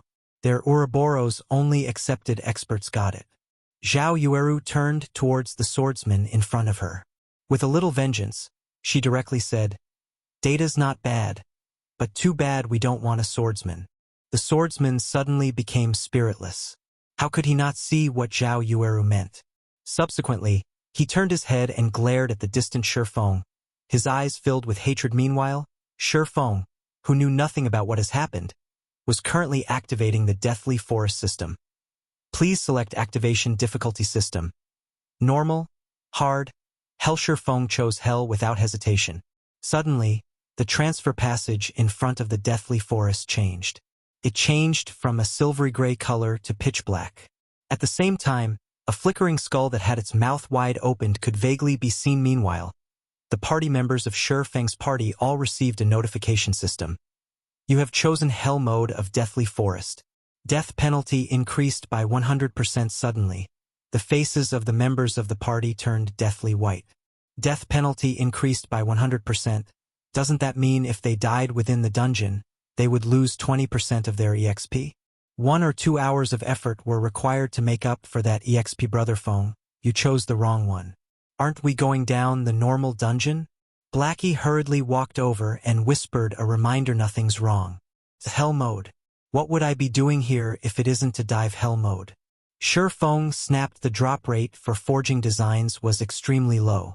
If it was normal mode, then Werewolf Felt's drop rate was only 1%. Hard mode had 5% and Hell mode had 30%.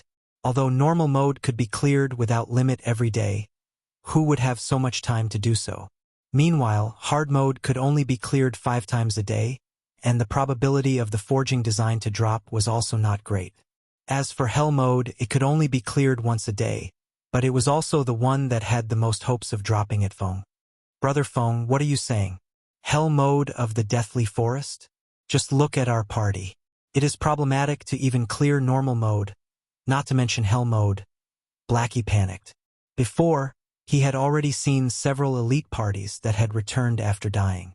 According to what these people had said, the monsters in the Deathly Forest were extremely strong. Their intelligence was extremely high as well.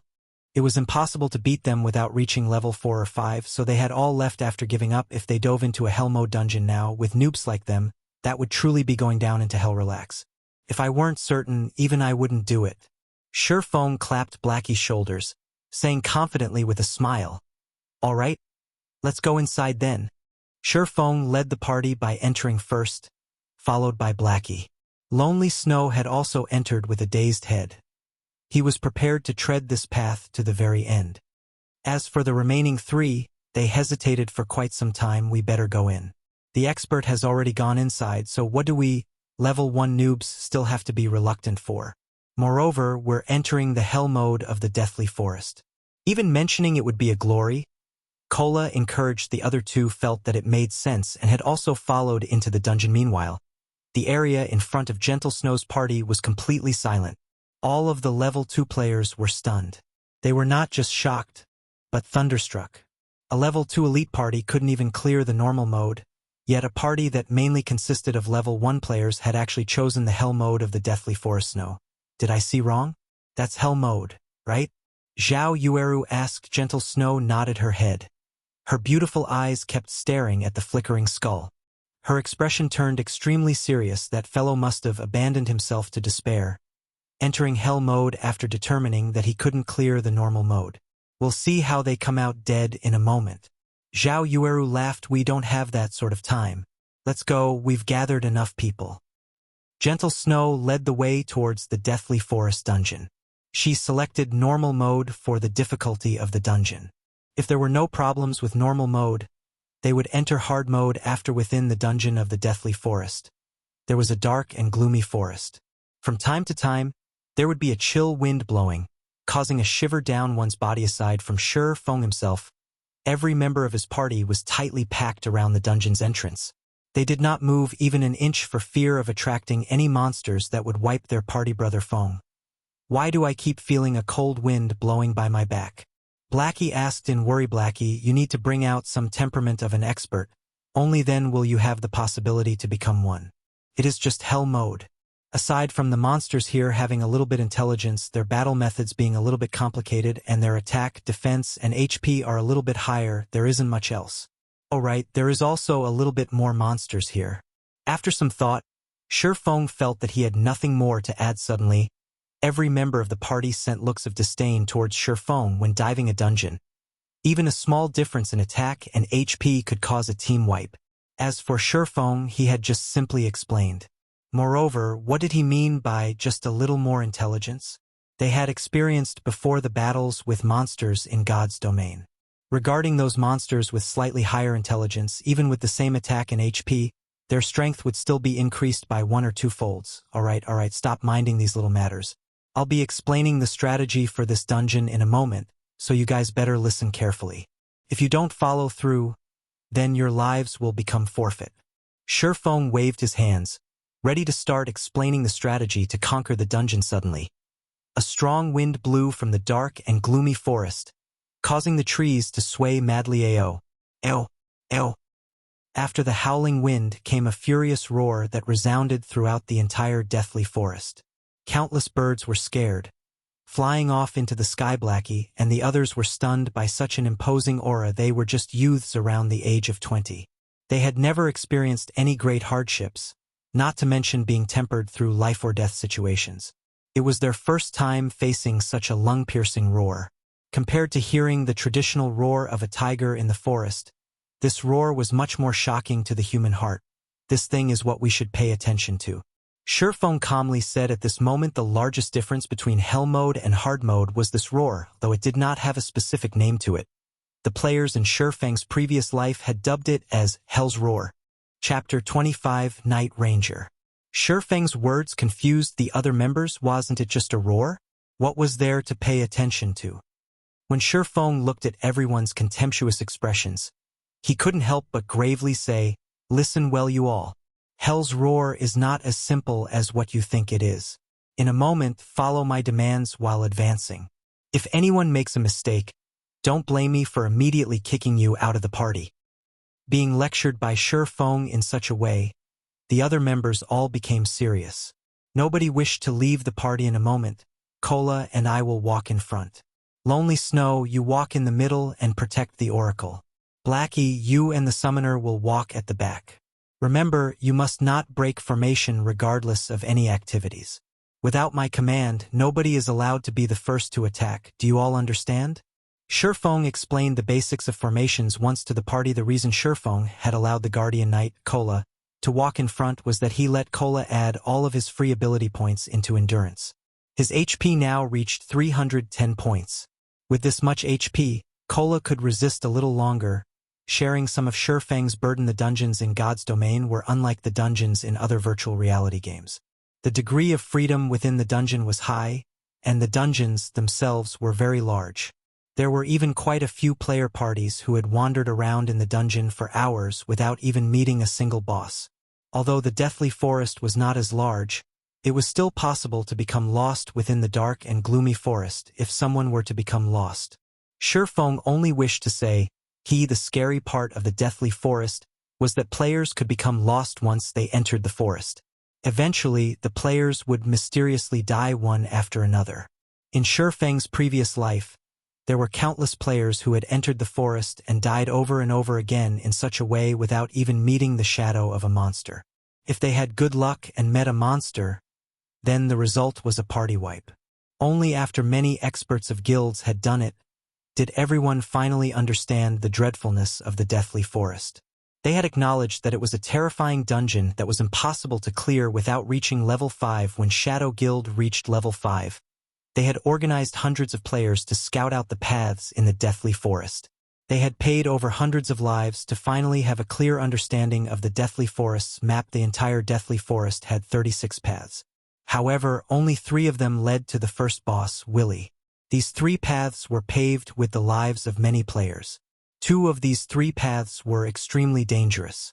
Without sufficient strength, death would be the only result. There was only one path that had very few monsters under Feng's lead. Everyone walked into the forest. The moment they entered the forest, everyone discovered that there were too many pathways through the forest.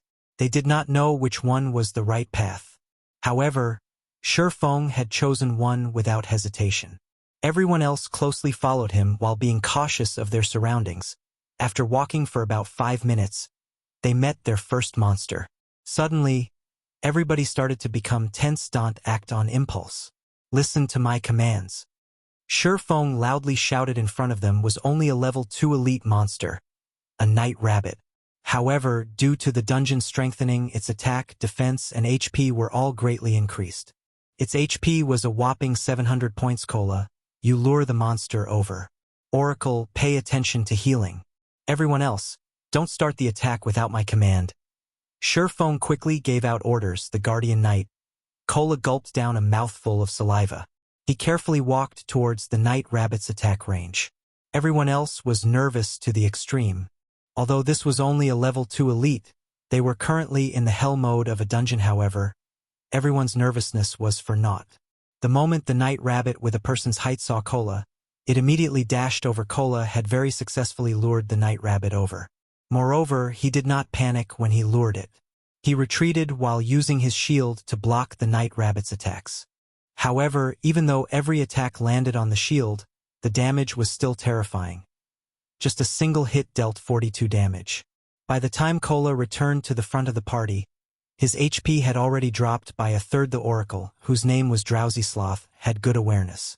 He had given out healing the moment Cola entered his casting range. However, every heal could only add 24 HP to Cola. It was completely not enough to stop Cola's HP from falling. Brother Feng, are we still not attacking? Blackie was slightly nervous. At this moment, Cola's remaining HP did not even reach 1/3 of its total. Bringing an Oracle into a dungeon was just a complete mistake. Amongst the healer jobs, Oracles had the weakest healing abilities.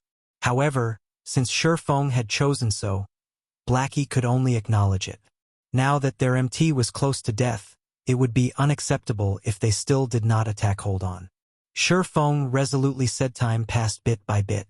Cola continuously used his shield to block the claw attacks of the Night Rabbit, whereas his HP continuously decreased. Cola only had 20% HP remaining, yet Feng had yet to give out the command to attack just when everyone thought that Feng wanted to give up on Cola. A flying arrow pierced through the forest, shooting directly for the party's oracle, Drowsy Sloth. Lonely Snow had not reacted at all as Drowsy Sloth was struck directly on his chest. A very great damage of -123 points appeared at this moment. Feng shouted, "Sloth, use life payment. Use the damage you received to heal Cola. Blackie, hold back the Night Rabbit to let Cola recover. Lonely, come with me. Everyone else attacks the Night Rabbit." Oracles were indeed the weakest regarding healing. However, oracles had high HP. They would not be easily one-shot. Also, oracles had two skills when they first start out. One was life prayer while the other was life payment. Life payment could turn the damage received by the user into a heal to be used on other players. In the early periods of the game, healers did not possess many skills or equipment. In regards to such a situation, oracles had a greater advantage over other healers when entering the Deathly Forest. It was the reason why Feng had given up on choosing a priest over an oracle after finishing his piece. Feng rushed into the forest. "Do you think I will let you run away?" Feng coldly said as he looked at the dark shadow running through the forest wind blade. Feng turned into a phantom, chasing directly forward. The reason why Feng did not let anyone attack the Night Rabbit was to use Cola as bait. Feng wanted to lure out the dark hand hiding behind the scenes, although the Night Rabbit looked terrifying. An elite party could face up to 2 or 3 of them at once without any problems. However, in Feng's previous life, the reason why even a level 5 elite party could be party-wiped was that of the dark shadow in front of Feng. This dark shadow used the Night Rabbit as bait, luring players into attacking it. The dark shadow, on the other hand, would ambush the healers from behind.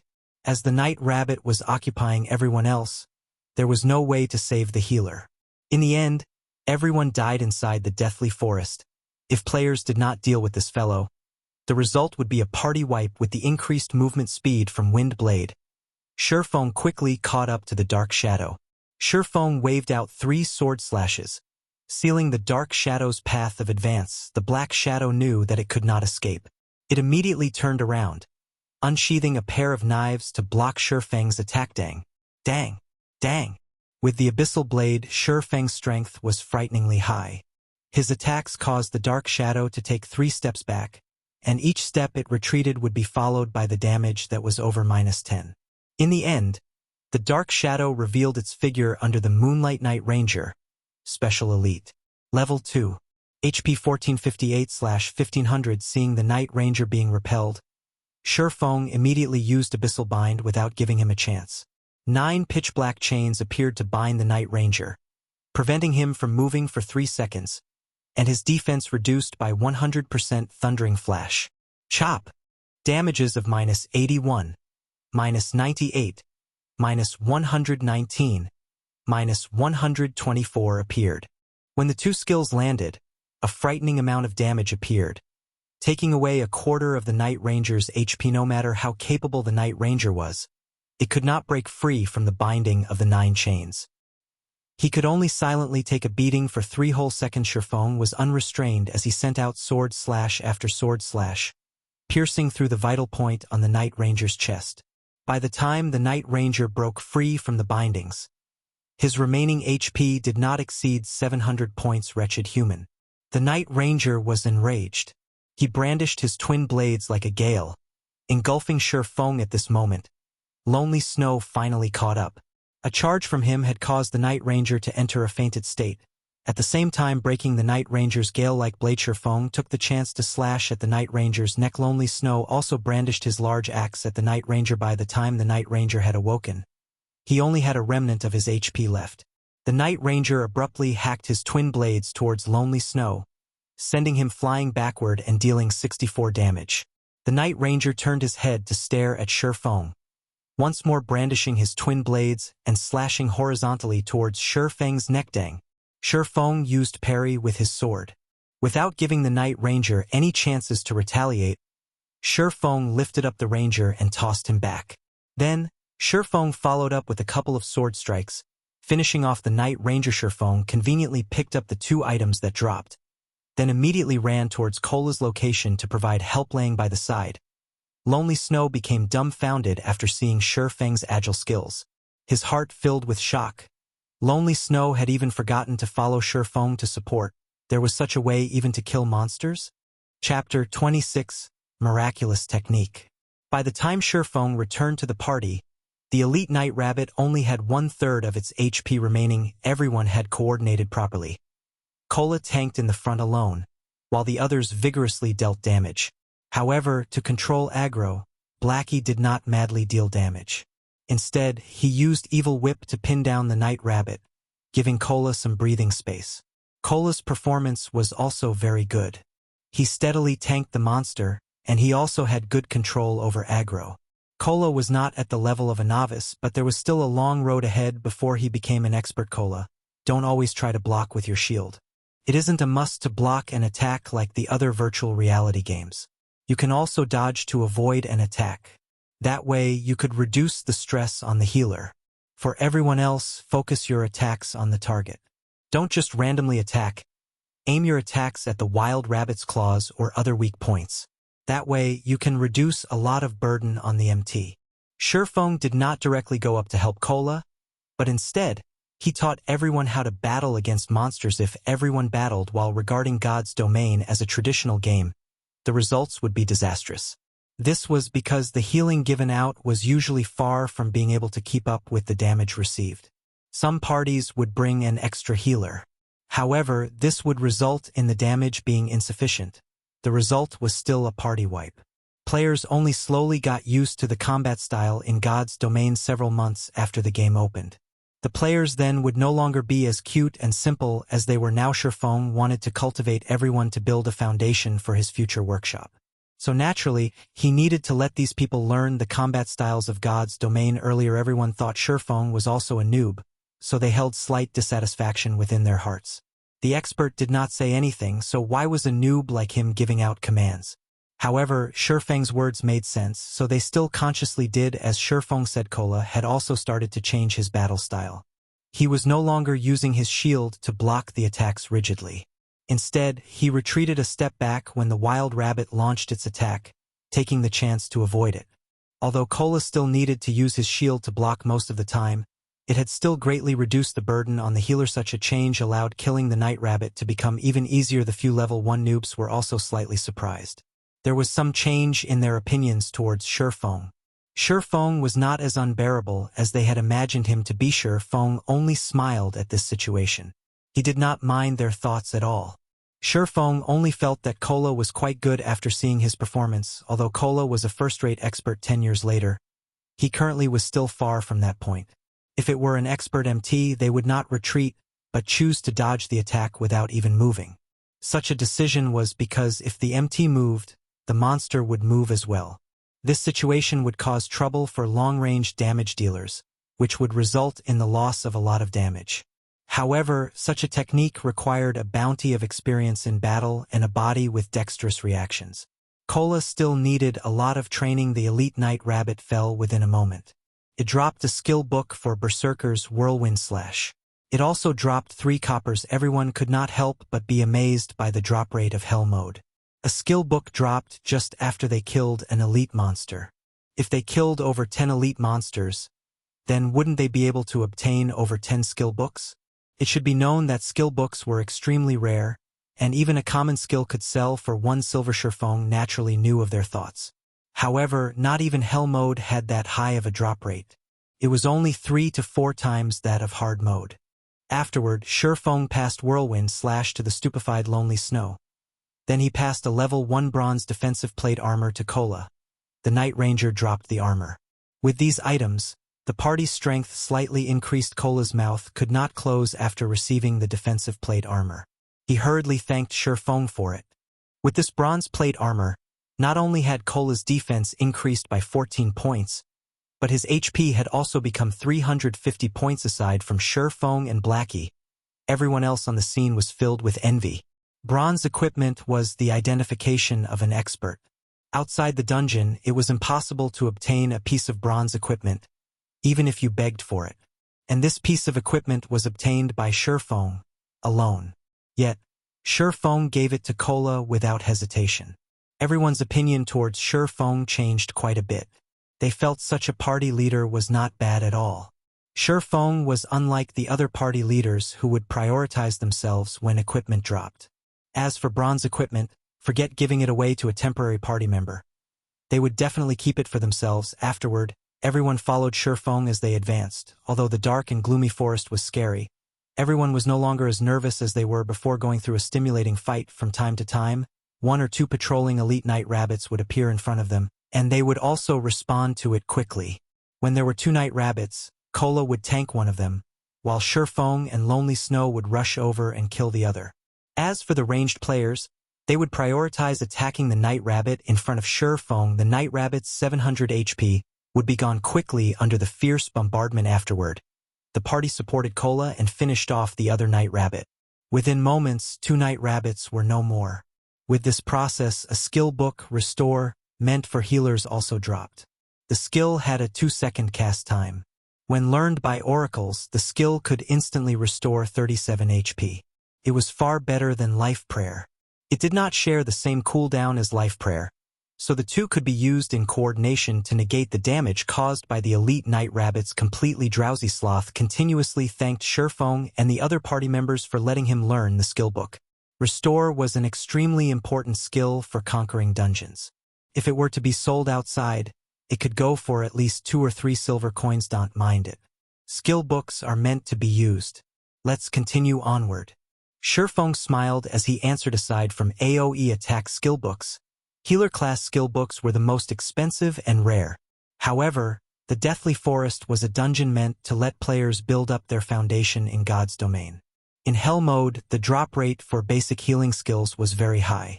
In Feng's previous life, he had obtained 4 healing skill books just after entering Hell mode of the Deathly Forest once. It was not considered valuable. After more than an hour, Feng's party arrived at a flat grassland. They had finally met the first boss of the dungeon, Willy, Chieftain rank. Level 3. HP 6000. Willy was a ferocious night rabbit. Its height was as tall as 2 people, and sharp steel claws decorated its paws. These claws loved creating a feast of fresh blood, and those caught by it would be ripped to shreds, turned into a river of blood. It was unknown how many players had died a gruesome death under these claws. A short distance away from Willy, there were 7 elite night rabbits on guard. These 7 rabbits were very close to each other. As long as one of them was attacked, the other wild rabbits would rush over as well. There was also a great possibility of attracting the boss. Even if it were Feng, he would not be able to face off against 7 night rabbits, not to mention including a boss. However, if they did not finish off the 7 night rabbits, there was no way for them to attack the boss. Brother Feng, what should we do now? This place has too many night rabbits. The game isn't giving us any chances. Blackie was very anxious. Although the boss was in front of them, the system had dealt them such a hand. This difficulty was just too great. No wonder it was a Hell mode dungeon. It was impossible to pass through without absolute strength. The system's setting also angered everyone. Who could fend off 7 elite night rabbits? Even a level 5 guardian knight would not be able to do it. You all wait for me behind that rock. Cola, get ready to receive the monster. Everyone else is not allowed to attack without my command. Feng pointed towards a large rock nearby. Feng naturally knew that there were 7 elite night rabbits here. Everyone abided by Feng's command without question. All the monsters they had killed on the way here relied on Feng's commands for success. They killed quite a lot of night rabbits, and everyone had obtained 1 or 2 pieces of bronze equipment. Blackie even had 5 pieces of bronze equipment. Their party strength has definitely surpassed the other elite parties. The credit for such an achievement belonged to Feng's commands. As for Feng, he had run to a location that was 40 yards away from the 7 night rabbits. He quietly hid within the bushes, observing the night rabbits' every movement. Everyone understood that Feng was trying to lure monsters. However, the 7 night rabbits were too close to each other. Feng was a swordsman. He did not possess any long-ranged attacking capabilities, so how could he lure monsters? Time passed bit by bit. Everyone was extremely anxious. If Feng accidentally failed, then it would be a party wipe. However, Feng was calm. He moved not an inch as he watched the faraway night rabbits. At this moment, a cool breeze blew past. A dead leaf on the trees was sent flying, overseeing the dead leaf hovering down towards the night rabbit. Feng picked up a small stone beside him. Gently, he tossed the stone over the direction the stone flew to was towards the night rabbit closest to the boss. We finished. Everyone understood what kind of outcome this would be. It would definitely be a combination of one boss and 7 night rabbits rushing towards them, turning them into blood sacrifices. The moment the stone was about to hit the night rabbit, the dead leaf just happened to have blocked between the stone and the night rabbit. The stone struck the dead leaf, smashing it onto the night rabbit. The night rabbit abruptly turned to look at its surroundings, only discovering a leaf. However, how could a leaf hitting it be so painful? Subsequently, the night rabbit left its unit to observe the surroundings. It looked around aimlessly, not knowing what it was trying to find. It had unknowingly moved over 20 yards away from its unit, and it was still moving further and further away. Too godly. Lonely Snow could not help but exclaim. His eyes had nearly popped out of their sockets. Everyone else had dumbly nodded as well. What kind of accurate judgment and aim was required to hit the dead leaf while hitting the night rabbit, and thereby confusing the night rabbit's hatred, causing it to look for its target blindly? Even calling it as an ultimate skill was not excessive. Was Feng really a noob? He couldn't be some gaming god here to make a fool of them, right? Summoner, the rest is up to you. Feng walked to the rock's location. He looked at the summoner, clapping the person's shoulders as he spoke, smiling. Chapter 27. Feng's Improved Party. Hearing Feng's comment, the summoner, Gluttonous Mouse, suddenly panicked. He did not understand what Feng wanted him to do. If he had performed badly and was kicked from the party as a result, he would regret it until he died. It was hard to find a good party during this time, not to mention a party with an expert leading it. It was impossible to join such a party, even if you begged. Relax. I won't let you do anything dangerous. You just have to summon out a flame sprite and follow my instructions. You don't have to do anything else, Feng said with a smile, trying to ease the nerves of Gluttonous Mouse a little. Currently, summoners were not strong, mainly due to the incapability of their skills. A summoner's method of attack mainly relied on their summon creatures, whereas their normal attack was the low-damage magic bullet.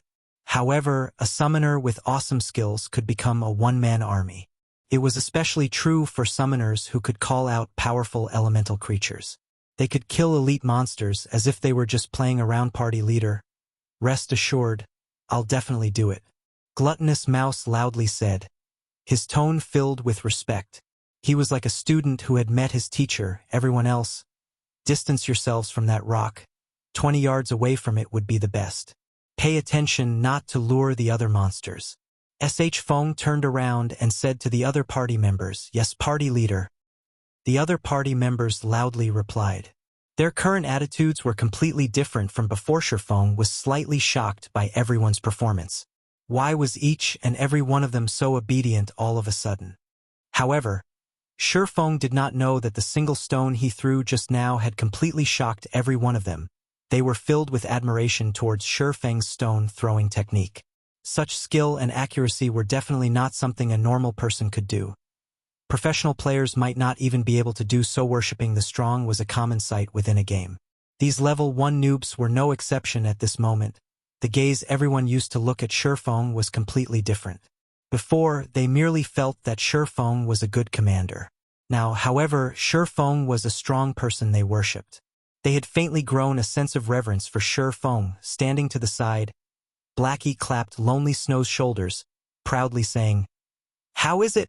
Following Brother Feng isn't bad, right?" Lonely Snow silently nodded his head, rejoicing for the decision he made to follow after Feng. Feng was definitely a beta tester expert. Without sufficient experience and practice, such techniques were impossible to accomplish. Only a beta tester could possibly do it. Ha ha ha. What do you plan to do in the future? Blackie suddenly asked. He started to hatch ideas towards Lonely Snow. Blackie wanted to poach Lonely Snow for their workshop, even though the workshop was still non-existent. There was a 100% chance for Cola to join them, but Lonely Snow still did not have any plans to move in such a direction in the future. Lonely Snow had never considered it before. He was but an average player. He did not have any big ambitions, only wanting to earn some cash from playing games. He said honestly, "I have never considered it before. I see that your techniques are quite good. Why don't you join us for now?" Blackie nonchalantly asked. Really? Lonely Snow had anxiety about his future after Blackie's question. He did not know where he wanted to go. If he could party with an expert, then it could not get any better, of course. However, we still need to look at your future performance. We don't just simply accept people, Blackie proudly said. Pretending to be an expert. Thank you, Brother Black. Lonely Snow happily responded. He never imagined his luck would be so great as to be noticed by an expert. Seeing Lonely Snow agree, Blackie released a sigh of relief. Currently, Blackie was just a fox pretending to be a tiger. He couldn't help out Feng much in God's domain, but he could still help out in regards to administration. There wasn't even a shadow of their workshop as of this moment. There was also the debt of 16,000 credits. The workshop's members consisted of only Feng and himself. It was definitely the poorest workshop in history. If this was found out by the others, they would definitely turn around and leave. Now, Blackie could only fake being an expert to lure people to join their workshop at this moment. Feng was currently explaining the contents of the operation to the summoner. The operation was to let Gluttonous Mouse lure the remaining 6 night rabbits by controlling his flame sprite. Because the night rabbit that was closest to the boss was no more, luring the other night rabbits would not attract the boss. They could lure the monsters with ease. The flame sprite was extremely weak. Its HP was only a pitiful 15 points, and it would die in a single hit. However, its movement speed was extremely quick. Adding to its very small size, trying to hit it would be a difficult task. Start the operation. Mouse, remember to maintain a distance of 4 yards or above while circling around the rock. Feng reminded once more. Gluttonous Mouse nodded his head. Carefully, he controlled the flame sprite to lure the 6 night rabbits. When the sprite entered the 35-yard distance, the nearest elite night rabbit discovered the flame sprite. Suddenly, it turned its body around and rushed towards the flame sprite. The other night rabbits also came rushing along. Seeing the night rabbits taking the bait, Gluttonous Mouse immediately controlled the flame sprite and ran.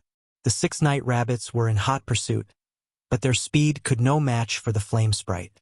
In a moment, the flame sprite had arrived beneath the large rock. It had lured the 6 night rabbits over and started circling around the large rock on the other side. Cola had already aggroed the night rabbit that had left its unit. Cola interchanged between blocking and using his new skill, Divine Strike. With the effects of 2 pieces of bronze equipment, a single hit from Divine Strike had caused 26 damage. It was a lot higher compared to the 11 or 12 damage caused by a normal strike. Also, Divine Strike had the added effect of increasing hatred. It became a lot easier to hold aggro. The night rabbit was killed off within a short moment. It dropped 5 coppers after this night rabbit was handled. Only the 6 night rabbits that kept on circling around the large rock remained. I'll lure the night rabbits. Cola, pay attention to pull the monster. Feng picked up another small stone. Throwing it at the night rabbit that ran at the rear, the night rabbit rubbed its cranium after being struck on it. The rabbit turned around, discovering Feng that had thrown the stone. The night rabbit suddenly became enraged. It madly hopped towards Feng with its powerful legs.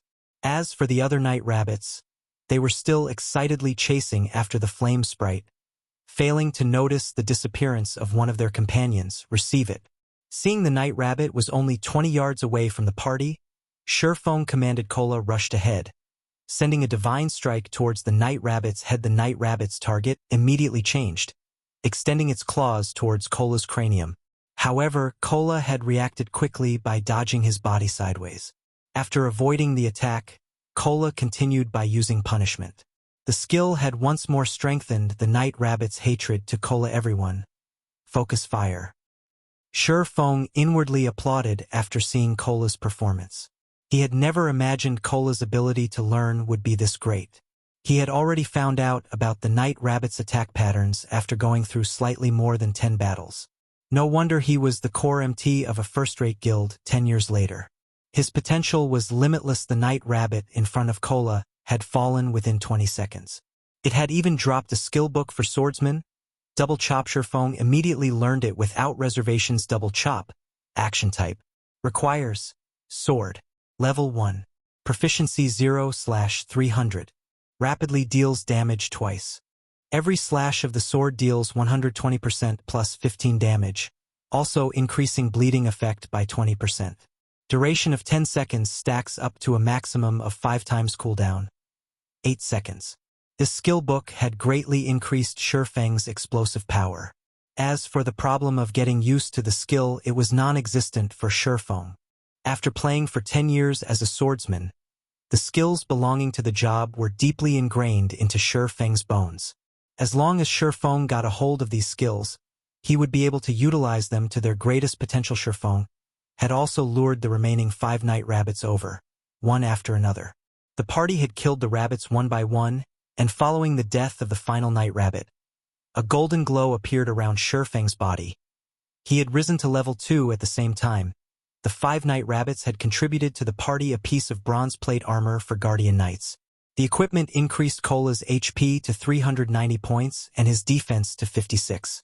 It had also increased Cola's ability to resist against the Night Rabbit Chieftain, Willy. Chapter 28: The Horror of Hell Mode.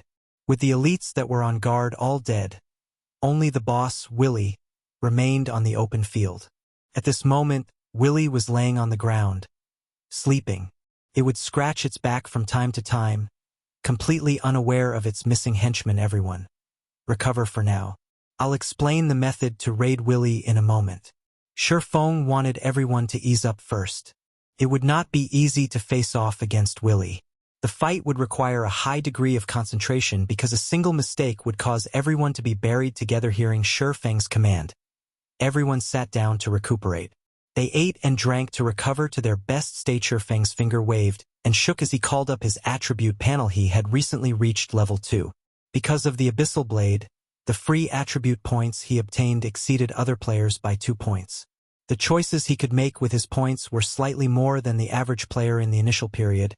It was sufficient for the agility of a swordsman to reach 20 points.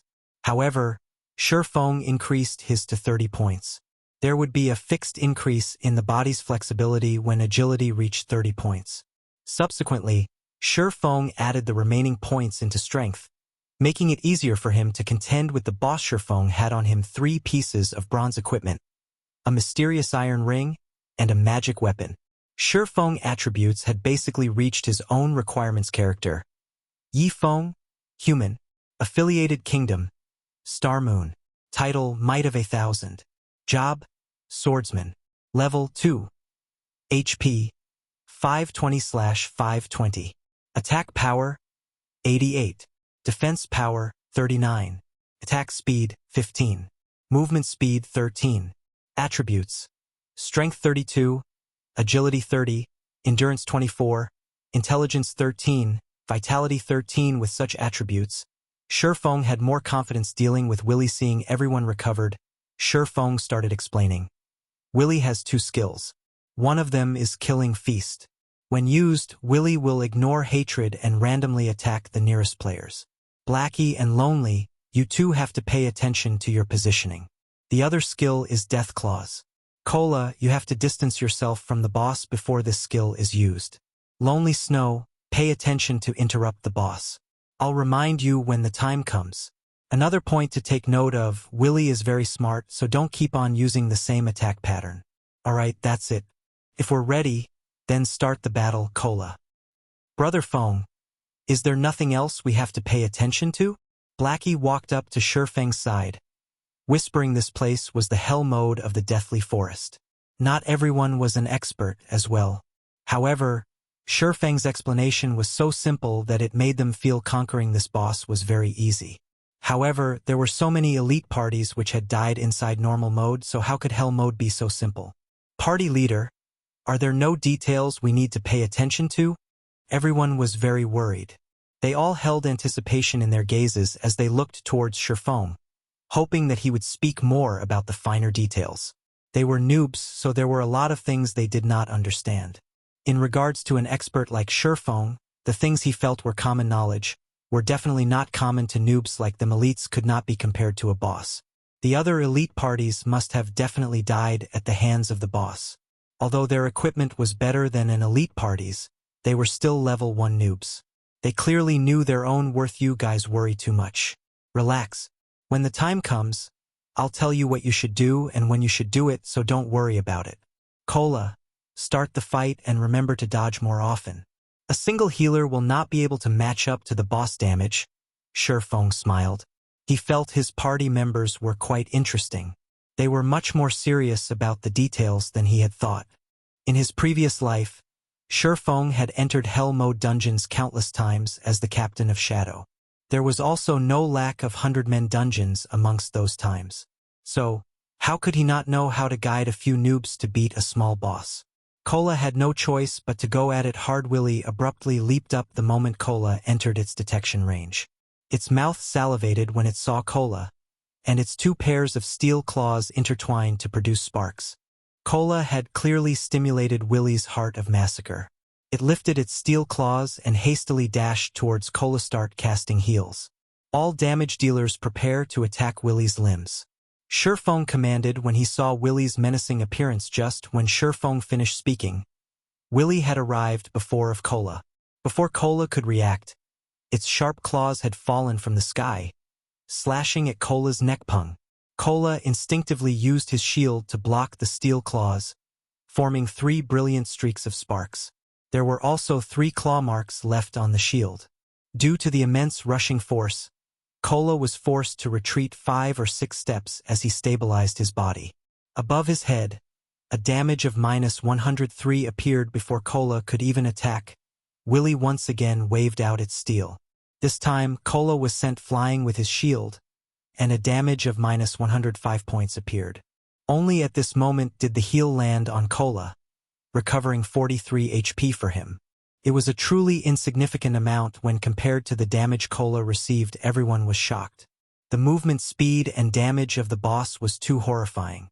If Cola did not possess 2 pieces of bronze equipment, or if he did not block the attacks with his shield, he would have simply died from these 2 strikes. Lonely Snow, use charge on Willy.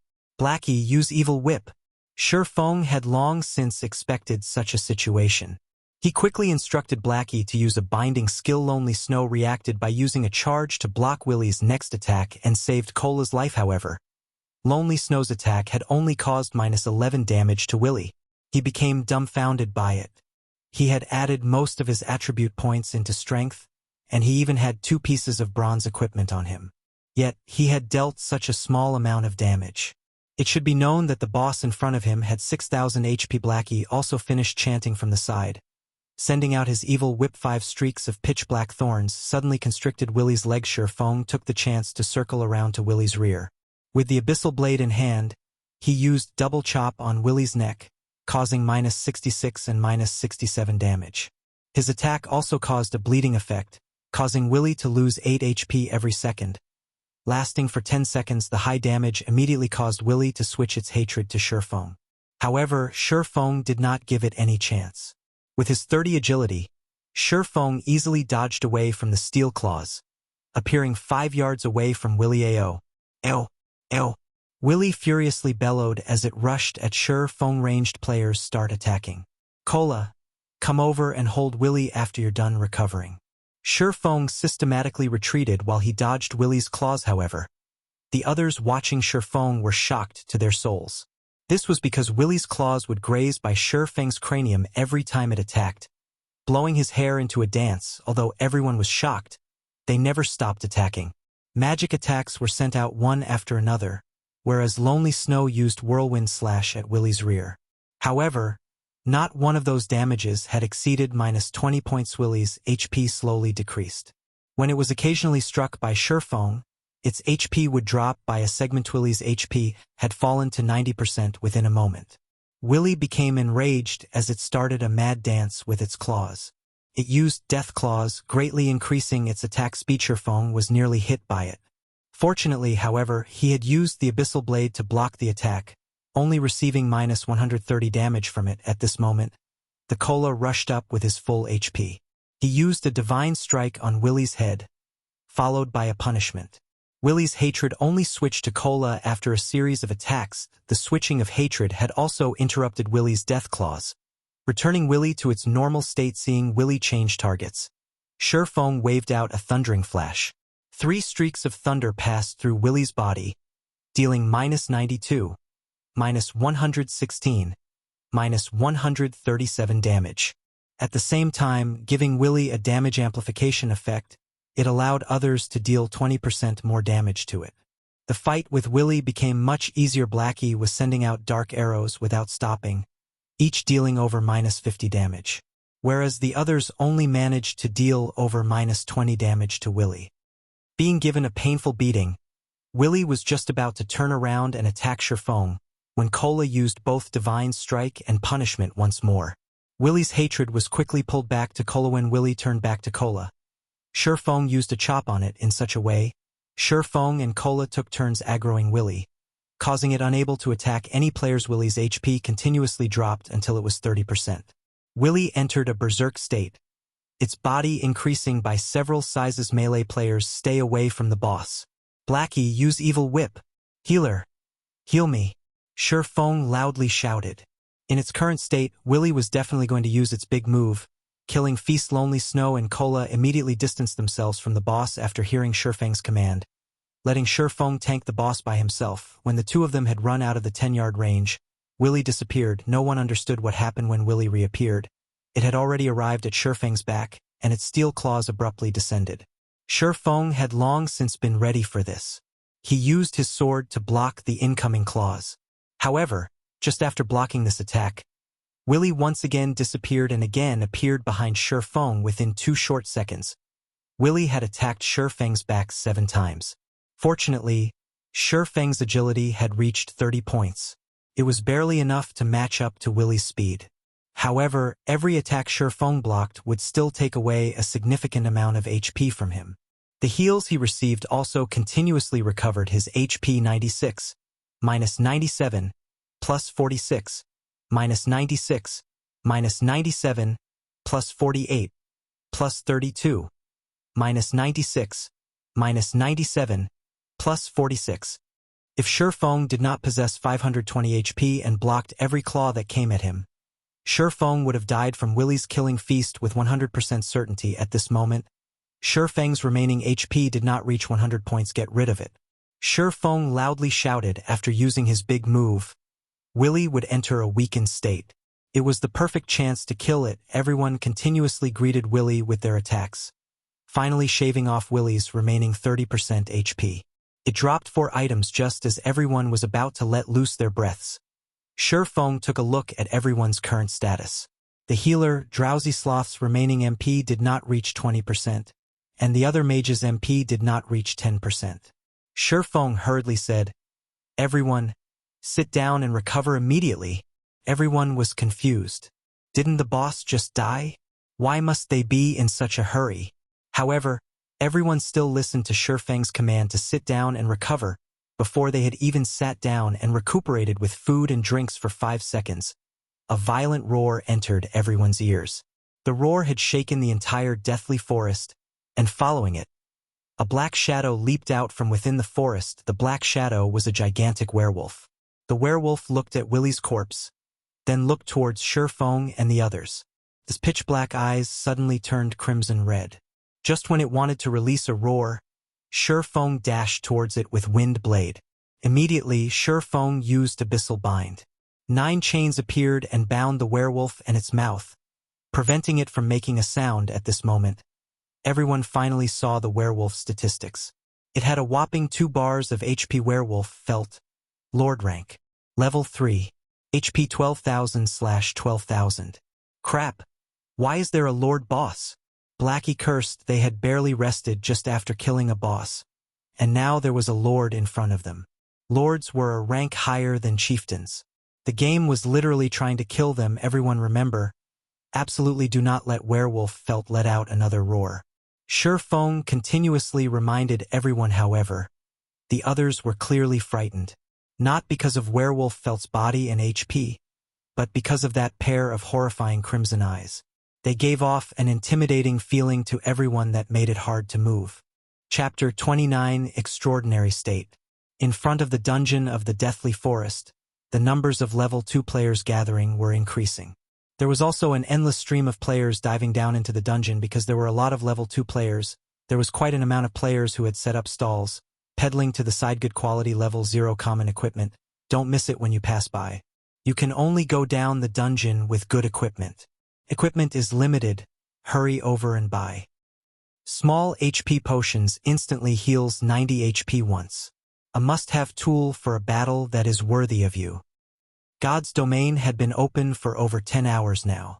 The players here were all level 2 players. After over 10 hours of battling, they had gathered quite a few items. Many level 2 players had intended to sell the items which they had no use for, switching them for something they could use.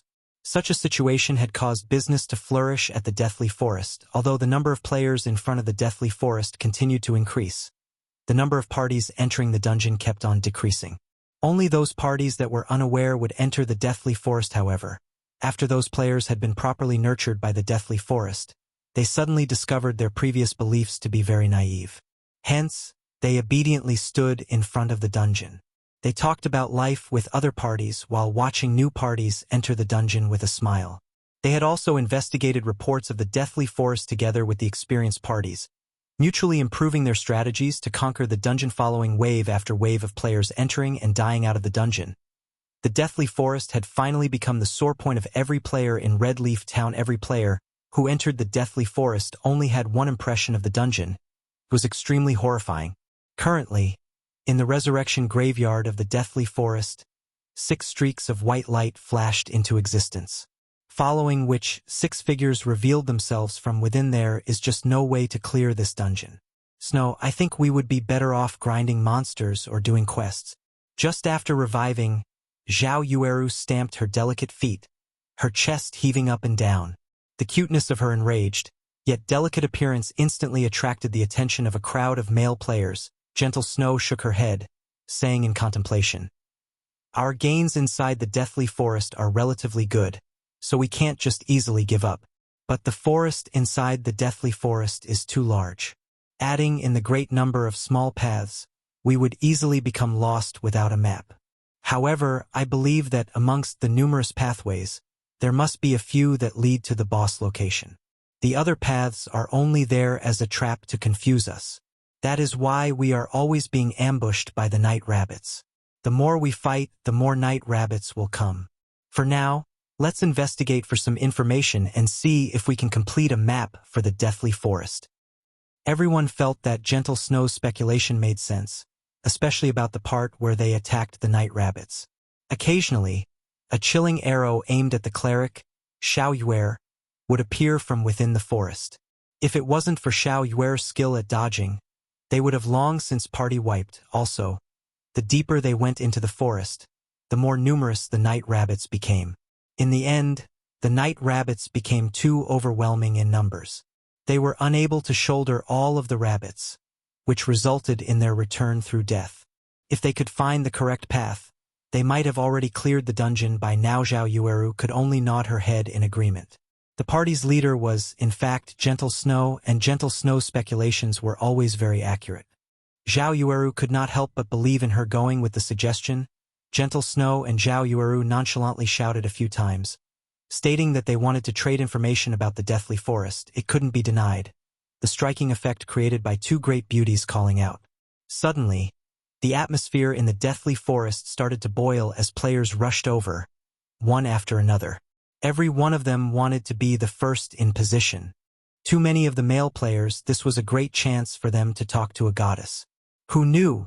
If the goddess had looked upon them, they might be able to live a blessed life in the future. Meanwhile, inside the hell mode of the Deathly Forest, the sky within the dungeon had already darkened. Thousands of birds soared to the skies, leaving the forest in a deadly silence. Werewolf felt was not any common monster. It was a very famous werewolf. In the past, it massacred countless in Red Leaf Town, nearly turning Red Leaf Town into a town of death. In a fit of rage, the Starmoon Kingdom had sent out its army to surround Felt.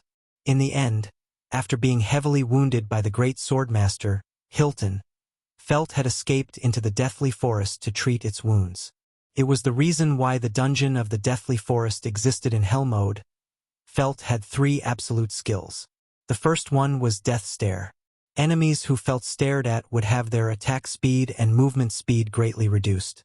If one had a weak willpower, they might not even be able to move presently. Only Feng had 30 points in agility. After he had activated the 3 hidden basic skills he possessed, he gained a certain amount of resistance towards the Death Stare. As for the other people, their reactions would become very sluggish. That was why Feng remained the one to keep Werewolf Felt in check, whereas Drowsy Sloth continuously healed Feng. However, Drowsy Sloth's casting speed had slowed by half. As for the melee players, they were no help whatsoever. However, it was not because they did not want to help, but it was because they had no way of helping at all. Werewolf Felt's attack speed was just too fast. It was to the degree where they couldn't react to its attacks. It was as if they were facing off against an expert that came straight out from a wuxia novel.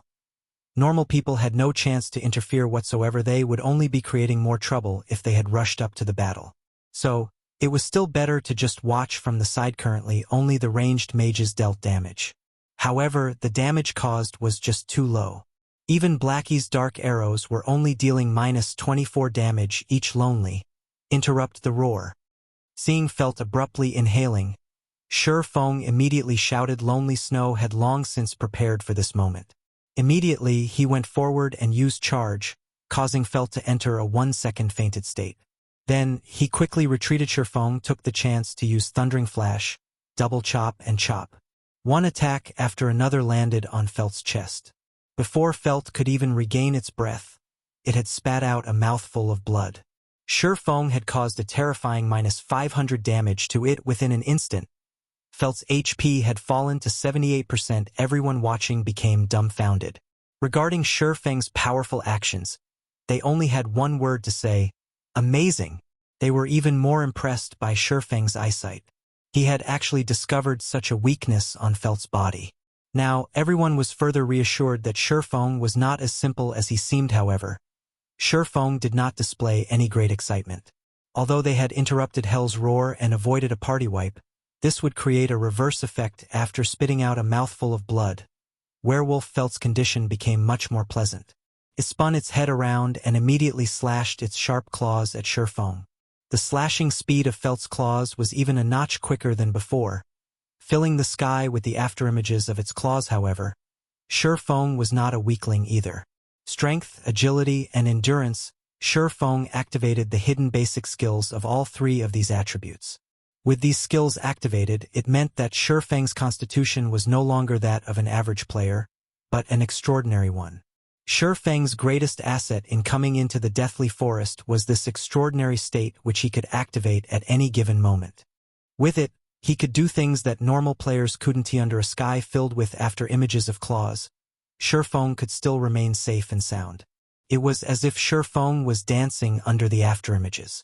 Occasionally, Feng used his sword to fend off the attacks which he could not avoid. This was the power of being under an extraordinary condition. His 5 senses became extremely sensitive, and his brain's processing abilities became exceptionally focused. Feng could utilize his body to its greatest potential. If it was an average player, however, they would be unable to carry out such feats. It was both mentally and physically taxing to the extraordinary condition.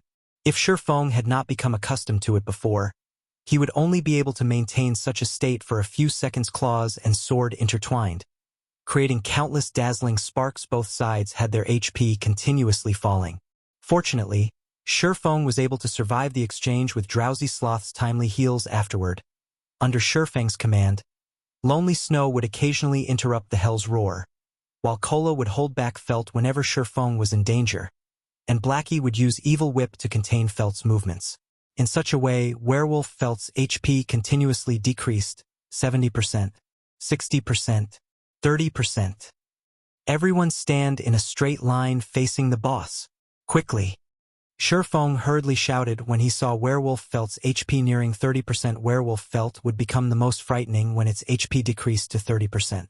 During this time, it was impossible to interrupt the Hell's Roar. They could only take it head-on. No one had any hesitation. They knew that the boss was about to go berserk. They immediately took action, forming a straight line against Werewolf Felt, while also maintaining a 30-yard distance away from it. The moment Werewolf Felt's HP reached 30%, its fur started changing colors. Within a moment, its fur had become snow white, and 2 streams of blood leaked from its eyes.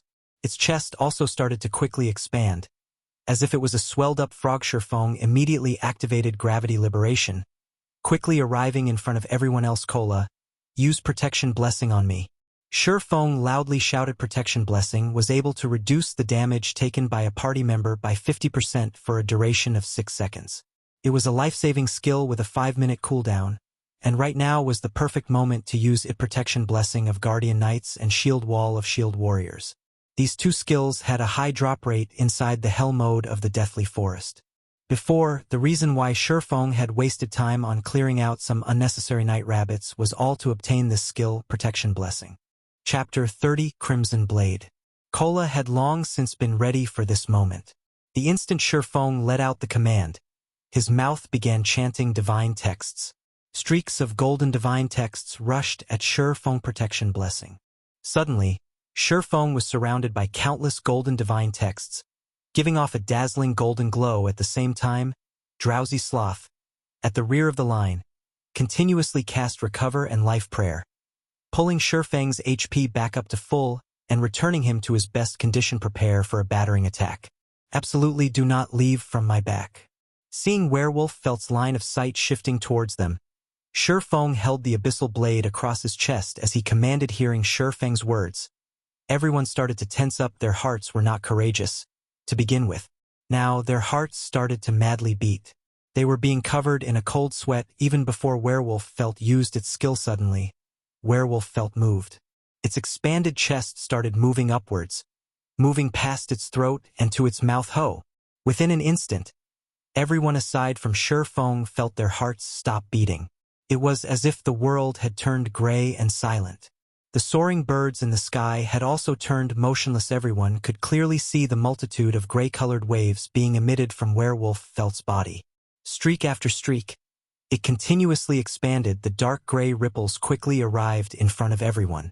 However, they could not move even a muscle. It was not because they did not wish to move, but because their bodies could not keep up with the speed of their thoughts. Everyone could feel that time was moving by at an exceptionally slow pace. However, everyone understood that although the movement of time appeared slow, in reality, it was moving at the pinnacle of speed. Just like absolute experts crossing swords. The moment the exchange happened, time would move exceptionally slowly. At this moment, only Feng slightly moved. Phantom Kill. The instant the dark gray ripples arrived in front of Feng, his doppelganger had blocked in front of him. At the same time, the doppelganger used Parry. Subsequently, the gray ripples made contact with the doppelganger. However, they were blocked by the doppelganger's parry, whereas the doppelganger himself retreated a step back. He only stabilized his body after colliding with Feng. Just after the doppelganger stabilized himself, another wave of ripples came smashing. The ripples passed through the doppelganger's body this time, causing his HP to instantly decrease by 300 points. Behind him, Feng had also received -30 damage, while the others behind Feng received -20 damage. However, the ripples did not stop with just one wave. When the third wave of ripples passed through the doppelganger, his body had instantly disintegrated. A damage of -100 points also appeared above Feng's head. Subsequently, wave after wave of dark gray ripples followed. -100, -100, -100, -100. Feng's HP fell time and time again until only 90 points remained. When the final wave of ripples was about to get rid of Feng, he used Parry Hong. Feng retreated a big step backward. However, he did not receive any damage. The people behind him were also unharmed. However, their HP after going through several waves of attacks did not exceed 50%. At this moment, Drowsy Sloth's Recover had only landed on Feng's body, pulling Feng's HP back to 140. Following which he used Life Payment, recovering 130 HP for Feng. Within a moment, Feng's HP had returned to over 50%. This roar really is powerful. I even thought we were finished. Blackie wiped off the cold sweat from his forehead. If Feng had not blocked in front of them, they would all be goners by now.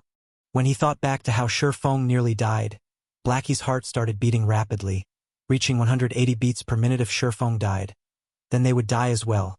There was nobody else in the party who could pin down Werewolf Felt for a long period of time at this moment. Everyone looked at Feng as if they were looking at a monster.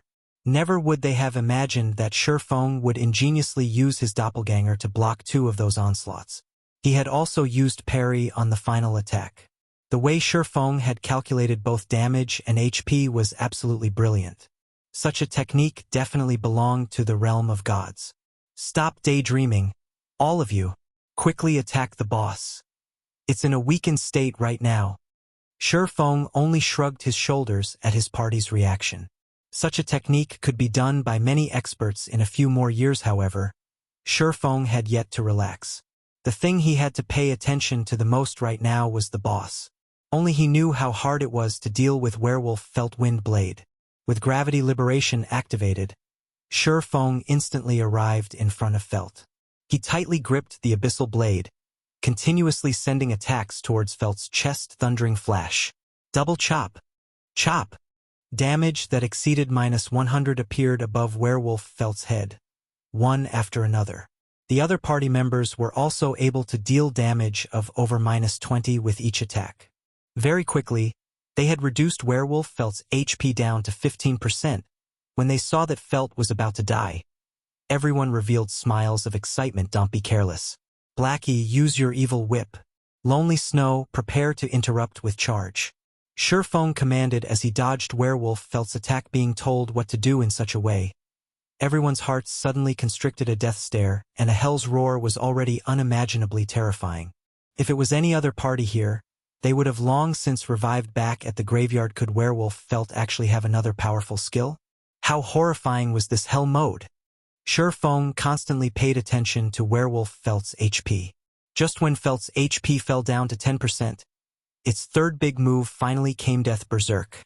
This move would increase Werewolf Felt's attack speed by 100%, its movement speed by 40%, and its attack power by 100% until it died. It was precisely this move that had caused countless elite parties to curse out in madness. After activating Death Berserk, Werewolf Felt's fur started turning red. In a moment it had become blood red in color. Adding in its crimson red eyes and sharp fangs, Felt looked remarkably like a blood fiend. Its terrifying appearance had caused everyone to inadvertently retreat a step backward. They could clearly feel the air of danger given off by Felt. Feng used another double chop, stacking the bleeding effect to 5 layers. Afterward, he spun around and ran. After activating Death Berserk, there was no one under level 5 who was able to block Felt. That included Feng, even if he had a magic weapon. The only method was to kite it and slowly grinding Felt to death. The moment Feng had escaped the 10-yard distance, Felt's thick thighs suddenly doubled in size. One of its legs abruptly stomped the ground, sending it flying like an arrow, rushing towards Feng. Feng was about to arrive at the location of the large rock, but behind him, Felt's speed was just too fast. He definitely could not make it. Feng abruptly made a 90 degrees sharp turn.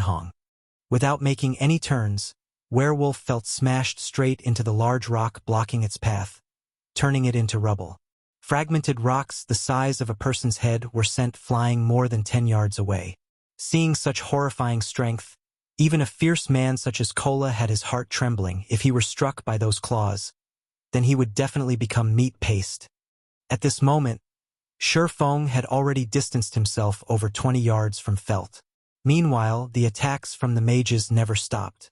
They continuously ground away Felt's HP. Feng's plan to kite Felt was a success. Every time Werewolf Felt was about to catch up, Lonely Snow would charge at it. He then followed it up with a bone crusher, greatly reducing Felt's speed. Afterward, he pulled away from Felt once more. When Lonely Snow's skills were on cooldown, Blackie would use Evil Whip to constrict Felt once more. The skills of the two of them had a quick cooldown. With Feng's occasional Abyssal Bind, they had formed a perfect cycle to toy with Werewolf Felt without pause. 7%, 6%, 5%, 3%. Finally, when Felt only had 1% HP remaining, Feng abruptly turned a round wind blade. Thundering flash. Chop. Double chop. Feng's single sword slashed at Werewolf Felt's chest, taking away its final 1% HP system. Your party is the first to clear a Hell Mode dungeon. Rewards increased by 100%. Loot increased by 100% system. Cleared Hell Mode of Deathly Forest. Rewarding 8,000 EXP. At this moment, Werewolf Felt exploded, dropping out over 10 items. And amongst them, there was one that made Feng's eyes shine crimson blade. It was a sword that had the color of fresh blood. It gave off a dull red glow, and there was also faint drops of red liquid dripping off the edges of the blade. The entire sword revealed a dense killing aura. Feng never imagined that the item with an abysmal drop rate would actually appear in front of him. Chapter 31, Hell's Book. Feng walked over without hesitation. He quickly picked up the one-handed sword filled with killing intent. The Crimson Blade was one of the rarest drops within the Hell Mode of the Deathly Forest. It was also the best sword for a swordsman below level 6. Crimson Blade. Secret Silver Rank. One-handed sword. Level 3. Equipment requirement. Strength 12. Attack power plus 21. Strength plus 5, agility plus 6, endurance plus 3. Durability 30/30ths. Its attack power alone could rival a level 5 two-handed bronze axe. With the 6 extra points in agility, it could increase the attack speed of a swordsman by quite a lot. The Crimson Blade was definitely a precious weapon for swordsmen. Unfortunately, Feng could not equip it yet. His experience was currently at 69% of level 2. There was still quite an amount before he could reach level 3. Moreover, he wouldn't be able to equip it even if he had reached level 3. This was because swordsmen would only activate the dual-wielding talent after they reached level 5. At that time, Feng would be able to wield 2 one-handed swords. By the time Feng was level 5, he would be able to wield the Abyssal Blade on his main arm and the Crimson Blade on his subarm. His attack power would be invincible amongst level 5 players. Feng felt great just thinking about such a future. Brother Feng, hurry up and pick up the equipment. I'm dying of anxiety here. Blackie urged. That's right, party leader. You can't just enjoy it by yourself. At least let us have a look at what equipment dropped. The loot on the ground had nearly blinded everyone's eyes. The anxiety burning in their hearts had even caused them to forget their joy of reaching level 2. They all wished to take a look at the drops of the 2 Hell Mode bosses. As for rushing over to snatch the loot, there was nobody present who would do such a thing. Even if the items on the ground were valuable, they still wouldn't do it. If they had done such a thing, although they could feel great for the moment, they would instead regret their actions for the rest of their lives. This was because Feng was the true treasure here. Even if Feng wanted all of the equipment, there would not be a single person who would refuse him. After all, the only reason they could make it to this point was all because of Feng. That was why everyone was just standing by the side, obediently watching instead of rushing up to fight for the loot. All right. No need to rush. Feng smiled. He quickly began to collect the items on the ground. Feng was very satisfied with everyone's performance. They were unlike the players Feng would occasionally party up with in his previous life. When the boss died, those players would rush up in unison to snatch the equipment. They immediately disappeared once they took all the equipment, leaving Feng enraged and speechless. The reason Feng did not set the party, so that only the leader could pick drops, was to test everyone's intentions. It was better to discover those treacherous people early on. Now that nobody had rushed up to snatch the items, Feng could be more at ease with them in a short moment. Feng had collected all the loot on the ground. There were a total of 19 pieces of equipment and 5 silver coins. Such a harvest could rival the assets of a large guild in its entirety. Arranging his bag, Feng's lips curled up into a smile. He found a forging design, garrison armor forging design. Able to create a piece of level 3 bronze-ranked chest armor after learning the design materials required: 20 copper ores, 5 bronze ores, 5 magic essences. This piece of equipment was a good item. As long as a party's MT equipped it, diving into the normal mode of the Deathly Forest would become much easier. Not only did it have high defense and strength, it also increased maximum HP by 200 points. It was an extremely important piece of equipment for any MT in Feng's previous life. When this equipment was released, every guild madly fought over it. They also ignored all costs to enter the Deathly Forest in order to obtain this forging design. When Blackie saw Feng's excited smile, his heart became even more anxious. It was needless to say for the other people. If a person's sight could kill, Feng probably would have died over hundreds or thousands of times by now. The items are not bad. Here, you guys have a look. Feng did not waste any more time. He immediately displayed the attributes of all the equipment. There were a total of 15 pieces of equipment. Amongst them, there was only a single secret silver equipment, which was the Crimson Blade. There were also 5 pieces of mysterious iron equipment and 9 pieces of bronze equipment. The bronze equipment dropped by the bosses of Hell Mode were all of the highest quality. The bronze equipment dropped by elites were far from comparable amongst all the equipment. After the Crimson Blade, the most valuable items were the pieces of mysterious iron equipment. Out of the 3 modes of the Deathly Forest, only Hell Mode dropped mysterious iron equipment, whereas normal and difficult only dropped bronze equipment. Blackie's luck had always been good. Amongst the 5 pieces of mysterious iron equipment, there were 2 pieces of the dark color set meant for Cursemancers.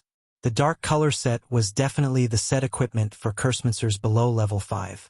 There were a total of 5 pieces in the dark color set: head, chest, legs, shoes, arm guards. This time around, the parts that dropped were the chest and shoes. These 2 items had placed a wide smile on Blackie's face. Brother Feng, I really love coming down to hell. Let's come here once every day. That way, I can complete the dark color set, and if anyone dares look down upon us at that time, I'll blast him to pieces. Blackie showed off the dark color set in his hands. After wearing the dark color set, Blackie felt himself becoming closer to an expert. His magic attack was increased to 66.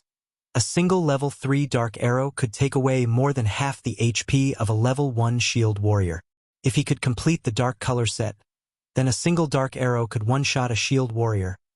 He put on the suit of ash-gray fur robes, coupled with glistening pitch-black boots. Everyone could tell they were pieces of a set with just a glance. The others drooled when they saw the black luster of the dark color set. Their hearts were filled with hatred and envy for Blackie.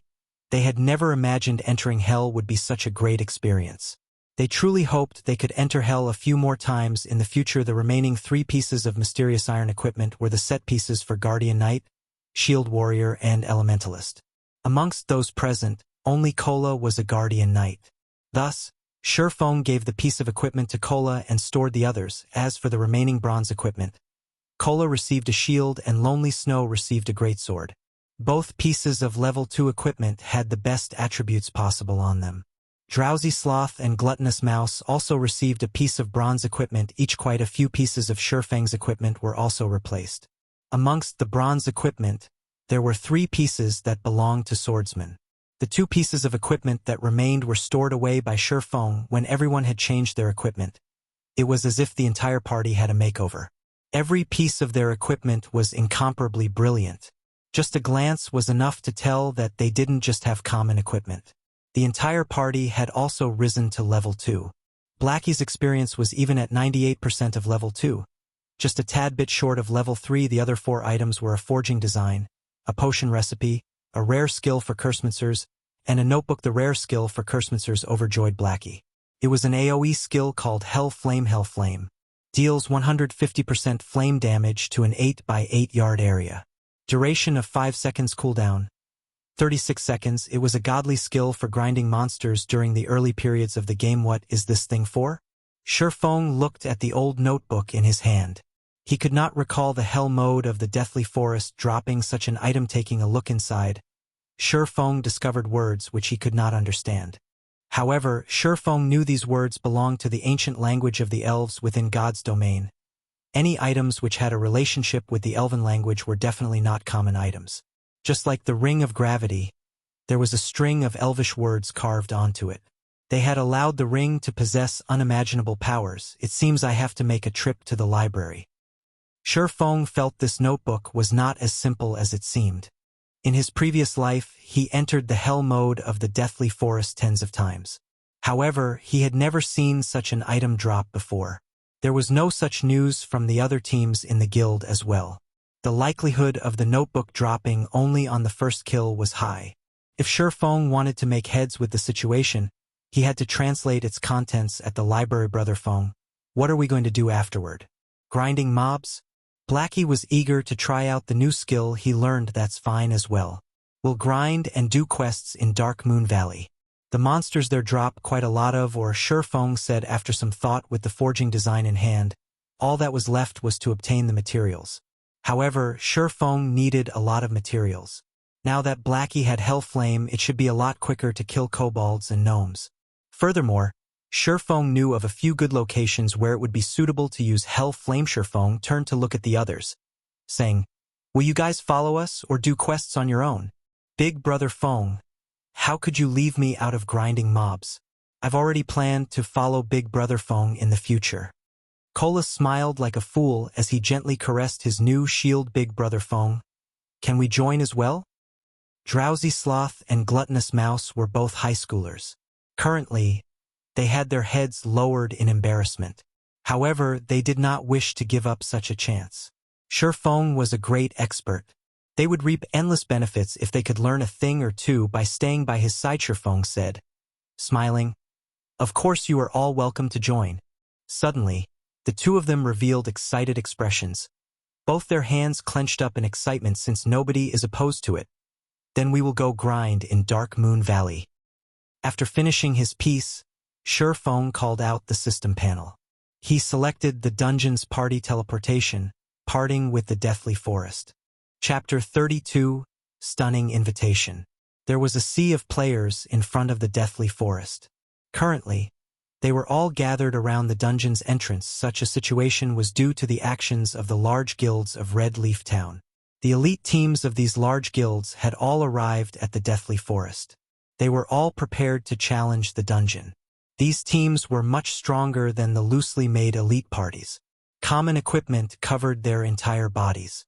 There were even pieces of bronze equipment in the mix. That's Heaven's Crown's core MT, Immovable Mountain. Never have I imagined that even he would come to this place. Someone will surely clear the Deathly Forest this time. Humph, Heaven's Crown is just a third-rate guild. Look over there. Even the sub-leader of Assassin's Alliance, Stabbing Heart, is here. Also, the Guardian Knight named Warsoul by his side is the top 5 knight of the Assassin's Alliance. He is even stronger than the Immovable Mountain. The players in the surrounding area started a discussion amongst themselves. They held optimistic views towards these large guilds at clearing the Deathly Forest. It was to be expected, as there were over 10 guilds currently present, both large and small. Amongst these guilds, the most well-known guild would be the second-rate guild, Assassin's Alliance. Following them would be the third-rate guild, Heaven's Crown. The others were just some unknown guilds, but they still would not be looked down on. This was because a workshop stood behind every guild. These workshops hired experts. Average players could not compare to them. Each large guild wanted to build its reputation in Red Leaf Town. Conquering the first dungeon in Red Leaf Town was the perfect way to do so. Hence, all of the large guilds made ample preparations for the dungeon. They spent large sums of their assets to buy equipment and medicine. They also bought a lot of information on the Deathly Forest. So, they were extremely confident about conquering the dungeon boss. Waving. These guild teams have gorgeous equipment. They will definitely clear the Deathly Forest this time. Wordless Summer Knight commented with a pained expression. Waving slowly but surely crossed his arms in front of his chest. He nodded slightly, saying in a helpless tone, "The Deathly Forest is too difficult. We party wiped before we even met the boss. In the end, parties like ours only became scouts for the guilds. What's there to brag about being a guild's expert? Boss, it's not our skills that are lacking. The dungeon is just too horrifying. It has too high of an equipment quality requirement." The Shield Warrior, Battle to the End, said in disdain. He held contempt for the guild experts deep in his heart, and he was sure only their equipment prevented them from clearing the dungeon. "That's right, boss. If our party had such equipment, we would have long since cleared the Deathly Forest," Wordless Summer Knight confidently said. Speaking of dungeons, Wordless Summer thought of Feng's party. He giggled as he said, "It's not like we didn't have any gain. We've killed 2 night rabbits and even got a skill book for berserkers. Compared to that party led by Captain Noob, we're much stronger. They still haven't shown themselves. I guess they've already fled from embarrassment. It sure is a pity for Lonely Snow. If he followed the boss, then he would have been given the skill book. If he found out about it, he would regret not following us into the dungeon. That's right. Lonely Snow doesn't know how to appreciate the kindness given to him. Now, he will definitely regret not following the boss. Battle to the End laughingly said Lonely Snow's skills are still quite good. I don't know how that noob managed to gain the favor of that expert called Blackie. However, no matter how great that expert's techniques are, with dead weight pulling him back they would still party wipe. He is probably too ashamed to show himself right now. If he had gone with us, we might have cleared the deathly forest by now. Waving slowly was silently pleased with Blackie's end boss. The guilds are going to enter now. Wordless Summer said, however, just as the guilds were about to enter the deathly forest, the dungeon's teleportation gate suddenly changed color. It instantly turned from a silvery gray to a pitch-black color. There was also an indistinct skull that was roaring. The many members of the guilds couldn't help but retreat a few steps back. What is this situation? Such a question appeared within everyone's hearts. However, they quickly received their answer. 6 figures suddenly appeared in front of the dungeon's entrance. Each and every one of them was clothed in glorious garments. Just by standing there, the 6 of them caused others to feel a faint pressure, especially the Cursemancer with the black-colored staff. The dark gray-colored equipment on the Cursemancer was clearly a set. A single glance was enough to tell they were not common goods. The materials it was made of were much better than bronze equipment. Why are there so many people? Feng took a look at his surroundings, discovering these people were the elite teams of large guilds. He was slightly confused as to why all these people were blocking the dungeon's entrance. Feng's party members also started to panic. The pressure from being watched by so many people was no weaker than facing off against a monster boss waving. Look, isn't that the noob? Wordless Summer pointed towards Feng waving slowly knitted his brows. Feng was not the only person he spotted. There was also Lonely Snow. He curiously asked, how could they be here? Didn't they run away long ago? In my view, I think they did not even enter the forest of the dungeon. They knew they could not clear the dungeon, but they were also afraid of embarrassing themselves. So they stayed in there until now. Battle to the End laughed. But now they just happened to get caught after leaving the dungeon. Just look at how ugly Lonely Snow's expression is. Ha ha ha.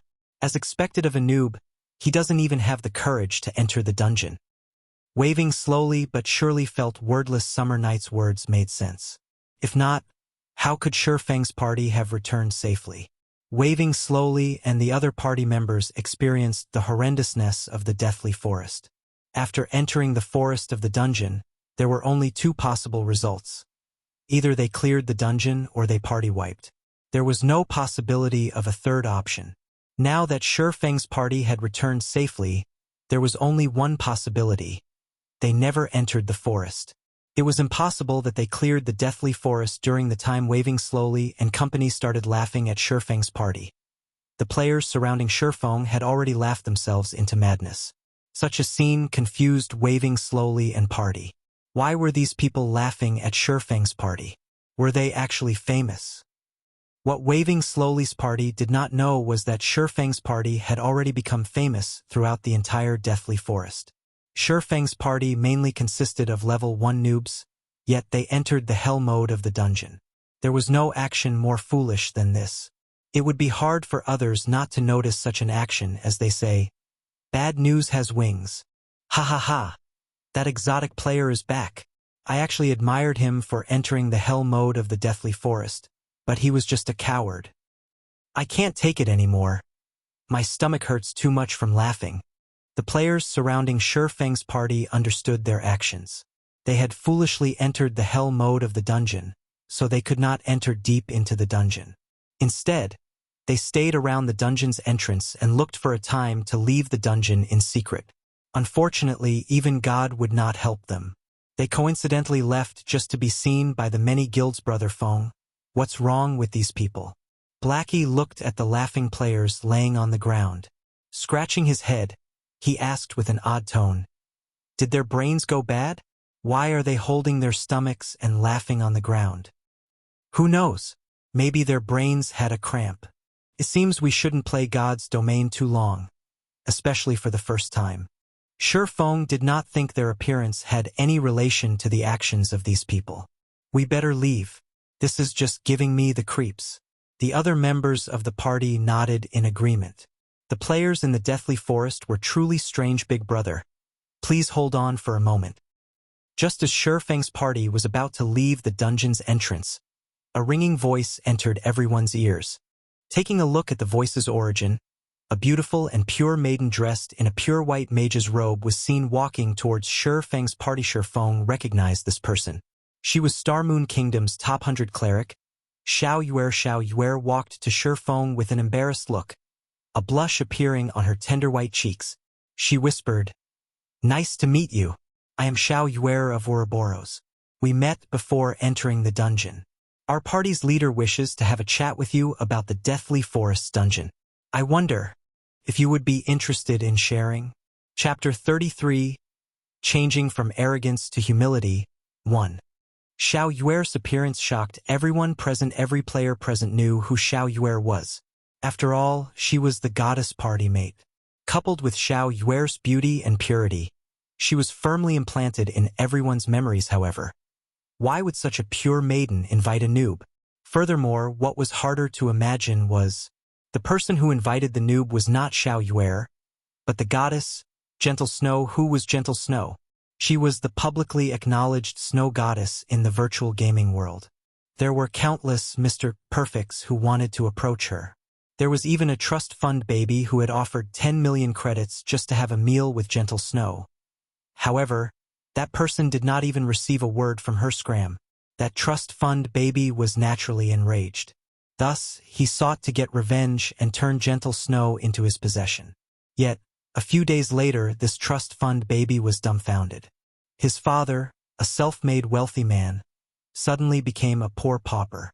All of his father's properties had, within a night, become someone else's possession. When the trust fund baby's father found the cause, he nearly beat his son to death. From then onwards, everyone finally knew the dreadfulness of Gentle Snow. However, Gentle Snow's fans had further increased in number after this incident. Gentle Snow was like a true goddess from the legends.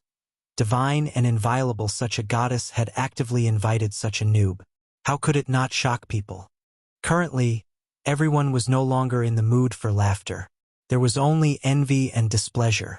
What virtue and ability did a noob have to be invited to chat with the goddess? Damn! This noob must have some dog-shit luck. Why him? I'm so handsome, yet the goddess won't even speak a word to me. I, Jade Windtree, am an expert in God's domain, but why won't the goddess come have a chat with me? Could it be that I am too handsome? Or does the goddess prefer a wilder type? The goddess must want to understand the situation inside the Hell Mode dungeon. That's why she looked for him. I never imagined even noobs would have such benefits. If I had known earlier, I would have also entered Hell Mode once. Everyone started their own discussions. They glared at Feng, having thoughts of disdain and envy towards him. They could not help but want to kill him right that instant. Boss waving slowly. I didn't hear wrong, right? That noob actually received an invite from the goddess. I must have heard wrong. Wordless Summer Night pinched his thick cheeks, saying with a foolish expression, it should be right. However, the goddess must have something she wishes to ask. He was only lucky. That's all. The prideful waving slowly deemed Feng being able to chat with the goddess was all just due to his luck. Battle to the End nodded his head to the side, agreeing to waving slowly but surely's opinion. Gentle Snow was an existence they had looked up to. They were people of completely different worlds. Not to mention having a chat with her, they had already felt incredibly lucky just by being in the Deathly Forest with Gentle Snow. Just when everyone thought Feng would smugly agree to the invitation, Feng had instead given a contradictory answer: not interested. I'm in a rush for time. Feng turned around and left immediately after responding. He did not care about Xiao Yuer in front of him at all, and he cared even less about Gentle Snow's invitation. Now that the forging design was in his hands, he only lacked ore. The quicker the garrison armor made its appearance, the greater Feng's income would be. If he missed out on this great chance, He would lose a large sum of coins. Blackie had been extremely excited when he thought he would be able to get close to the goddess.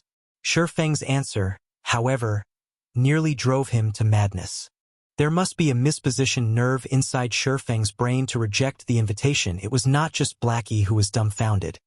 Even Xiao Yuer was shocked motionless.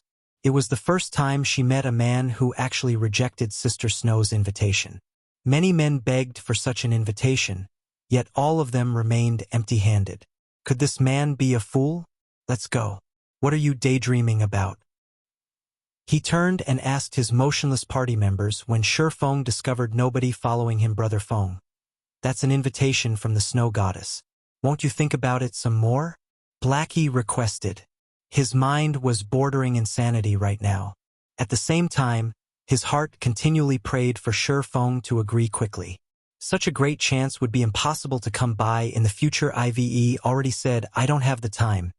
Feng responded with a smile. Feng became speechless when he looked at Blackie's prayerful eyes. No matter what, Blackie's reverence for the snow goddess would not change one little bit. Currently, Gentle Snow and Xiao Yueru walked over. Clad in a silvery white plate armor, Gentle Snow was undoubtedly the focus of the entire deathly forest.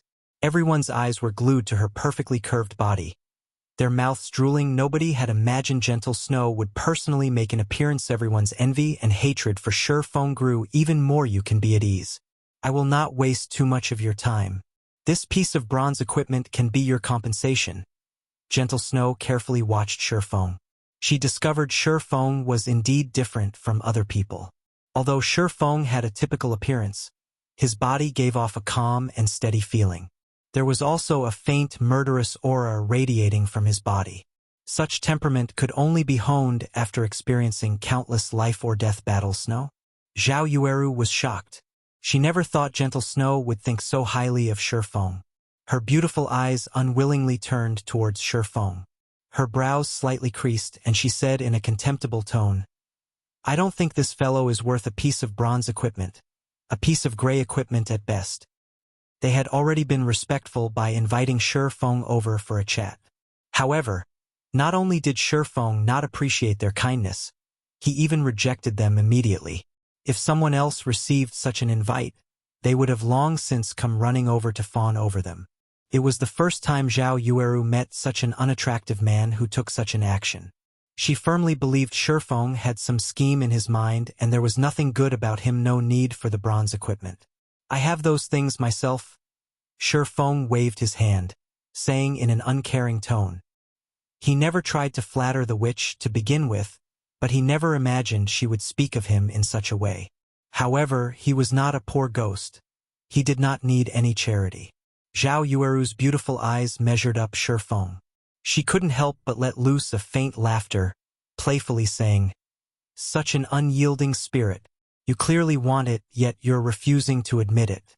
Snow, this fellow is really insincere. Yueru.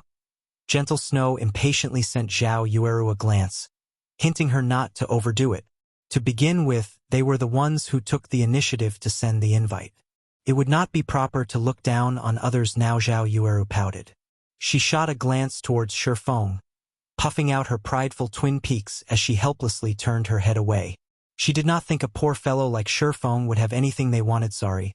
Please receive this piece of equipment as an apology. Gentle Snow took out a level 0 bronze belt meant for a swordsman and traded it to Feng. She wanted to put an end to this matter. Feng did not reject the offer after seeing Gentle Snow's sincerity.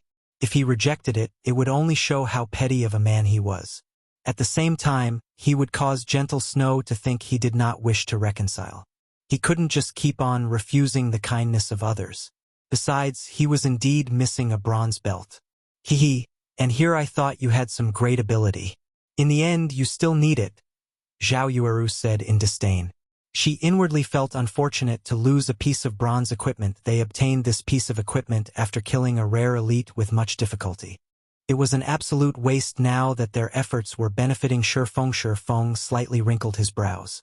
Not even a man would be able to stand being mocked and ridiculed in such a way, not to mention a reincarnated person like Feng. Since Miss Snow gave me a piece of bronze equipment, it is only proper for me to reciprocate in kind. Let this item be the return gift. Chapter 34. changing from arrogance to humility. 2. Gentle Snow's eyes flashed when Feng also wanted to gift her something. She felt astonished and thought Feng was an interesting person. Feng conducted himself properly, and he was not as hard to get along with as she had imagined. You? Gifting Snow a present? Do you think Snow would even want it? Zhao Yueru could not help but turn her head around. Her fresh red lips curled into a seductive smile, and her eyes held a sneer within them. She was silently laughing at Feng's overestimation of himself. What kind of item has Gentle Snow not seen before? Even luxury cars worth over 10 million could not catch her attention. Not to mention an item within a game currently. Feng took out a piece of paper from his bag. This drawing was one of the drops from the boss. Feng nonchalantly passed the item over to Gentle Snow. When Zhao Yueru saw Feng take out a piece of scrap paper and give it as a present to Gentle Snow, she could not help but coldly say, "Are you trying to make a fool of us?" "No," Feng said in a serious tone. "Snow gave you a piece of bronze equipment. Yet what about you? You took out a piece of scrap paper to trick her. Do you think a piece of scrap paper could compare to a piece of bronze equipment? If you're not playing us for fools, then what are you trying to do?" Hearing Feng's answer, Zhao Yueru was further enraged. Behind Feng, Blackie and the others were each covered in a cold sweat. Even if you did not wish to chat with the goddess, you still should not make a fool of her. Wasn't this just courting death? They clearly obtained a good amount of equipment inside the dungeon, and just simply giving one of those pieces would easily solve the problem. If Feng's actions angered the goddess, even if the goddess herself did not take action, the players surrounding them would surely kill them off for her seeing a mishap about to occur. Blackie thought of giving away the bronze staff he held. However, Gentle Snow gladly received the scrap paper Feng gave her. Suddenly, Blackie and everyone else's mouths formed a 0H shape. The goddess accepted it? What kind of situation was this? "Thank you for your present. I like it very much. Now, can we go somewhere with fewer people to have our chat?" Gentle Snow smiled in appreciation. Feng also smiled and nodded in agreement. Looking at Gentle Snow's faint smile was like watching a dazzling sun that warmed a person's heart.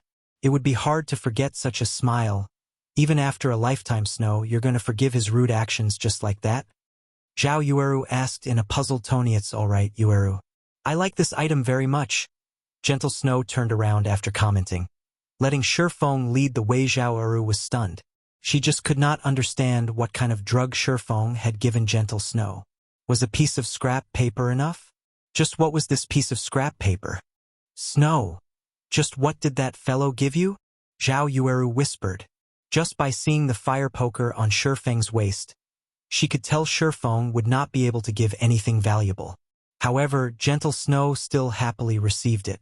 Such a result puzzled Zhao Yueru significantly. A potion recipe for the basic strength potion. When consumed, it will increase a player's strength by 6 points for half an hour. Gentle Snow calmly replied. "What?" Zhao Yueru leaped up in shock. How could he have such a precious recipe? Potion making was very hard to learn. The recipes needed were famed for being rare drops. Even the current Ouroboros only had a few normal recipes, not to mention rare recipes. A recipe that was capable of increasing the strength of a player by 6 points was unheard of until now. If the current level 2 players could have an extra 6 points in strength, that would equate to an additional 12 attack power. Such a potion would have a significant effect when they dove into a dungeon. Regarding guilds who frequently conquered dungeons, the value of this recipe far surpassed that of tens of pieces of bronze equipment. As long as the basic strength potion were for sale, the supply would never be able to meet the demand. Yet, Feng gifted such a recipe away. Did Feng not know the value of this recipe? However, Zhao Yueru shook her head, denying this assumption. Before, she had seen the confident expression on Feng's face. He knew the immense value it had towards their guild currently. Zhao Yueru turned her head once more towards Feng. A tinge of red appeared on her cheeks when she thought back to what she said before. She felt humiliated. She actually called a rare recipe a scrap paper. When she thought of Feng's smile, he was definitely laughing at her lack of knowledge. He was such a hateful bastard. Now you finally know. I've already said he wasn't simple. Gentle Snow smiled at Zhao Yueru. Even after Gentle Snow and Feng left the scene, the surrounding players had yet to recover themselves. What kind of situation was this? A noob actually received the attention of the goddess. Was this person really a noob? Boss waving slowly, that noob left with the goddess. Wordless Summer Night was very upset. After watching the goddess being very courteous with Feng, even an idiot could tell Feng was not that simple. Don't mind it. I've heard from others that the noob entered the hell mode of the Deathly Forest. The snow goddess must have intentionally invited him to learn about the difficulty of hell mode. Waving slowly did not believe that he would misjudge a person. Feng was definitely a noob. He must have just been incredibly fortunate. Before, he managed to gain the favor of an expert. Now, he also somehow managed to obtain the favor of the goddess. In a rock pit over 200 yards south of the Deathly Forest, Gentle Snow and Feng sat facing each other. Surrounding them was a beautiful scenery and gurgling streams. As for the others, they stood to the sides. None of them tried to eavesdrop on the conversation between Feng and Gentle Snow. They comfortably sat down and started chatting amongst themselves. I wonder what business Miss Snow has for me? The Deathly Forest. Gentle Snow openly said, I want the strategy for the Deathly Forest. State your price. Hee. I'm afraid Miss Snow is overthinking things. How could I have the strategy to the Deathly Forest? I've only entered the dungeon once. Feng would not admit to possessing the strategy. It would bring about the suspicion of others. After all, God's Domain was a game constructed by the main God system. Even beta testers would not know a detailed strategy for the dungeon. It was still possible to trick amateurs such as Blackie, but it was impossible to trick Gentle Snow. Troubles would arise if Feng were to generously share his strategy. Gentle Snow smiled sweetly. Her eyes swept once across Feng's party members before calmly saying, If I'm not mistaken, the equipment your party members are wearing all came from the hell mode of the Deathly Forest. Although your party has 1 or 2 players with proper techniques, everyone knows you had invited 3 level 1 noobs as temporary members. Such a party was able to enter hell mode, and even came out with quite a lot of equipment. Do you think I would believe you if you said you did not have any information? Let's not twist our words around. I know you're a beta tester and not just any beta tester. You must have done detailed research on the Deathly Forest. Otherwise, you wouldn't be able to clear the dungeon at all. This basic strength potion recipe is the best evidence as to why I would say you've cleared it. You can rest assured, however, that I will not reveal your secret. Gentle Snow fixated her gaze on Feng as if she saw through Feng's entire being. All right, what you say is correct. Feng shrugged his shoulders, silently letting loose a breath.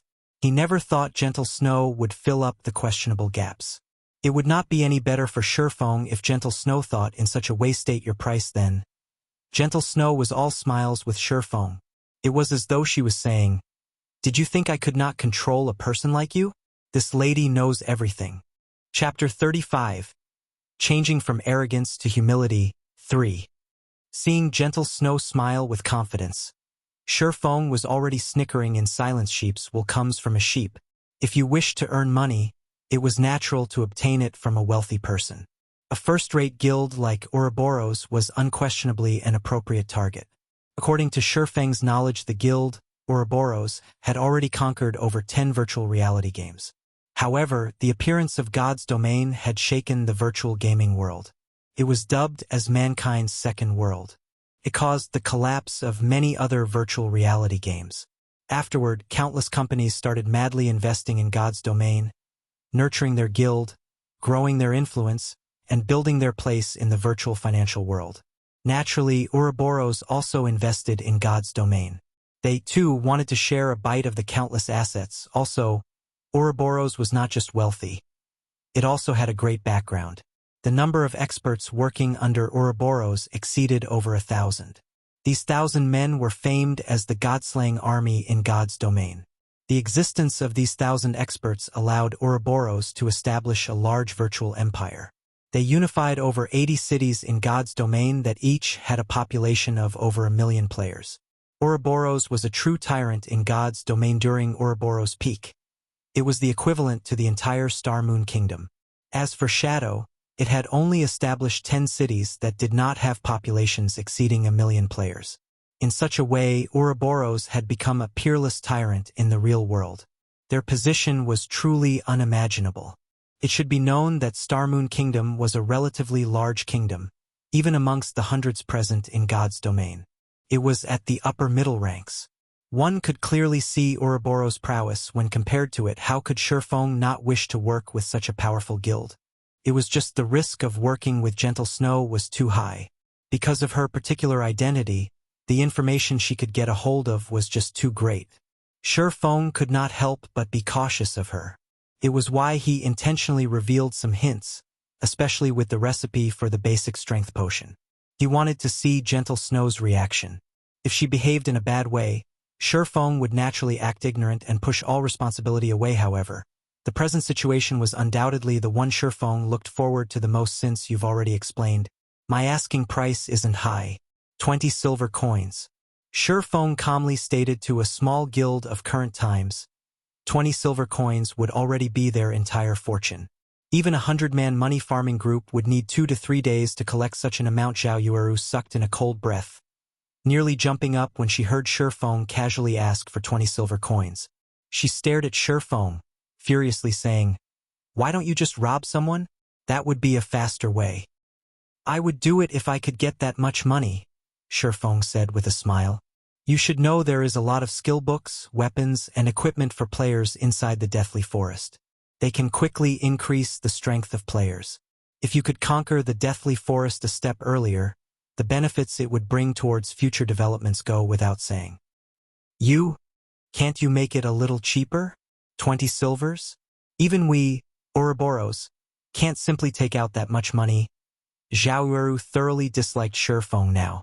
However, when she thought about the importance of the Deathly Forest, she still used a softer tone to speak to Feng. "Sorry, but no negotiations. If you don't agree to it, then I can only consider working with some other guild." Feng remained firm with his decision. He had been very sincere in dealing with Gentle Snow. If it was still not possible, he could only consider the Assassin's Alliance. The Assassin's Alliance was wealthy and imposing. Before, they spent over 20 silvers to buy Feng's level 5 bronze shield. I understand. 20 silvers then. However, we need some time to collect the money. After all, our Ouroboros area of influence isn't in White River City, but at the capital, Starmoon City. There are only a few Ouroboros members close to White River City. Give me a day's time, take these 7 silvers as a deposit. I will compensate you with 15 silvers a day later. Gentle Snow had never imagined Feng's appetite would be so great. 20 silvers was still a lot to her. However, the importance of clearing the Deathly Forest was too great. They had to grasp it as soon as possible. At the same time, Gentle Snow knew that silver coins were precious during the early periods of the game. Hence, she had given a little more to Feng as interest. "Alright, here is the map of the Deathly Forest, and also the things you need to pay attention to when fighting against the boss." Feng also knew what Gentle Snow had said was true. Wanting to gather 20 silver coins would not be easy. Ouroboros did not have as great of influence in White River City as the Assassin's Alliance did. Feng sent mail to Gentle Snow containing detailed introductions to the Deathly Forest. With Gentle Snow's abilities, they should be able to clear normal mode easily. Gentle Snow looked at the strategy she received for the Deathly Forest. Her heart slightly shook only after a slight glance. She never imagined the Deathly Forest would be so horrifying. Just the number of paths available already numbered 36. 33 of them were dead ends. There was even a Night Ranger who moved based on opportunity. There was also a detailed description of the boss and when it would cast its skills. She definitely got more than 20 silvers worth of information. If she sent others to explore the paths bit by bit, the cost would exceed 20 silvers suddenly. Another change occurred to Gentle Snow's perception of Feng. She felt Feng was not as simple as he seemed to be. He was certainly an expert. Only an expert could have such a profound understanding of the dungeon. However, Gentle Snow had no recollection of an expert swordsman like Feng. In 3 days, Ouroboros is planning to enter the first level 5, 20-man dungeon, the Dark Moon Graveyard. I wonder if you will be interested in joining? Gentle Snow, beautiful eyes looked towards Feng, as she invited him to the team dungeon. She already acknowledged Feng's strength. If Feng was with them, entering the team dungeon, they might have an easier time in it from a side. Blackie looked at Feng with dumbstruck eyes. His admiration for Feng had already reached the level of worship. He never imagined Feng would be so awesome as to conquer the snow goddess in a few moves. The goddess even wished to invite him to raid a dungeon. How great of an honor was this? There were countless men who dreamt of raiding a dungeon with the snow goddess, however. Zhao Yueru became irritated after hearing Gentle Snow invite him. Feng was but a beta tester. At most, he had experienced God's domain a few more days than they did and had a deeper understanding of the Deathly Forest. However, the 20-man team dungeon had only opened after the game's official release. It did not exist during the beta test, so there was no way for Feng to know anything about it. Also, Feng wasn't some powerful expert. What point would there be in inviting him? He would just be wasting a slot in the dungeon. Feng entered a thought. There were a lot of good items that dropped from a 20-man dungeon. It had been particularly true for the Dark Moon Graveyard, which dropped a lot of worthwhile equipment for Swordsman. The attributes of the equipment from that dungeon were also much better than the ones obtained from wild bosses. However, Feng was not able to organize a 20-man party, so it wouldn't be a disadvantage to join Gentle Snow for a round, alright? But leave a few spots for me. Also, all Swordsman equipment and forging designs must belong to me. Feng answered with a nod. Can't you be a little more humble? Zhao Yueru looked at Feng, pouting. She felt Feng was going too overboard. If Gentle Snow had asked anyone else, they would have readily agreed, even going as far as to forego getting any equipment. Feng, however, even wanted priority over equipment. He was not courteous with them at all. Gentle Snow did not imagine Feng was truly different from the other people. He did not play around with his words. However, it was interesting that he would say whatever he wanted. Following which, Gentle Snow looked towards the party members behind Feng. Although they were noobs, their equipment was all of good quality. They could barely manage in the 20-man dungeon. Thus, Gentle Snow said, "Fine. Let's add each other as friends then. We'll be in touch when the time comes. Alright, you can just contact me a few hours before raiding the dungeon. I'll arrive on time." Feng accepted Gentle Snow's friend request. Subsequently, Feng and his party members left the small rock pit, heading towards Dark Moon Valley. When the group passed through the Deathly Forest's dungeon, Stabbing Heart of the Assassin's Alliance abruptly called out to Feng. "Brother Feng, I nearly failed to recognize you. I never imagined you actually knew a big shot like the Snow Goddess. You must not forget a brother like me in the future," Stabbing Heart jokingly said as he walked towards Feng. "Nonsense. I just happened to meet with Miss Snow by chance." Feng replied with a smile. "Brother Feng, you are too humble. Based on your strength, you are absolutely worthy of becoming friends with the Snow Goddess. After all, both of you are experts of the same level." Stabbing Heart thought Feng was very humble. It was no wonder he was such a great expert. The way he conducted himself was different than ordinary people. Stabbing Heart wanted to befriend Feng even more now. "Our Assassin's Alliance is preparing to enter the dungeon. I wonder if Brother Feng would be interested in joining us? Of course, you can pick any of the equipment that you want." "You are too courteous, Brother Stabbing Heart. However, I still have some things to attend to. I will definitely join if there is another chance in the future." Feng politely rejected the offer. Stabbing Heart spoke in a loud voice. Surrounding players clearly heard his words. At first, everyone thought of Feng as just a noob. His being called upon by the Snow Goddess was just due to luck. Even now, Stabbing Heart of the Assassin's Alliance wished to befriend Feng. Just what sort of situation was this? The Assassin's Alliance was a large guild that was famous throughout White River City. As the sub-leader of the guild's elite group, Stabbing Heart would not need to interact with normal players at all. However, he tried to befriend Feng. Feng had actually rejected him. Feng was just too domineering. If someone were to call Feng a noob, nobody would believe them. There was something strange about the situation. Everyone guessed that Feng must be a hidden expert that normal players did not know of. Otherwise, why would big shots try to meet Feng one after the other? Boss waving, that stabbing heart actually tried to befriend that noob. I'm not dreaming, right? Wordless Summer Night was shocked. Was this Feng really the noob they met before? Waving slowly but surely was currently upset in his heart. Initially, his heart still held hope that Feng was just a noob.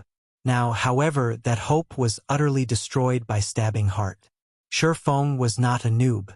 He was definitely an expert, just like Lonely Snow had said. Feng might even be greater than Lonely Snow had described him to be. If Lonely Snow followed Feng, then his future would certainly be filled with boundless prospects. On the other hand, they had chased Feng away. They had missed a great chance for them to befriend an expert boss. Why don't we go over and apologize? An expert is a magnanimous person. Who knows, he might even forgive us. At that time, we, too, could gain the favor of an expert.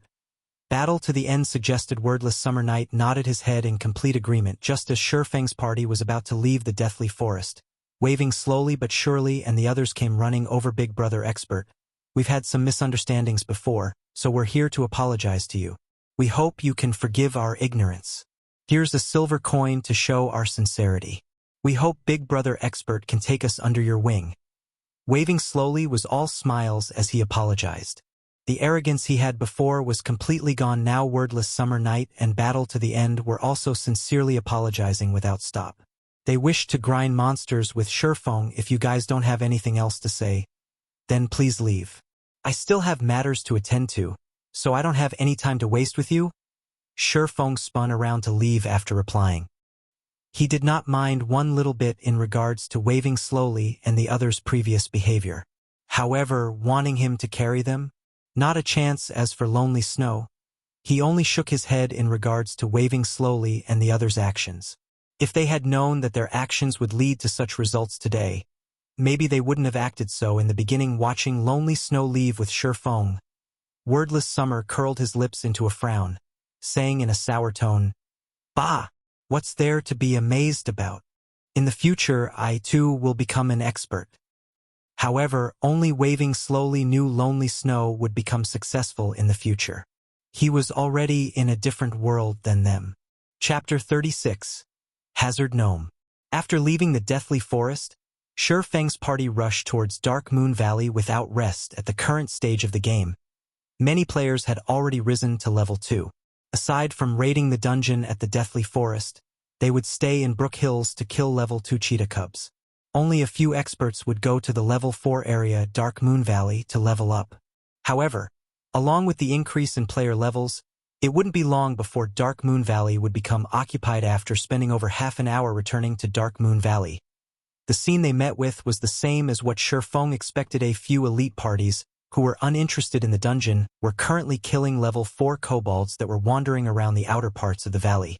These elite parties were quite skilled. They lured 2 or 3 monsters each time, with the shield warrior tanking in front and preventing the kobolds from closing in on their mage and healer. The healer was continuously healing from behind, barely maintaining the shield warrior's HP. Although it was taxing to grind in such a way, the gains from the fight were equally good. The 3 kobolds had dropped 2 coppers and some stone materials in God's domain. Only monsters level 3 and above would drop skill books and bronze equipment. Although the chance was only 10,000 to 1, it was still enough to cause players to go on wild goose chases. Currently, bronze equipment was very valuable. Even more so were skill books.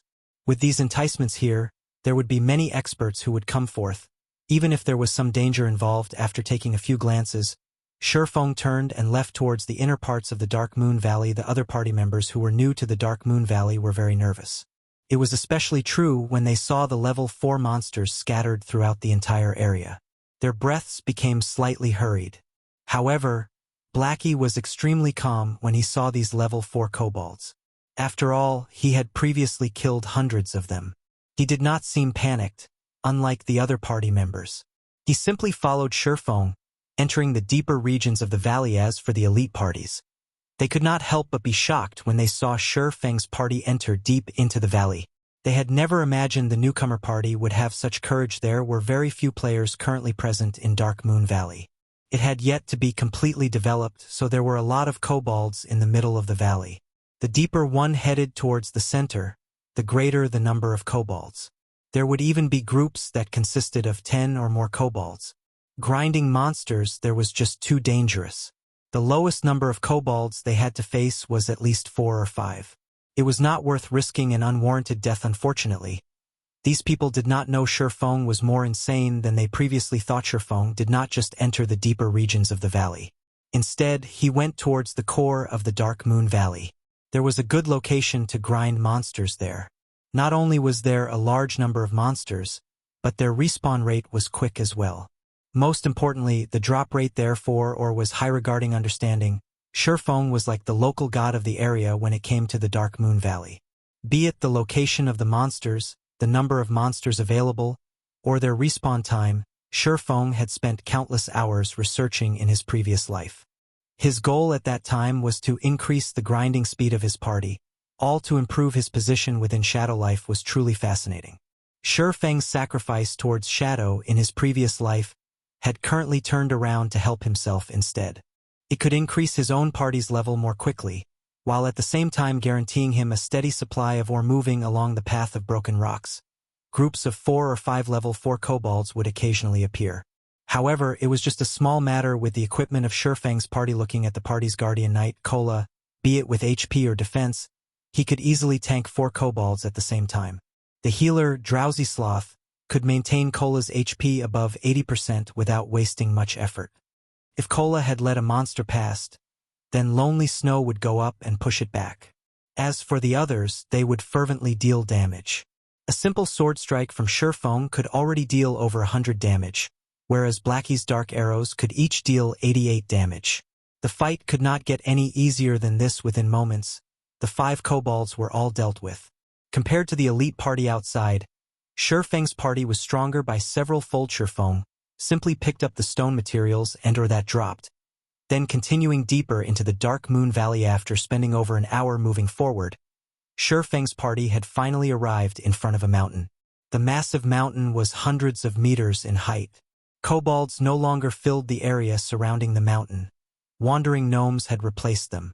These wandering gnomes each held a small shovel in their hands, using it to dig into the rock wall of the mountain. There were also quite a few gnome overseers that inspected the surrounding areas with a whip in hand. Brother Feng, the monsters here are just too numerous. Are we really going to grind here? Blackie's heart shook slightly when he took a look around. He discovered hundreds of wandering gnomes around the vast mountain. There was even a few level 5 gnome overseers.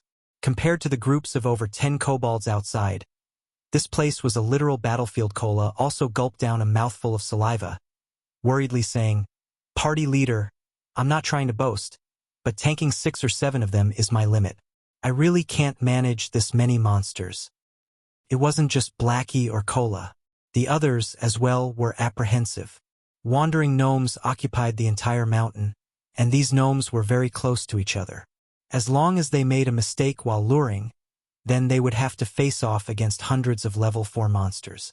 Such a large number of monsters was much scarier than the Lord rank felt. I know you guys can't fend all of them off. However, whoever said about letting any of you tank hundreds of gnomes? Feng rolled his eyes at his party members. He was extremely clear regarding the party's standards.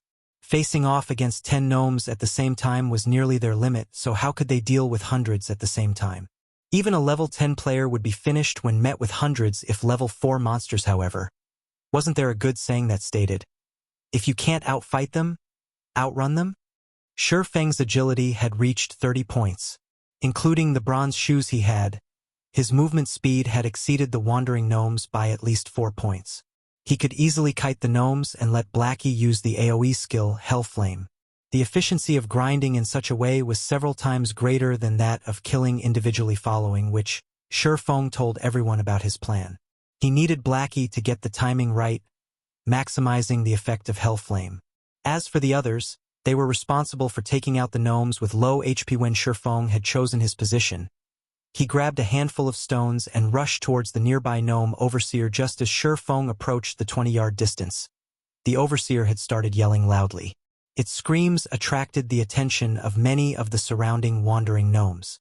Feng waited first for a moment, avoiding the whip of the gnome overseer and allowing the wandering gnomes to continuously gather. When about 30 gnomes had gathered, Feng turned around and ran in the opposite direction. Afterward, he threw a small stone that struck another gnome overseer. The overseer who was struck loudly bellowed, bringing along over 20 of its brethren and rushing at Feng within moments. Feng had lured over 60 monsters. However, Feng was not yet satisfied. He started circling the mountain as he lured monsters, and within 5 minutes, there were hundreds of wandering gnomes and more than 10 gnome overseers chasing behind him with all their might. Unfortunately for them, Feng's equipment was just too good. His speed was 30% greater when compared to the gnomes.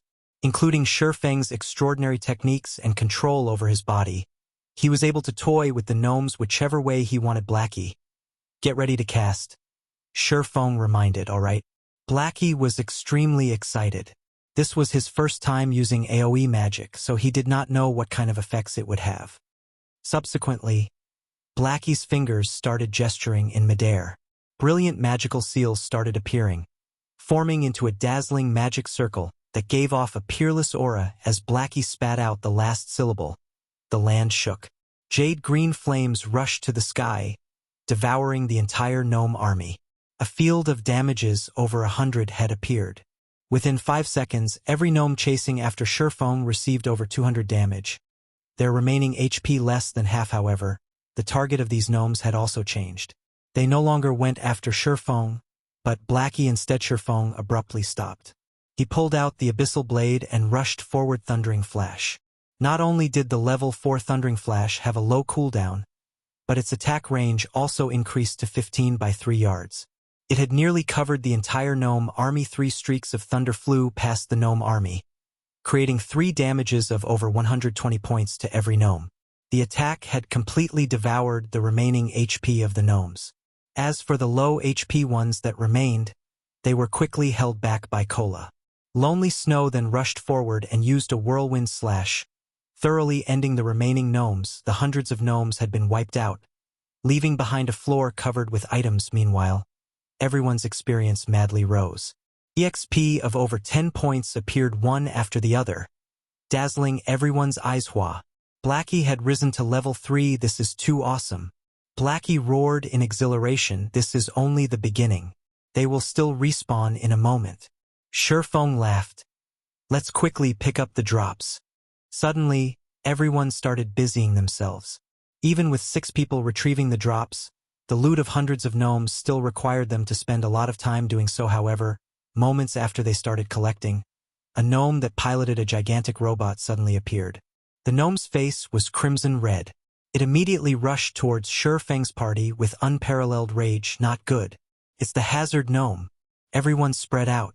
Feng shouted the moment he laid eyes on the gigantic robot. Chapter 37 Rocket Boots. The moment everyone saw the giant robot piloted by a midget gnome, they instinctively knew he was something very dangerous.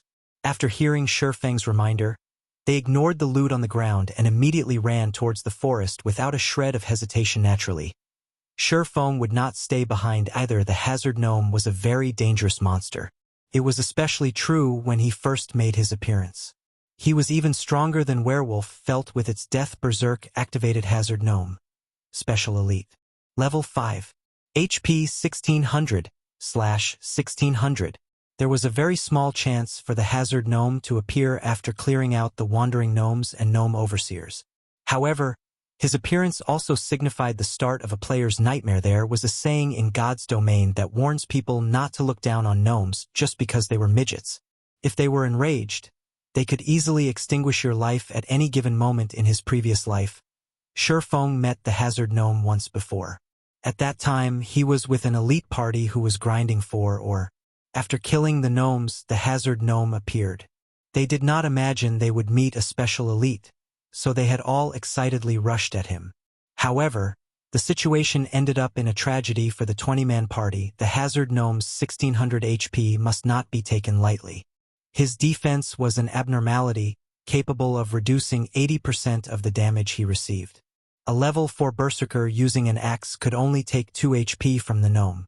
On the other hand, the hazard gnome's attacks were even more powerful. Everyone would get a free trip back to the city after he fired a burst of bullets. Although Feng's party had tried their best to run away, The Hazard Gnome's hatred for their evil deeds was clearly implacable. The rockets on the robot's back suddenly ignited. The steel machine that was over 3 meters tall rushed at high speed towards Feng's party while being chased. Blackie attacked with his dark arrow as he ran. Although the arrow had struck the Hazard Gnome, it had only caused a meager -4 damage. Blackie's eyes widened when he saw the damage. He said in a dumbstruck manner, "Disgusting.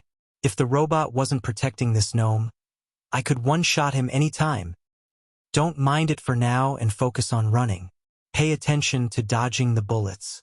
As long as we are 1,200 yards away from the mountain, the Hazard Gnome will return."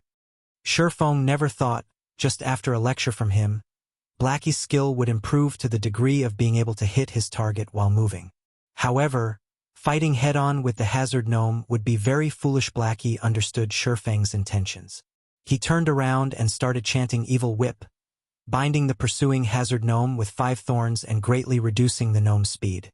With this, everyone managed to gain quite a distance from the gnome. When the Hazard Gnome broke free from the 5 thorns, high damages of -23, -24, -23, -23, -24 suddenly appeared on his head.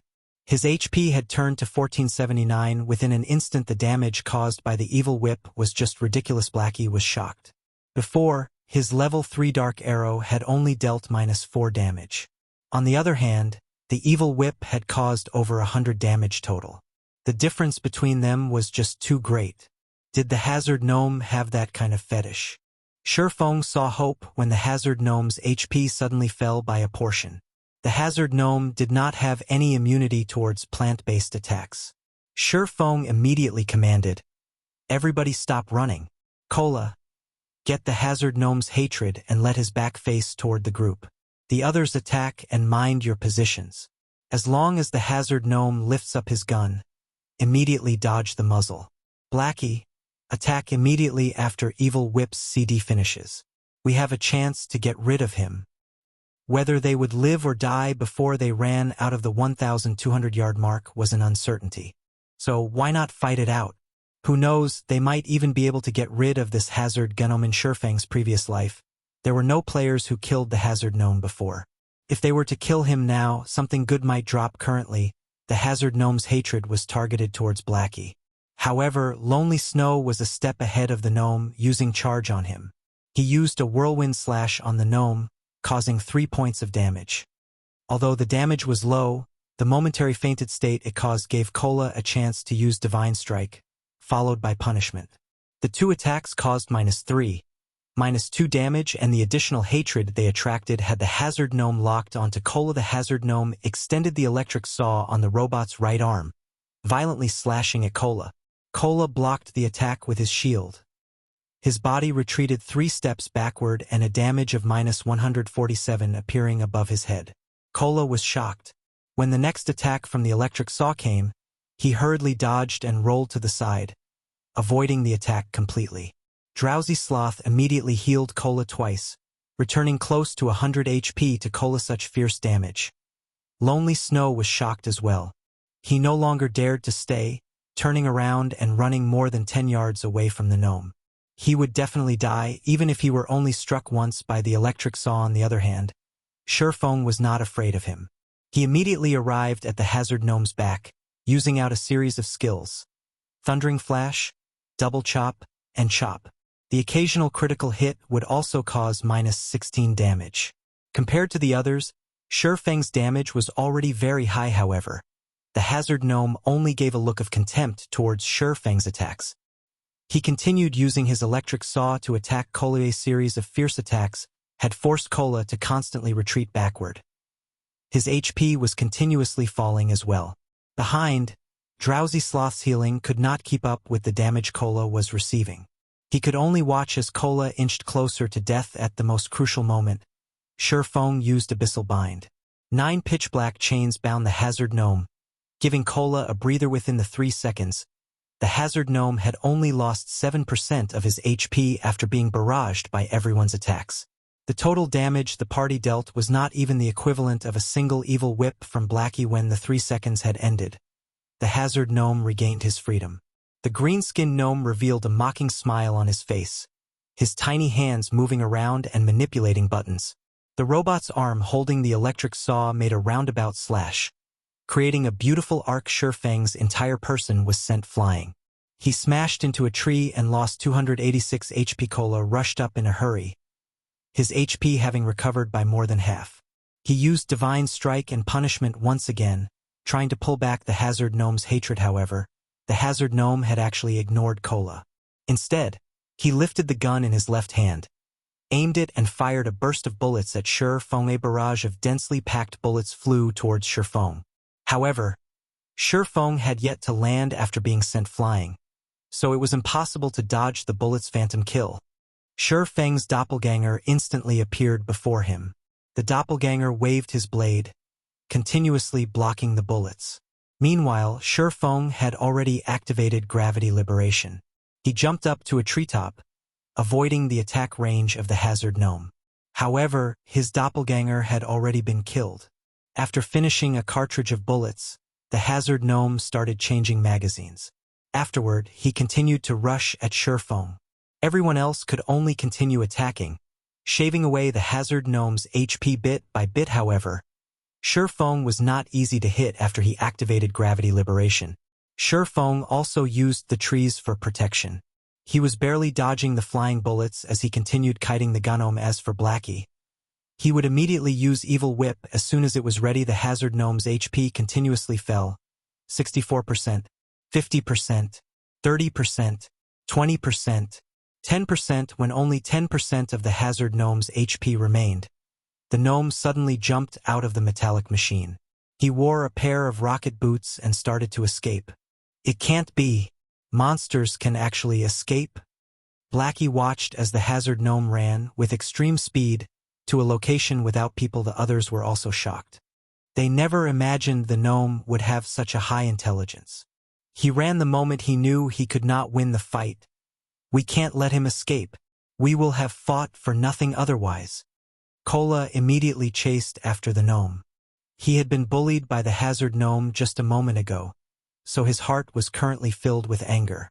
How could he let the Hazard Gnome escape after having taken advantage of them? You want to escape?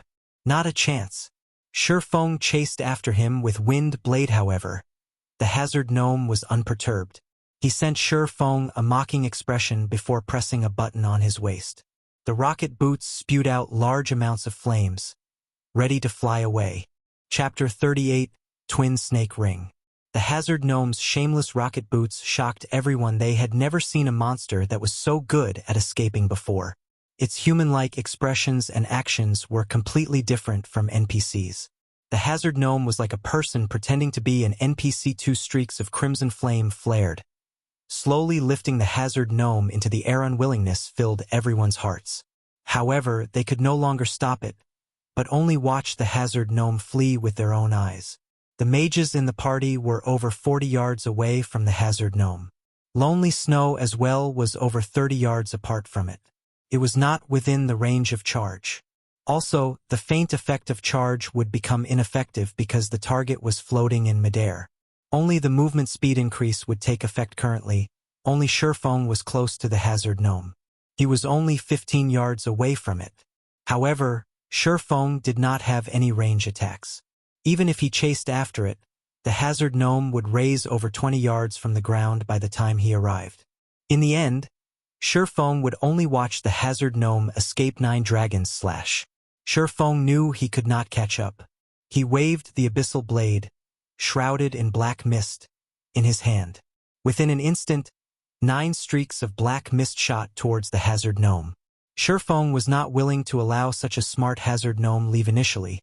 Feng only thought of the Hazard Gnome as an average special elite. He had never imagined the gnome to be so much like a player. Throughout his 10 years of playing God's Domain, Feng rarely saw such intelligent gnomes. The main god system wouldn't simply bestow a small monster with high intelligence. Such bestowals usually had a deeper meaning behind them. For example, those human heroes or legendary beings were all great characters. Their existences caused people to shudder. Although the intelligence of this Hazard Gnome did not reach the level of those heroes or legendary beings, he was still much smarter than a boss monster.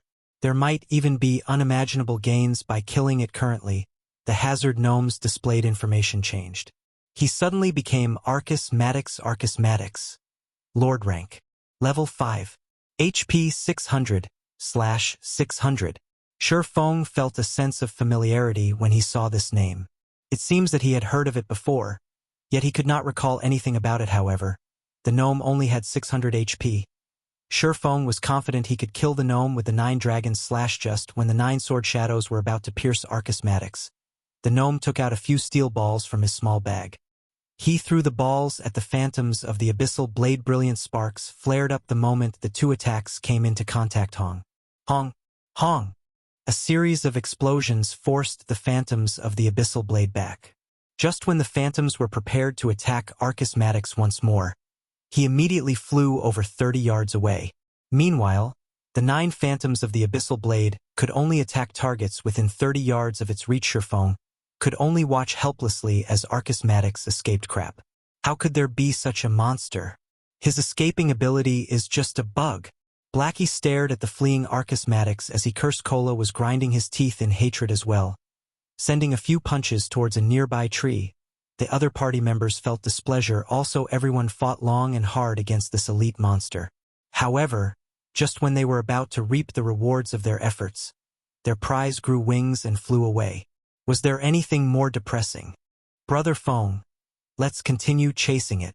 Blackie discovered that the gnome's movement speed was not fast. Also, there should be a limited amount of fuel powering that pair of boots. Who knows? The gnome might land just after a while. Forget it. Let's continue grinding gnomes. Feng shook his head. If they could chase the gnome, Feng would have long since chased after it.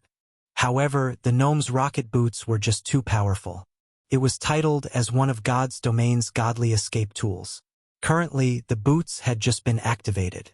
Its speed would abruptly increase in a moment, and the gnome would disappear in the blink of an eye.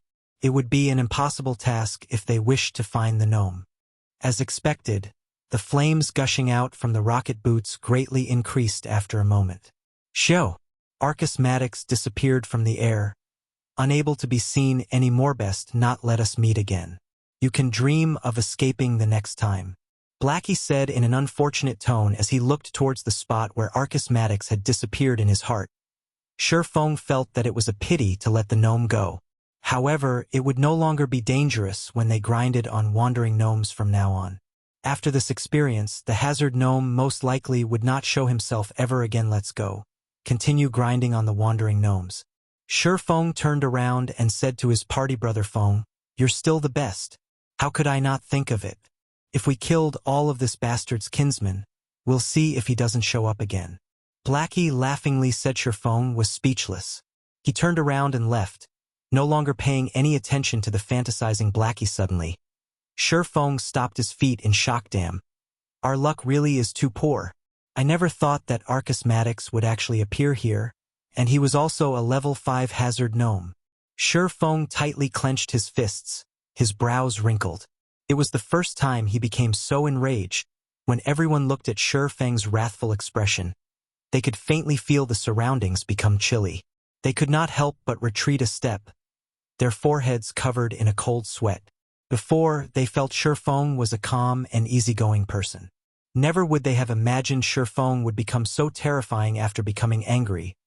The forest around them no longer seemed lively but more like a frozen hell, silent, cold, and dark. Brother Feng, are you all right? Blackie carefully asked. He was shocked. Feng was completely different from when he was mad or arguing with others. It was the first time Blackie saw Feng enraged to such a degree. "Oh, it's nothing." Feng reacted, replying with a smile. He stored back the dense killing intent into his heart. Such killing intent was slowly honed throughout the years Feng had played God's domain. Compared to the Tyrant Bear Cola of 10 years in the future, there was nothing special about Feng's killing intent. However, at present, it was considered unbearable for Blackie and the other. Feng finally recalled the name of Arcus Madix. Arcus Madix was a famous Grandmaster engineer within God's domain. 3 years after Arcus Madix shocked the nation by creating the Sky Fortress, Twin Snake Ring, he had gone on to establish the Gnome Empire. With it, the new update Emergence of the New World also activated. At that time, Countless superguilds started expeditions towards the fortress, Twin Snake Ring. However, all of them were annihilated, and Archismatics was the cause of such a result. On the other hand, Feng was completely unaware of a great character had appeared right before his eyes. He also lost the chance to kill Archismatics, so how could Feng not be enraged? Party leader, there's a box here. Did it drop from Archismatics during the explosions? Gluttonous Mouse, who had been silent all this while, asked as he picked up a small metallic box from the grass. Feng received the box and took a look at it. He discovered the words Archismatics carved onto the metallic box. Shortly after Feng opened the box, he said suddenly with a laugh, "Great! Good job, Mouse. With this, we didn't fight for nothing after all." When the group saw Feng in a happy mood, they knew the item must be very precious, as common items were nothing in Feng's eyes. As to wanting the item for themselves, none of them ever had such thoughts. They had long since made Feng their idol, and being able to aid their idol naturally made them happy. Let's do it this way. You guys stay here to grind and level up. I still have something that needs to be done. Notify me when you have all reached level 4. Feng kept the metallic box and hastily made the arrangements. Nobody could help him with the following matter. Only Feng was able to proceed. Everyone felt reluctant when they heard Feng's command. However, hearing Feng have plans for them after they reached level 4, their anticipation grew as they abided Feng's arrangements. Subsequently, Feng left the deeper regions of the Dark Moon Valley. The party had Blackie's AoE skill. Killing 7 or 8 gnomes at a time was no problem at all, and their leveling speed was at least 2 or 3 times faster than the other parties. On the other hand, what Feng needed to do was to utilize this metallic box, and to forward the first step of his plans in God's domain. Chapter 39, Philosopher's Stone. After leaving the Dark Moon Valley, Feng rushed towards Scarlet Lake. He had also activated gravity liberation to save more time. The players on their way to the Dark Moon Valley saw Feng speeding past them like a gale of wind. His speed was shockingly fast, and his figure was just a blur. Who is that person? Which assassin is he? His speed is so fast. No, look at his waist. That's a sword hanging there, not a dagger. He should be a swordsman. Crap. Are the current swordsmen that OP? The widely spread rumor on the forums stated that a mysterious swordsman killed the mayor of Red Leaf Town. There was also a powerful swordsman at the Deathly Forest that received an invitation from the Snow Goddess. I would have played as a swordsman if I had known about this earlier. Say, do you think they're the same person? Definitely not. I saw the swordsman that killed the mayor. That male swordsman was as big as a black bear. His arms alone were thicker than our thighs. He had forcefully killed that level 15 mayor. The players passing by started a discussion as they watched Feng depart. They were inwardly speechless towards the swordsman job. They should have played as swordsmen if there was such a powerful job. However, it was too late now. Feng might have laughed it off if he had known their thoughts. There was no strongest job in God's domain. Only the strongest player. Feng ran for over 2 hours through the vast plains. He activated gravity liberation over tens of times, escaping the pursuit of high-leveled monsters. He passed through the level 6 map, Wolfman's Ruins, and the level 8 map, Oro Fort, before arriving in the level 10 area, Scarlet Lake. Scarlet Lake was the playground of level 10 water elementals and little fishmen. Watching from a high location, Feng could see groups of little fishmen patrolling. The closer it was to the Scarlet Lake, the more there were of little fishmen. The central region of the Scarlet Lake was the nest of the little fishmen, whereas annoying water elementals filled the water of the lake. Due to the densely packed and large number of monsters in the Scarlet Lake, the little fishman's curse skill was extremely horrendous. It could absorb a player's attributes and turned it into their own. The longer they fought, the stronger they would become. They were extremely hard to kill, including the fact that there were no quests here. There were rarely any players who would willingly come here to level up. However, Feng had to enter into the deeper regions of the Scarlet Lake. The metal box dropped by Archismatics was extremely precious. If Archismatics were to know it fell into Feng's hands, he would most likely bleed out in rage. There was a treasure map inside the box, and the treasure it hid was located at Scarlet Lake. Feng had played God's Domain for over 10 years now. He had done extensive research regarding the history of God's Domain, He truly did not think Archismatics would have this treasure map. It was the record of a heaven-shaking secret 900 years ago. Alchemy Master Molotov had created an item with all his effort. Wars were waged between the large countries in God's domain for this item. There were over 10 heroic figures that fought over it. However, this item became lost in the end, its whereabouts unknown. It had become an unsolved mystery in God's domain. Meanwhile, the treasure map in Feng's hands, by chance, recorded the location of this item. This item was the Philosopher's Stone. It was a sacred item for alchemy. If alchemists could obtain the Philosopher's Stone, then they would have the ability to transform stone into gold, amassing immense wealth. They would even be able to revive the dead, breaking the alchemy law of equivalent exchange. Who would have thought such a sacred item would be placed in such an unremarkable location as Scarlet Lake? However, the Scarlet Lake was still a dangerous place for Feng. After all was said, there was still a gap of 8 levels between Feng and the monsters here. With the suppression due to levels, Feng was not an opponent for the level 10 monsters. Not to mention the attribute-stealing little fishmen. However, Feng could not help but take the risk. The earlier he obtained the Philosopher's Stone, the earlier his heart could be at ease. If he waited until he was level 7 or 8, someone else might claim the item. He wouldn't even be able to feel regret when that time came. Feng took out the metal box from his bag, carefully taking out the treasure map within it. He started researching it in detail. The marking on the treasure map was very clear. The treasure was located directly below the little fishman's nest. However, how would Feng be able to circle around all these little fishmen? The problem with the water elementals also needed to be solved. Although water elementals had low HP, they had a 60% immunity to physical attacks.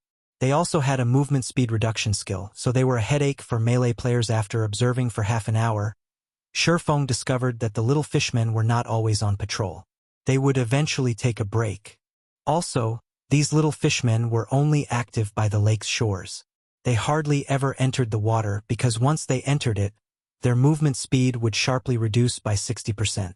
Feng could use this short rest period to rush into the lake, and once he was in it, the little fishmen would not be able to chase after Hemas for the water elementals under the water.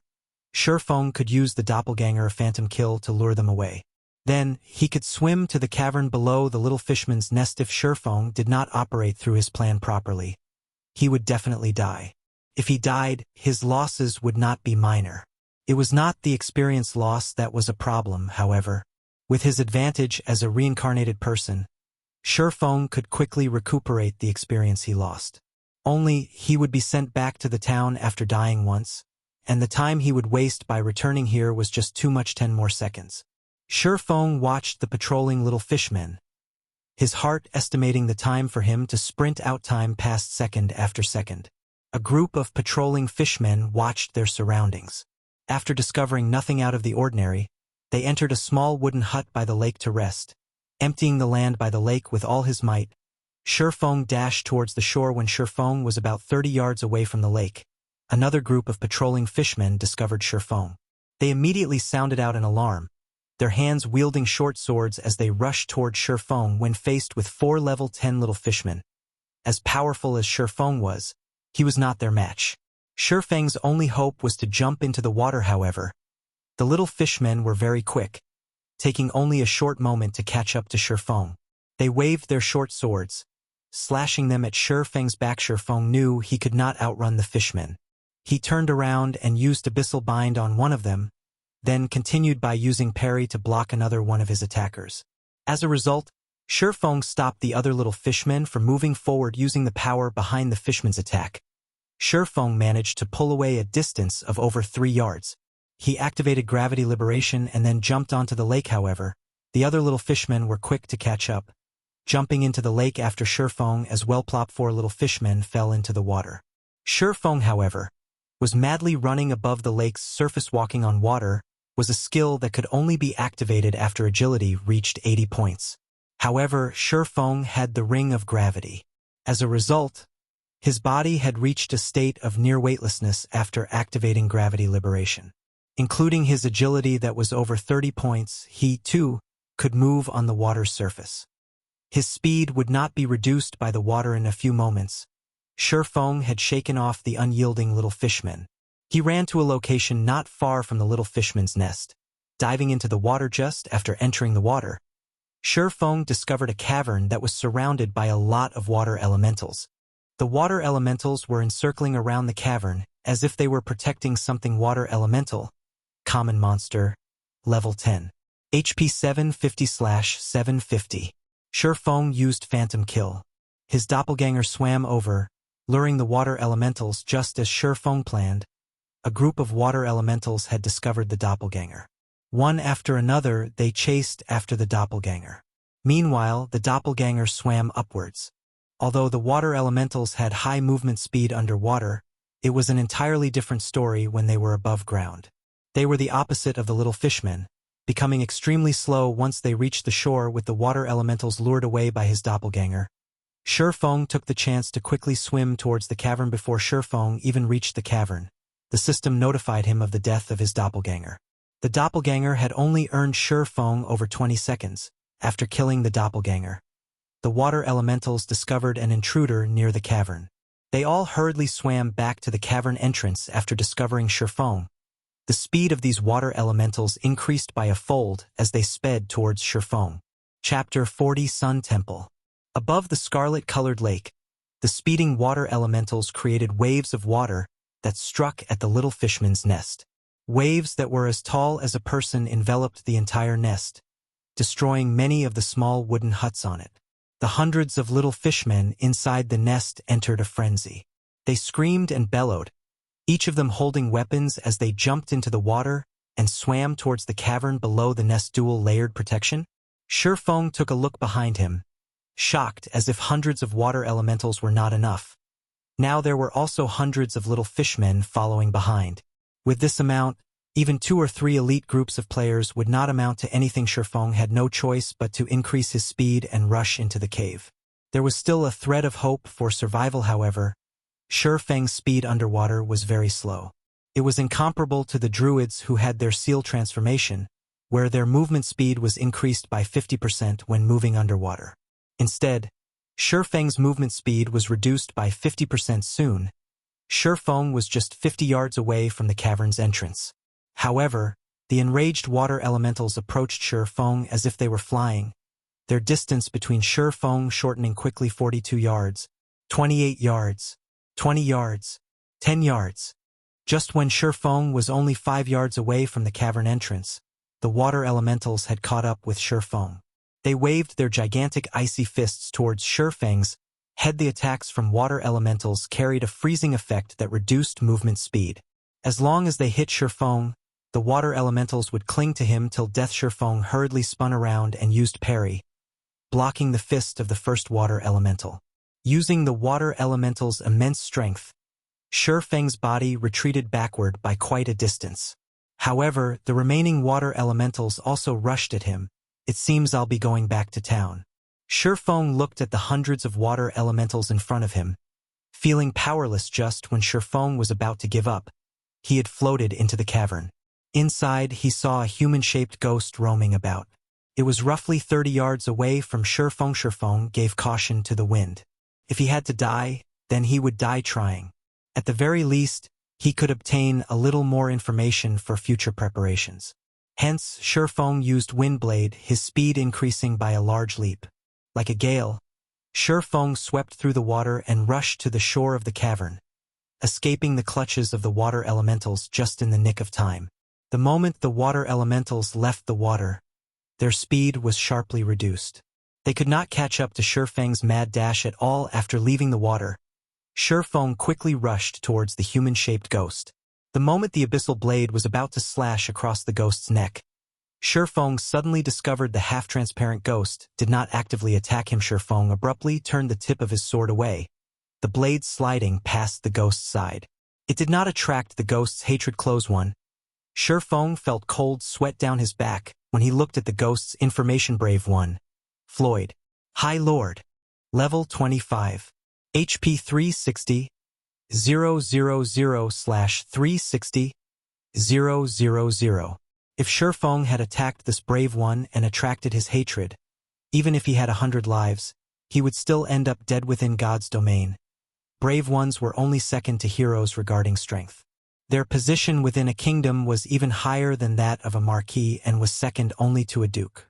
Even if such a great character had died and turned into a ghost, he was still a monster of the great lord rank. He was a tyrant amongst monsters without 100-man group of elite players. It was impossible to kill off this ghost. Could he be the guardian of this place? Feng looked at the brave one, Floyd, silently guessing in his heart there were usually guards posted around places with treasure. As for the little fishmen and water elementals outside, they could be considered, at most, as guard dogs. They were unfit to guard an important treasure. Feng did not dare to stay any longer. After all, there was still a large group of monsters chasing after him. He hurriedly ran towards the inner regions of the cavern. The cavern was very large. There was a flight of stairs that led straight into the depths of the cavern, and following it down ought to lead Feng to the Philosopher's Stone. When Feng was right before the stairs, a sea of water elementals and little fishmen had rushed at him. It was as if they had an undying grudge against him. You lower lifeforms dare to sully this divine place? Prepare to receive divine punishment. Floyd's gaze suddenly erupted in rage, pulling out a dark golden greatsword from his back. The sword gave out a surge of evil that made it seem as if it were the master of the world. When Floyd raised the greatsword, the surrounding air started becoming heavy. Following which, Floyd gave out a loud bellow as his arms swung the greatsword with all their might. A strong wind, followed by a sword flash, swept through all the water elementals and little fishmen. Each and every one of the monsters turned into ash, and the cavern's entrance instantly transformed into a pile of rubble. Feng exclaimed in shock. He had sorely underestimated the strength of a brave one. Floyd's single sword could easily wipe out a 100-man group of level 30 elite players. A 300-man group might be needed to even have a fighting chance. It was unexpected that the water elementals and little fishmen did not even have the right to become guard dogs. They were all annihilated in an instant. Feng wiped away the cold sweat on his forehead. Luckily, he was a human and not a lower life form. Otherwise, his outcome would be similar to those water elementals and little fishmen. This place is truly vicious. I guess I can only go downward now. Feng looked at the collapsed entrance. Not even an earthworm could find a way through the debris. The stairs that led down were spiral-shaped. The rocky walls surrounding it were also enchanted with a kind of light-based magic, brightening the entire stairwell. However, this stairwell was extremely long. Fortunately, there were no dangers here. After walking for an entire half an hour, Feng finally arrived at the end of the stairwell. At the beginning of a wide and spacious hall, the hall was about the size of an entire football field, and it looked similar to a shrine of sorts, made out of gold and jade. The two sides of the hall were carved with an abundance of illustrations and texts. There was also an altar at the deepest part of the shrine. Above the altar was a treasure chest made of pure gold. On each side of the treasure chest, there were two statues made of gold, both of them holding a great sword in their hand system. Player has discovered the Sun Temple. Sun Temple? It was the first time Feng had heard this name. In his previous life, there was no information on the Sun Temple. It might have been because no player had activated it before, so there was no information about it on the official website. However, looking at the situation, it should be very dangerous. However, Feng couldn't care less about it as he walked towards the golden altar. His target was the Philosopher's Stone, and the golden chest before his eyes should be holding the item. The moment Feng stepped onto the altar, he clearly felt a chill permeating his body. The chilliness came from the two gigantic golden statues. Feng did not know what sort of consequences there would be if he continued onwards to retrieve the Philosopher's Stone. However, he no longer had any choice. The cavern's entrance had already been sealed off, so he could only decide after grabbing the Philosopher's Stone. Feng slowly opened the golden treasure chest. Golden rays of light leaked out from the chest, illuminating the entire temple. Subsequently, the golden rays started to fade, revealing 3 items inside the chest. Feng pocketed the items with zero hesitation. Crap. How could the Philosopher's Stone end up in such a state? Feng looked at the thumb-sized blood-red stone, feeling extremely disappointed. Philosopher's Stone. Damaged. Epic rank special item. Dropped after death. A sacred item for alchemy. The Philosopher's Stone can be used to turn stone into gold, revive the dead, and has many more unfathomable uses. However, the Philosopher's Stone was damaged and broken into 5 pieces by the Sword Emperor Knight. Nevertheless, the Philosopher's Stone possesses immense strength. As long as the 5 pieces are gathered, it will be able to recover all of its strength active effect. Due to being damaged, the Philosopher's Stone possesses less than 1/10 of its original strength. It is only possible to use it for alchemy conversion and elemental refinement. Although the effects were greatly reduced, Feng was still satisfied with it. These 2 abilities would enable Feng to accomplish a lotus for the remaining 2 items. One of them was the Golden Greatsword, a level 10 fine gold weapon. The other item was an instantaneous movement magic scroll, a great treasure indeed. Feng looked at the Golden Greatsword in his hands with extreme excitement. Aside from magic weapons, it was the best item a level 10 player could have. If a level 10 player were to equip this greatsword, they could definitely become invincible amongst players of the same level. At this moment, the 2 statues by the side shook. Their eyes released a red glow, locking their sights on Feng used the instantaneous movement magic scroll without hesitation. Golden-colored magical seals suddenly wrapped around Feng. The spell on the magic scroll had a cast time of 3 seconds, and it was capable of sending the player to a selected location. This magic scroll was extremely precious. Although there were only a few copies of it in the entire God's domain, dying in this place was a much greater loss to Feng. Just as Feng was about to be slashed by the golden statues, he vanished from the temple. Chapter 41 Commotion in Town. Red Leaf Town. Fountain Plaza. The entire plaza was dyed crimson by the setting sun. There were quite a lot of lifestyle players setting up food stalls and selling snacks that were unique to God's domain. These snacks tasted delicious, and they were much better than the delicacies in real life. Also, their selling price was just 2 or 3 coppers. It was truly a bargain. Many players would come here to rest and taste the delicacies of God's domain after a day's worth of hard-fought battles. After all, they could only earn tens of coppers in a single day, and after deducting the expended costs, they would only be left with slightly over 10 coppers.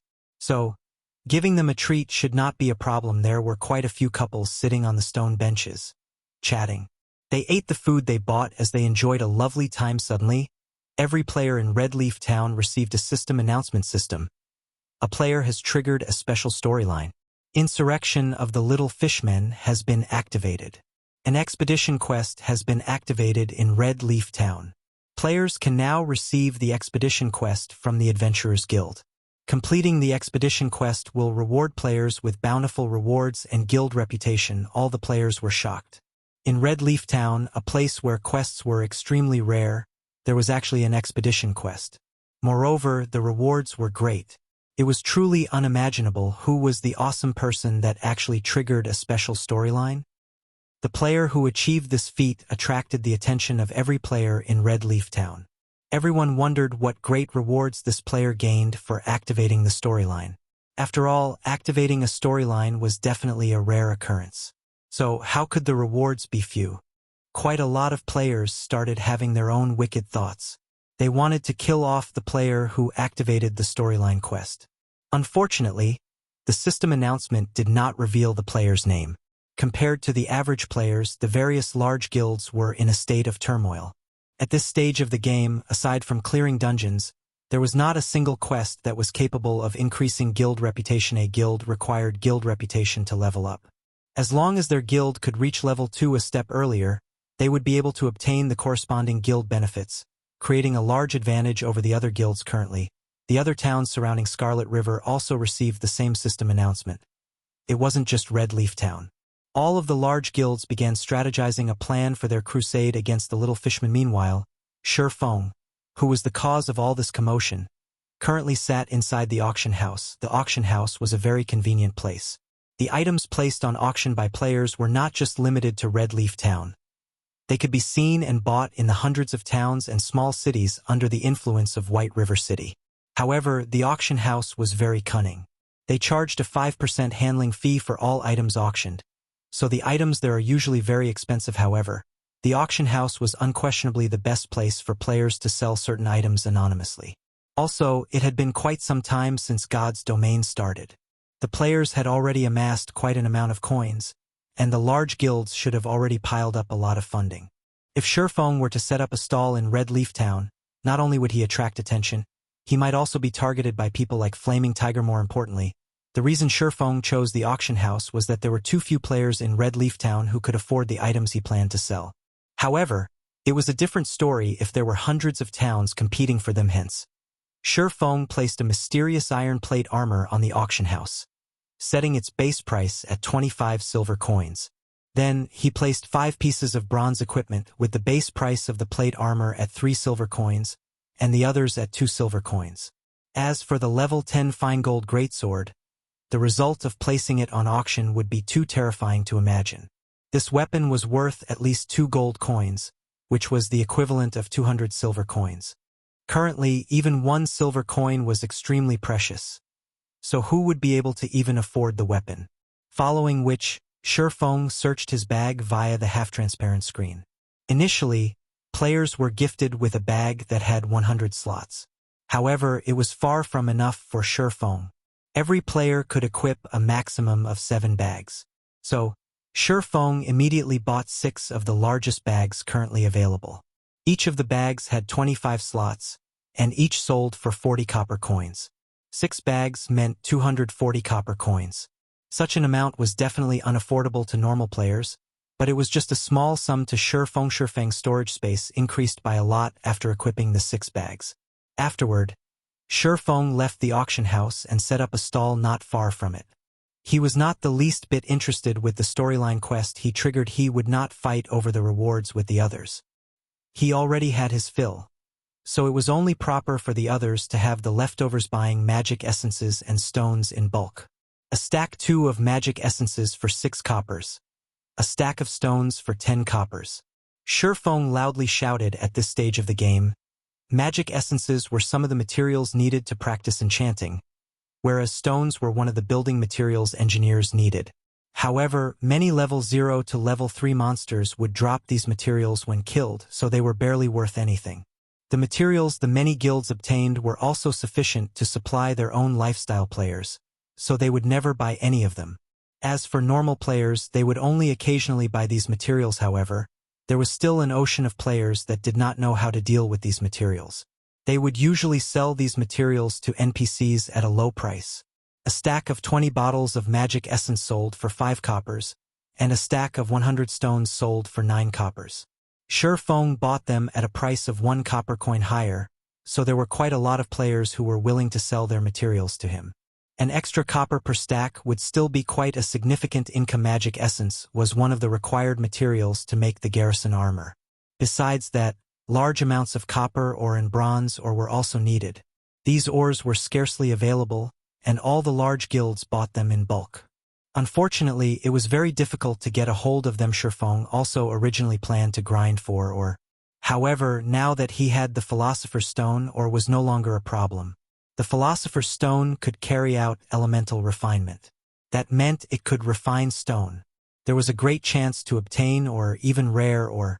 There was absolutely no need for Feng to personally grind for them. He could just buy them at an extremely low price.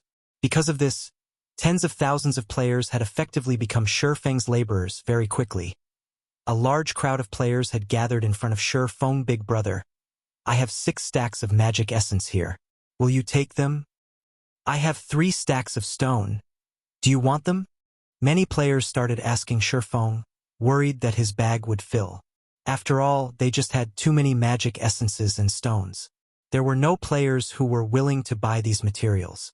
However, it was also a shame to just sell them to the NPCs, so the materials just stayed inside their bags. I'll take all of them. Just trade them over, Feng said before this. Feng amassed quite a bit of wealth. Including his transaction with Gentle Snow, he was in possession of quite a lot of coins. Feng could definitely buy large amounts of magic essences and stones. A player was selling 3 stacks of magic essences here. A player was selling 5 stacks of stones there. Within moments, Feng had acquired 60 stacks of magic essences and 85 stacks of stones. The money that remained in his pockets was less than 10 coppers now. Sorry, but I'm full. Feng packed up his stall after explaining. Suddenly, The many remaining players who came to sell off their magic essences and stones had faces filled with disappointment. Big brother, will you still buy them in the future? A player asked. I will. However, it will still be a period before I do buy them. You all can save them up for now. Feng resolutely said. The amount of magic essences and stones Feng just purchased was far from enough for him to become an advanced forging apprentice 3 after leaving the business street. Feng arrived at the Forging Association. He paid 5 coppers to rent a basic forging room for 1 hour. Inside the basic forging room, all the equipment needed for forging was provided. Players did not need to buy their own equipment. The intermediate ranked forging room was a lot better. It could increase the success rate of forging by 3%. However, it costs 1 silver per hour to use that room. As for advanced forging rooms, those were not available in small towns. They were only available in cities. However, their prices were extremely staggering. Chapter 42, Elemental Refinement. Forging Association. Inside a forging room, Feng took out a stack of stone. Placing it on the table, a stack of stone had 100 pieces in total.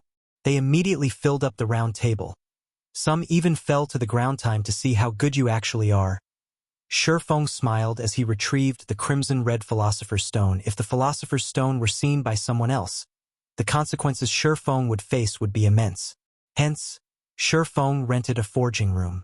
Without his permission, nobody could enter the room. Feng took a piece of stone from the table and used the Philosopher's Stone on its system. Do you wish to use the Philosopher's Stone for elemental refinement? Feng immediately chose yes. Following which, the Philosopher's Stone started emitting a faint red glow. A mysterious power flowed into the stone. The stone, the size of a fist, suddenly turned into yellow sand, scattering to the ground. The result was a failure. However, Feng revealed a calm smile at the result. It did not perturb him in the slightest. Afterward, he picked up another stone and tried again. Or was very precious. A normal copper or sold for 2 coppers. They were only worth 1 copper coin if sold to an NPC. A stack of 100 copper or could be sold for 200 copper coins to guilds, and they would still fight over them. Compared to a stack of stone, which only sold for 10 copper coins, copper ore was just too expensive. Elemental refinement extracted the metal element out of the stone. However, some stones did not possess any metal element, so it was only natural that they turned to sand. Such failures were just too common. Pung. There was still no or after 10 consecutive tries. Feng started becoming depressed. The success rate was just too low. Feng even started to suspect that these stones were picked from a desert to result in all the yellow sand. Relax. There are still many stones left. Feng sucked in a deep breath. Reassuring himself, he picked up another piece of stone, trying elemental refinement once more. This time, the stone still scattered into a pile of sand. However, in the middle of the yellow grains, there was a piece of metal that had a purplish-red luster. It was copper ore. With the first piece of copper ore in his hands, Feng let out a relaxed breath. His hands started moving at a faster pace. All the stones above the stone table turned into yellow sand within moments. The stack of stones had yielded a total of 23 pieces of copper ore and 2 pieces of bronze ore. Compared to copper ore, the price of bronze ore was 3 times that of copper ore. They were worth 3 copper coins when sold to NPCs. Due to the rarity of bronze ore, players would buy them at 7 copper coins apiece. Seeing the ores on the table, Feng felt the Philosopher's Stone was truly a gold mine. Even if the Philosopher's Stone was currently damaged, it was still out of the ordinary. It was no wonder why many kingdoms were willing to muster up their armies and fight for the Philosopher's Stone. Having the Philosopher's Stone in hand was the equivalent of having a wealthy treasury. At that time, a kingdom would find it hard not to become prosperous. Feng kept the ores on the table and brought out another stack of stones. Stack after stack of stones disappeared, whereas the amount of yellow sand had piled up into a small hill. Fortunately, the forging room could be cleaned of rubbish with just a click of a button. After pushing the clean button, the small hill of yellow sand vanished from sight. After spending an hour's time, Feng had refined 40 stacks of stones. He had obtained a little over 7 stacks of copper ore and a little over 1 stack of bronze ore. They would be worth over 20 silver coins if Feng sold them. Meanwhile, the cost of obtaining these ores were only 4 silver coins. The difference was 5 times the price. It was an absolute profit. Most importantly, ores dropped in very small numbers, so it was impossible to buy them in bulk. Feng received a system notification the moment he had left the forging room system. The violent bear armor you placed at the auction house has been sold. After deducting the procedural fees, 31 silvers 53 coppers have been placed in your bag. System. The dark star boots you placed at the auction house has been sold. After deducting the procedural fees, 3 silvers 21 coppers have been placed in your bag. A series of notifications from the auction house had caused Feng's lips into a smile as expected. The greater the competition, the higher the price would go. Feng was very satisfied with the amount the item sold for. He never imagined that a mysterious iron plate armor for shield warriors could actually be sold for over 30 silver coins. It seems there were a lot of wealthy people within the area of influence of White River City. After selling the equipment, Feng had suddenly become a wealthy tycoon. With over 50 silver coins in his pockets, even his confidence was different now. Currently, players would still be happy over having 20 to 30 copper coins on their person. Feng already possessed more than 50 silver coins, including the silver coins Gentle Snow owed him. If Feng were to sell off the copper, or he had immediately, he would instantly become wealthy with gold. However, he would not sell the ores. These ores were the foundation for Feng to earn big money, following which, Feng rented the forging room for another hour. He turned the remaining stones into ores. His luck was better this time around.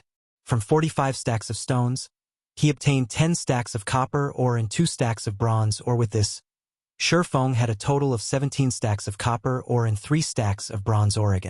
It would be quite some time before Feng could use them all up. With money in hand now, Feng once more arrived at the central area of the Forging Association, at the administration area.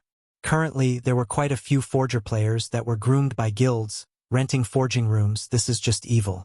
It actually costs 5 coppers for an hour. My guild just gave me 30 coppers. That's not enough at all. That's considered good already. At least the equipment is all there. Look at the forging equipment. Even the most common required a few silvers. An entire set would cost over 30 silver coins. It's just a blatant rip-off. You still haven't seen the intermediate forging room. It costs 1 silver an hour, but the room only increases your success rate by 3%. Even a first-rate guild would not be able to handle such a price. A few forgers continuously complained. They bitterly detested the prices set by the Forging Association. However, there was also a hint of bragging carried in their voices. After all, they had the support of their guilds, whereas normal players wouldn't even be able to rent a forging room, not to mention increasing their forging level. Feng circled these players, walking towards the manager of the association, saying, "I want to rent an intermediate forging room. May I know how long you wish to rent it for?" The ashen youth, who was the association's manager, excitedly asked. Currently, a majority of the adventurers were poor blokes. Every one of them only rented the basic forging rooms, and even then they rented with unwillingness. So, a great change occurred to the manager's servicing attitude when he was able to see a rich adventurer like Feng. Looking at the time, it was currently morning in the real world.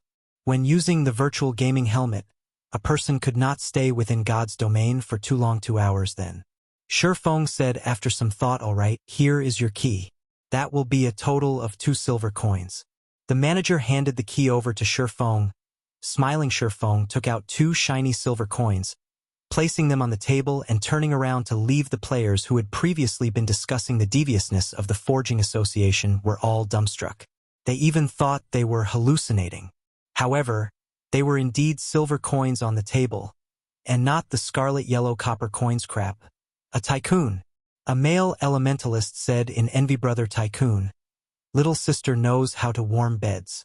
Another pretty and flirtatious female player winked at Feng, flattering him as sent it just some dirty money?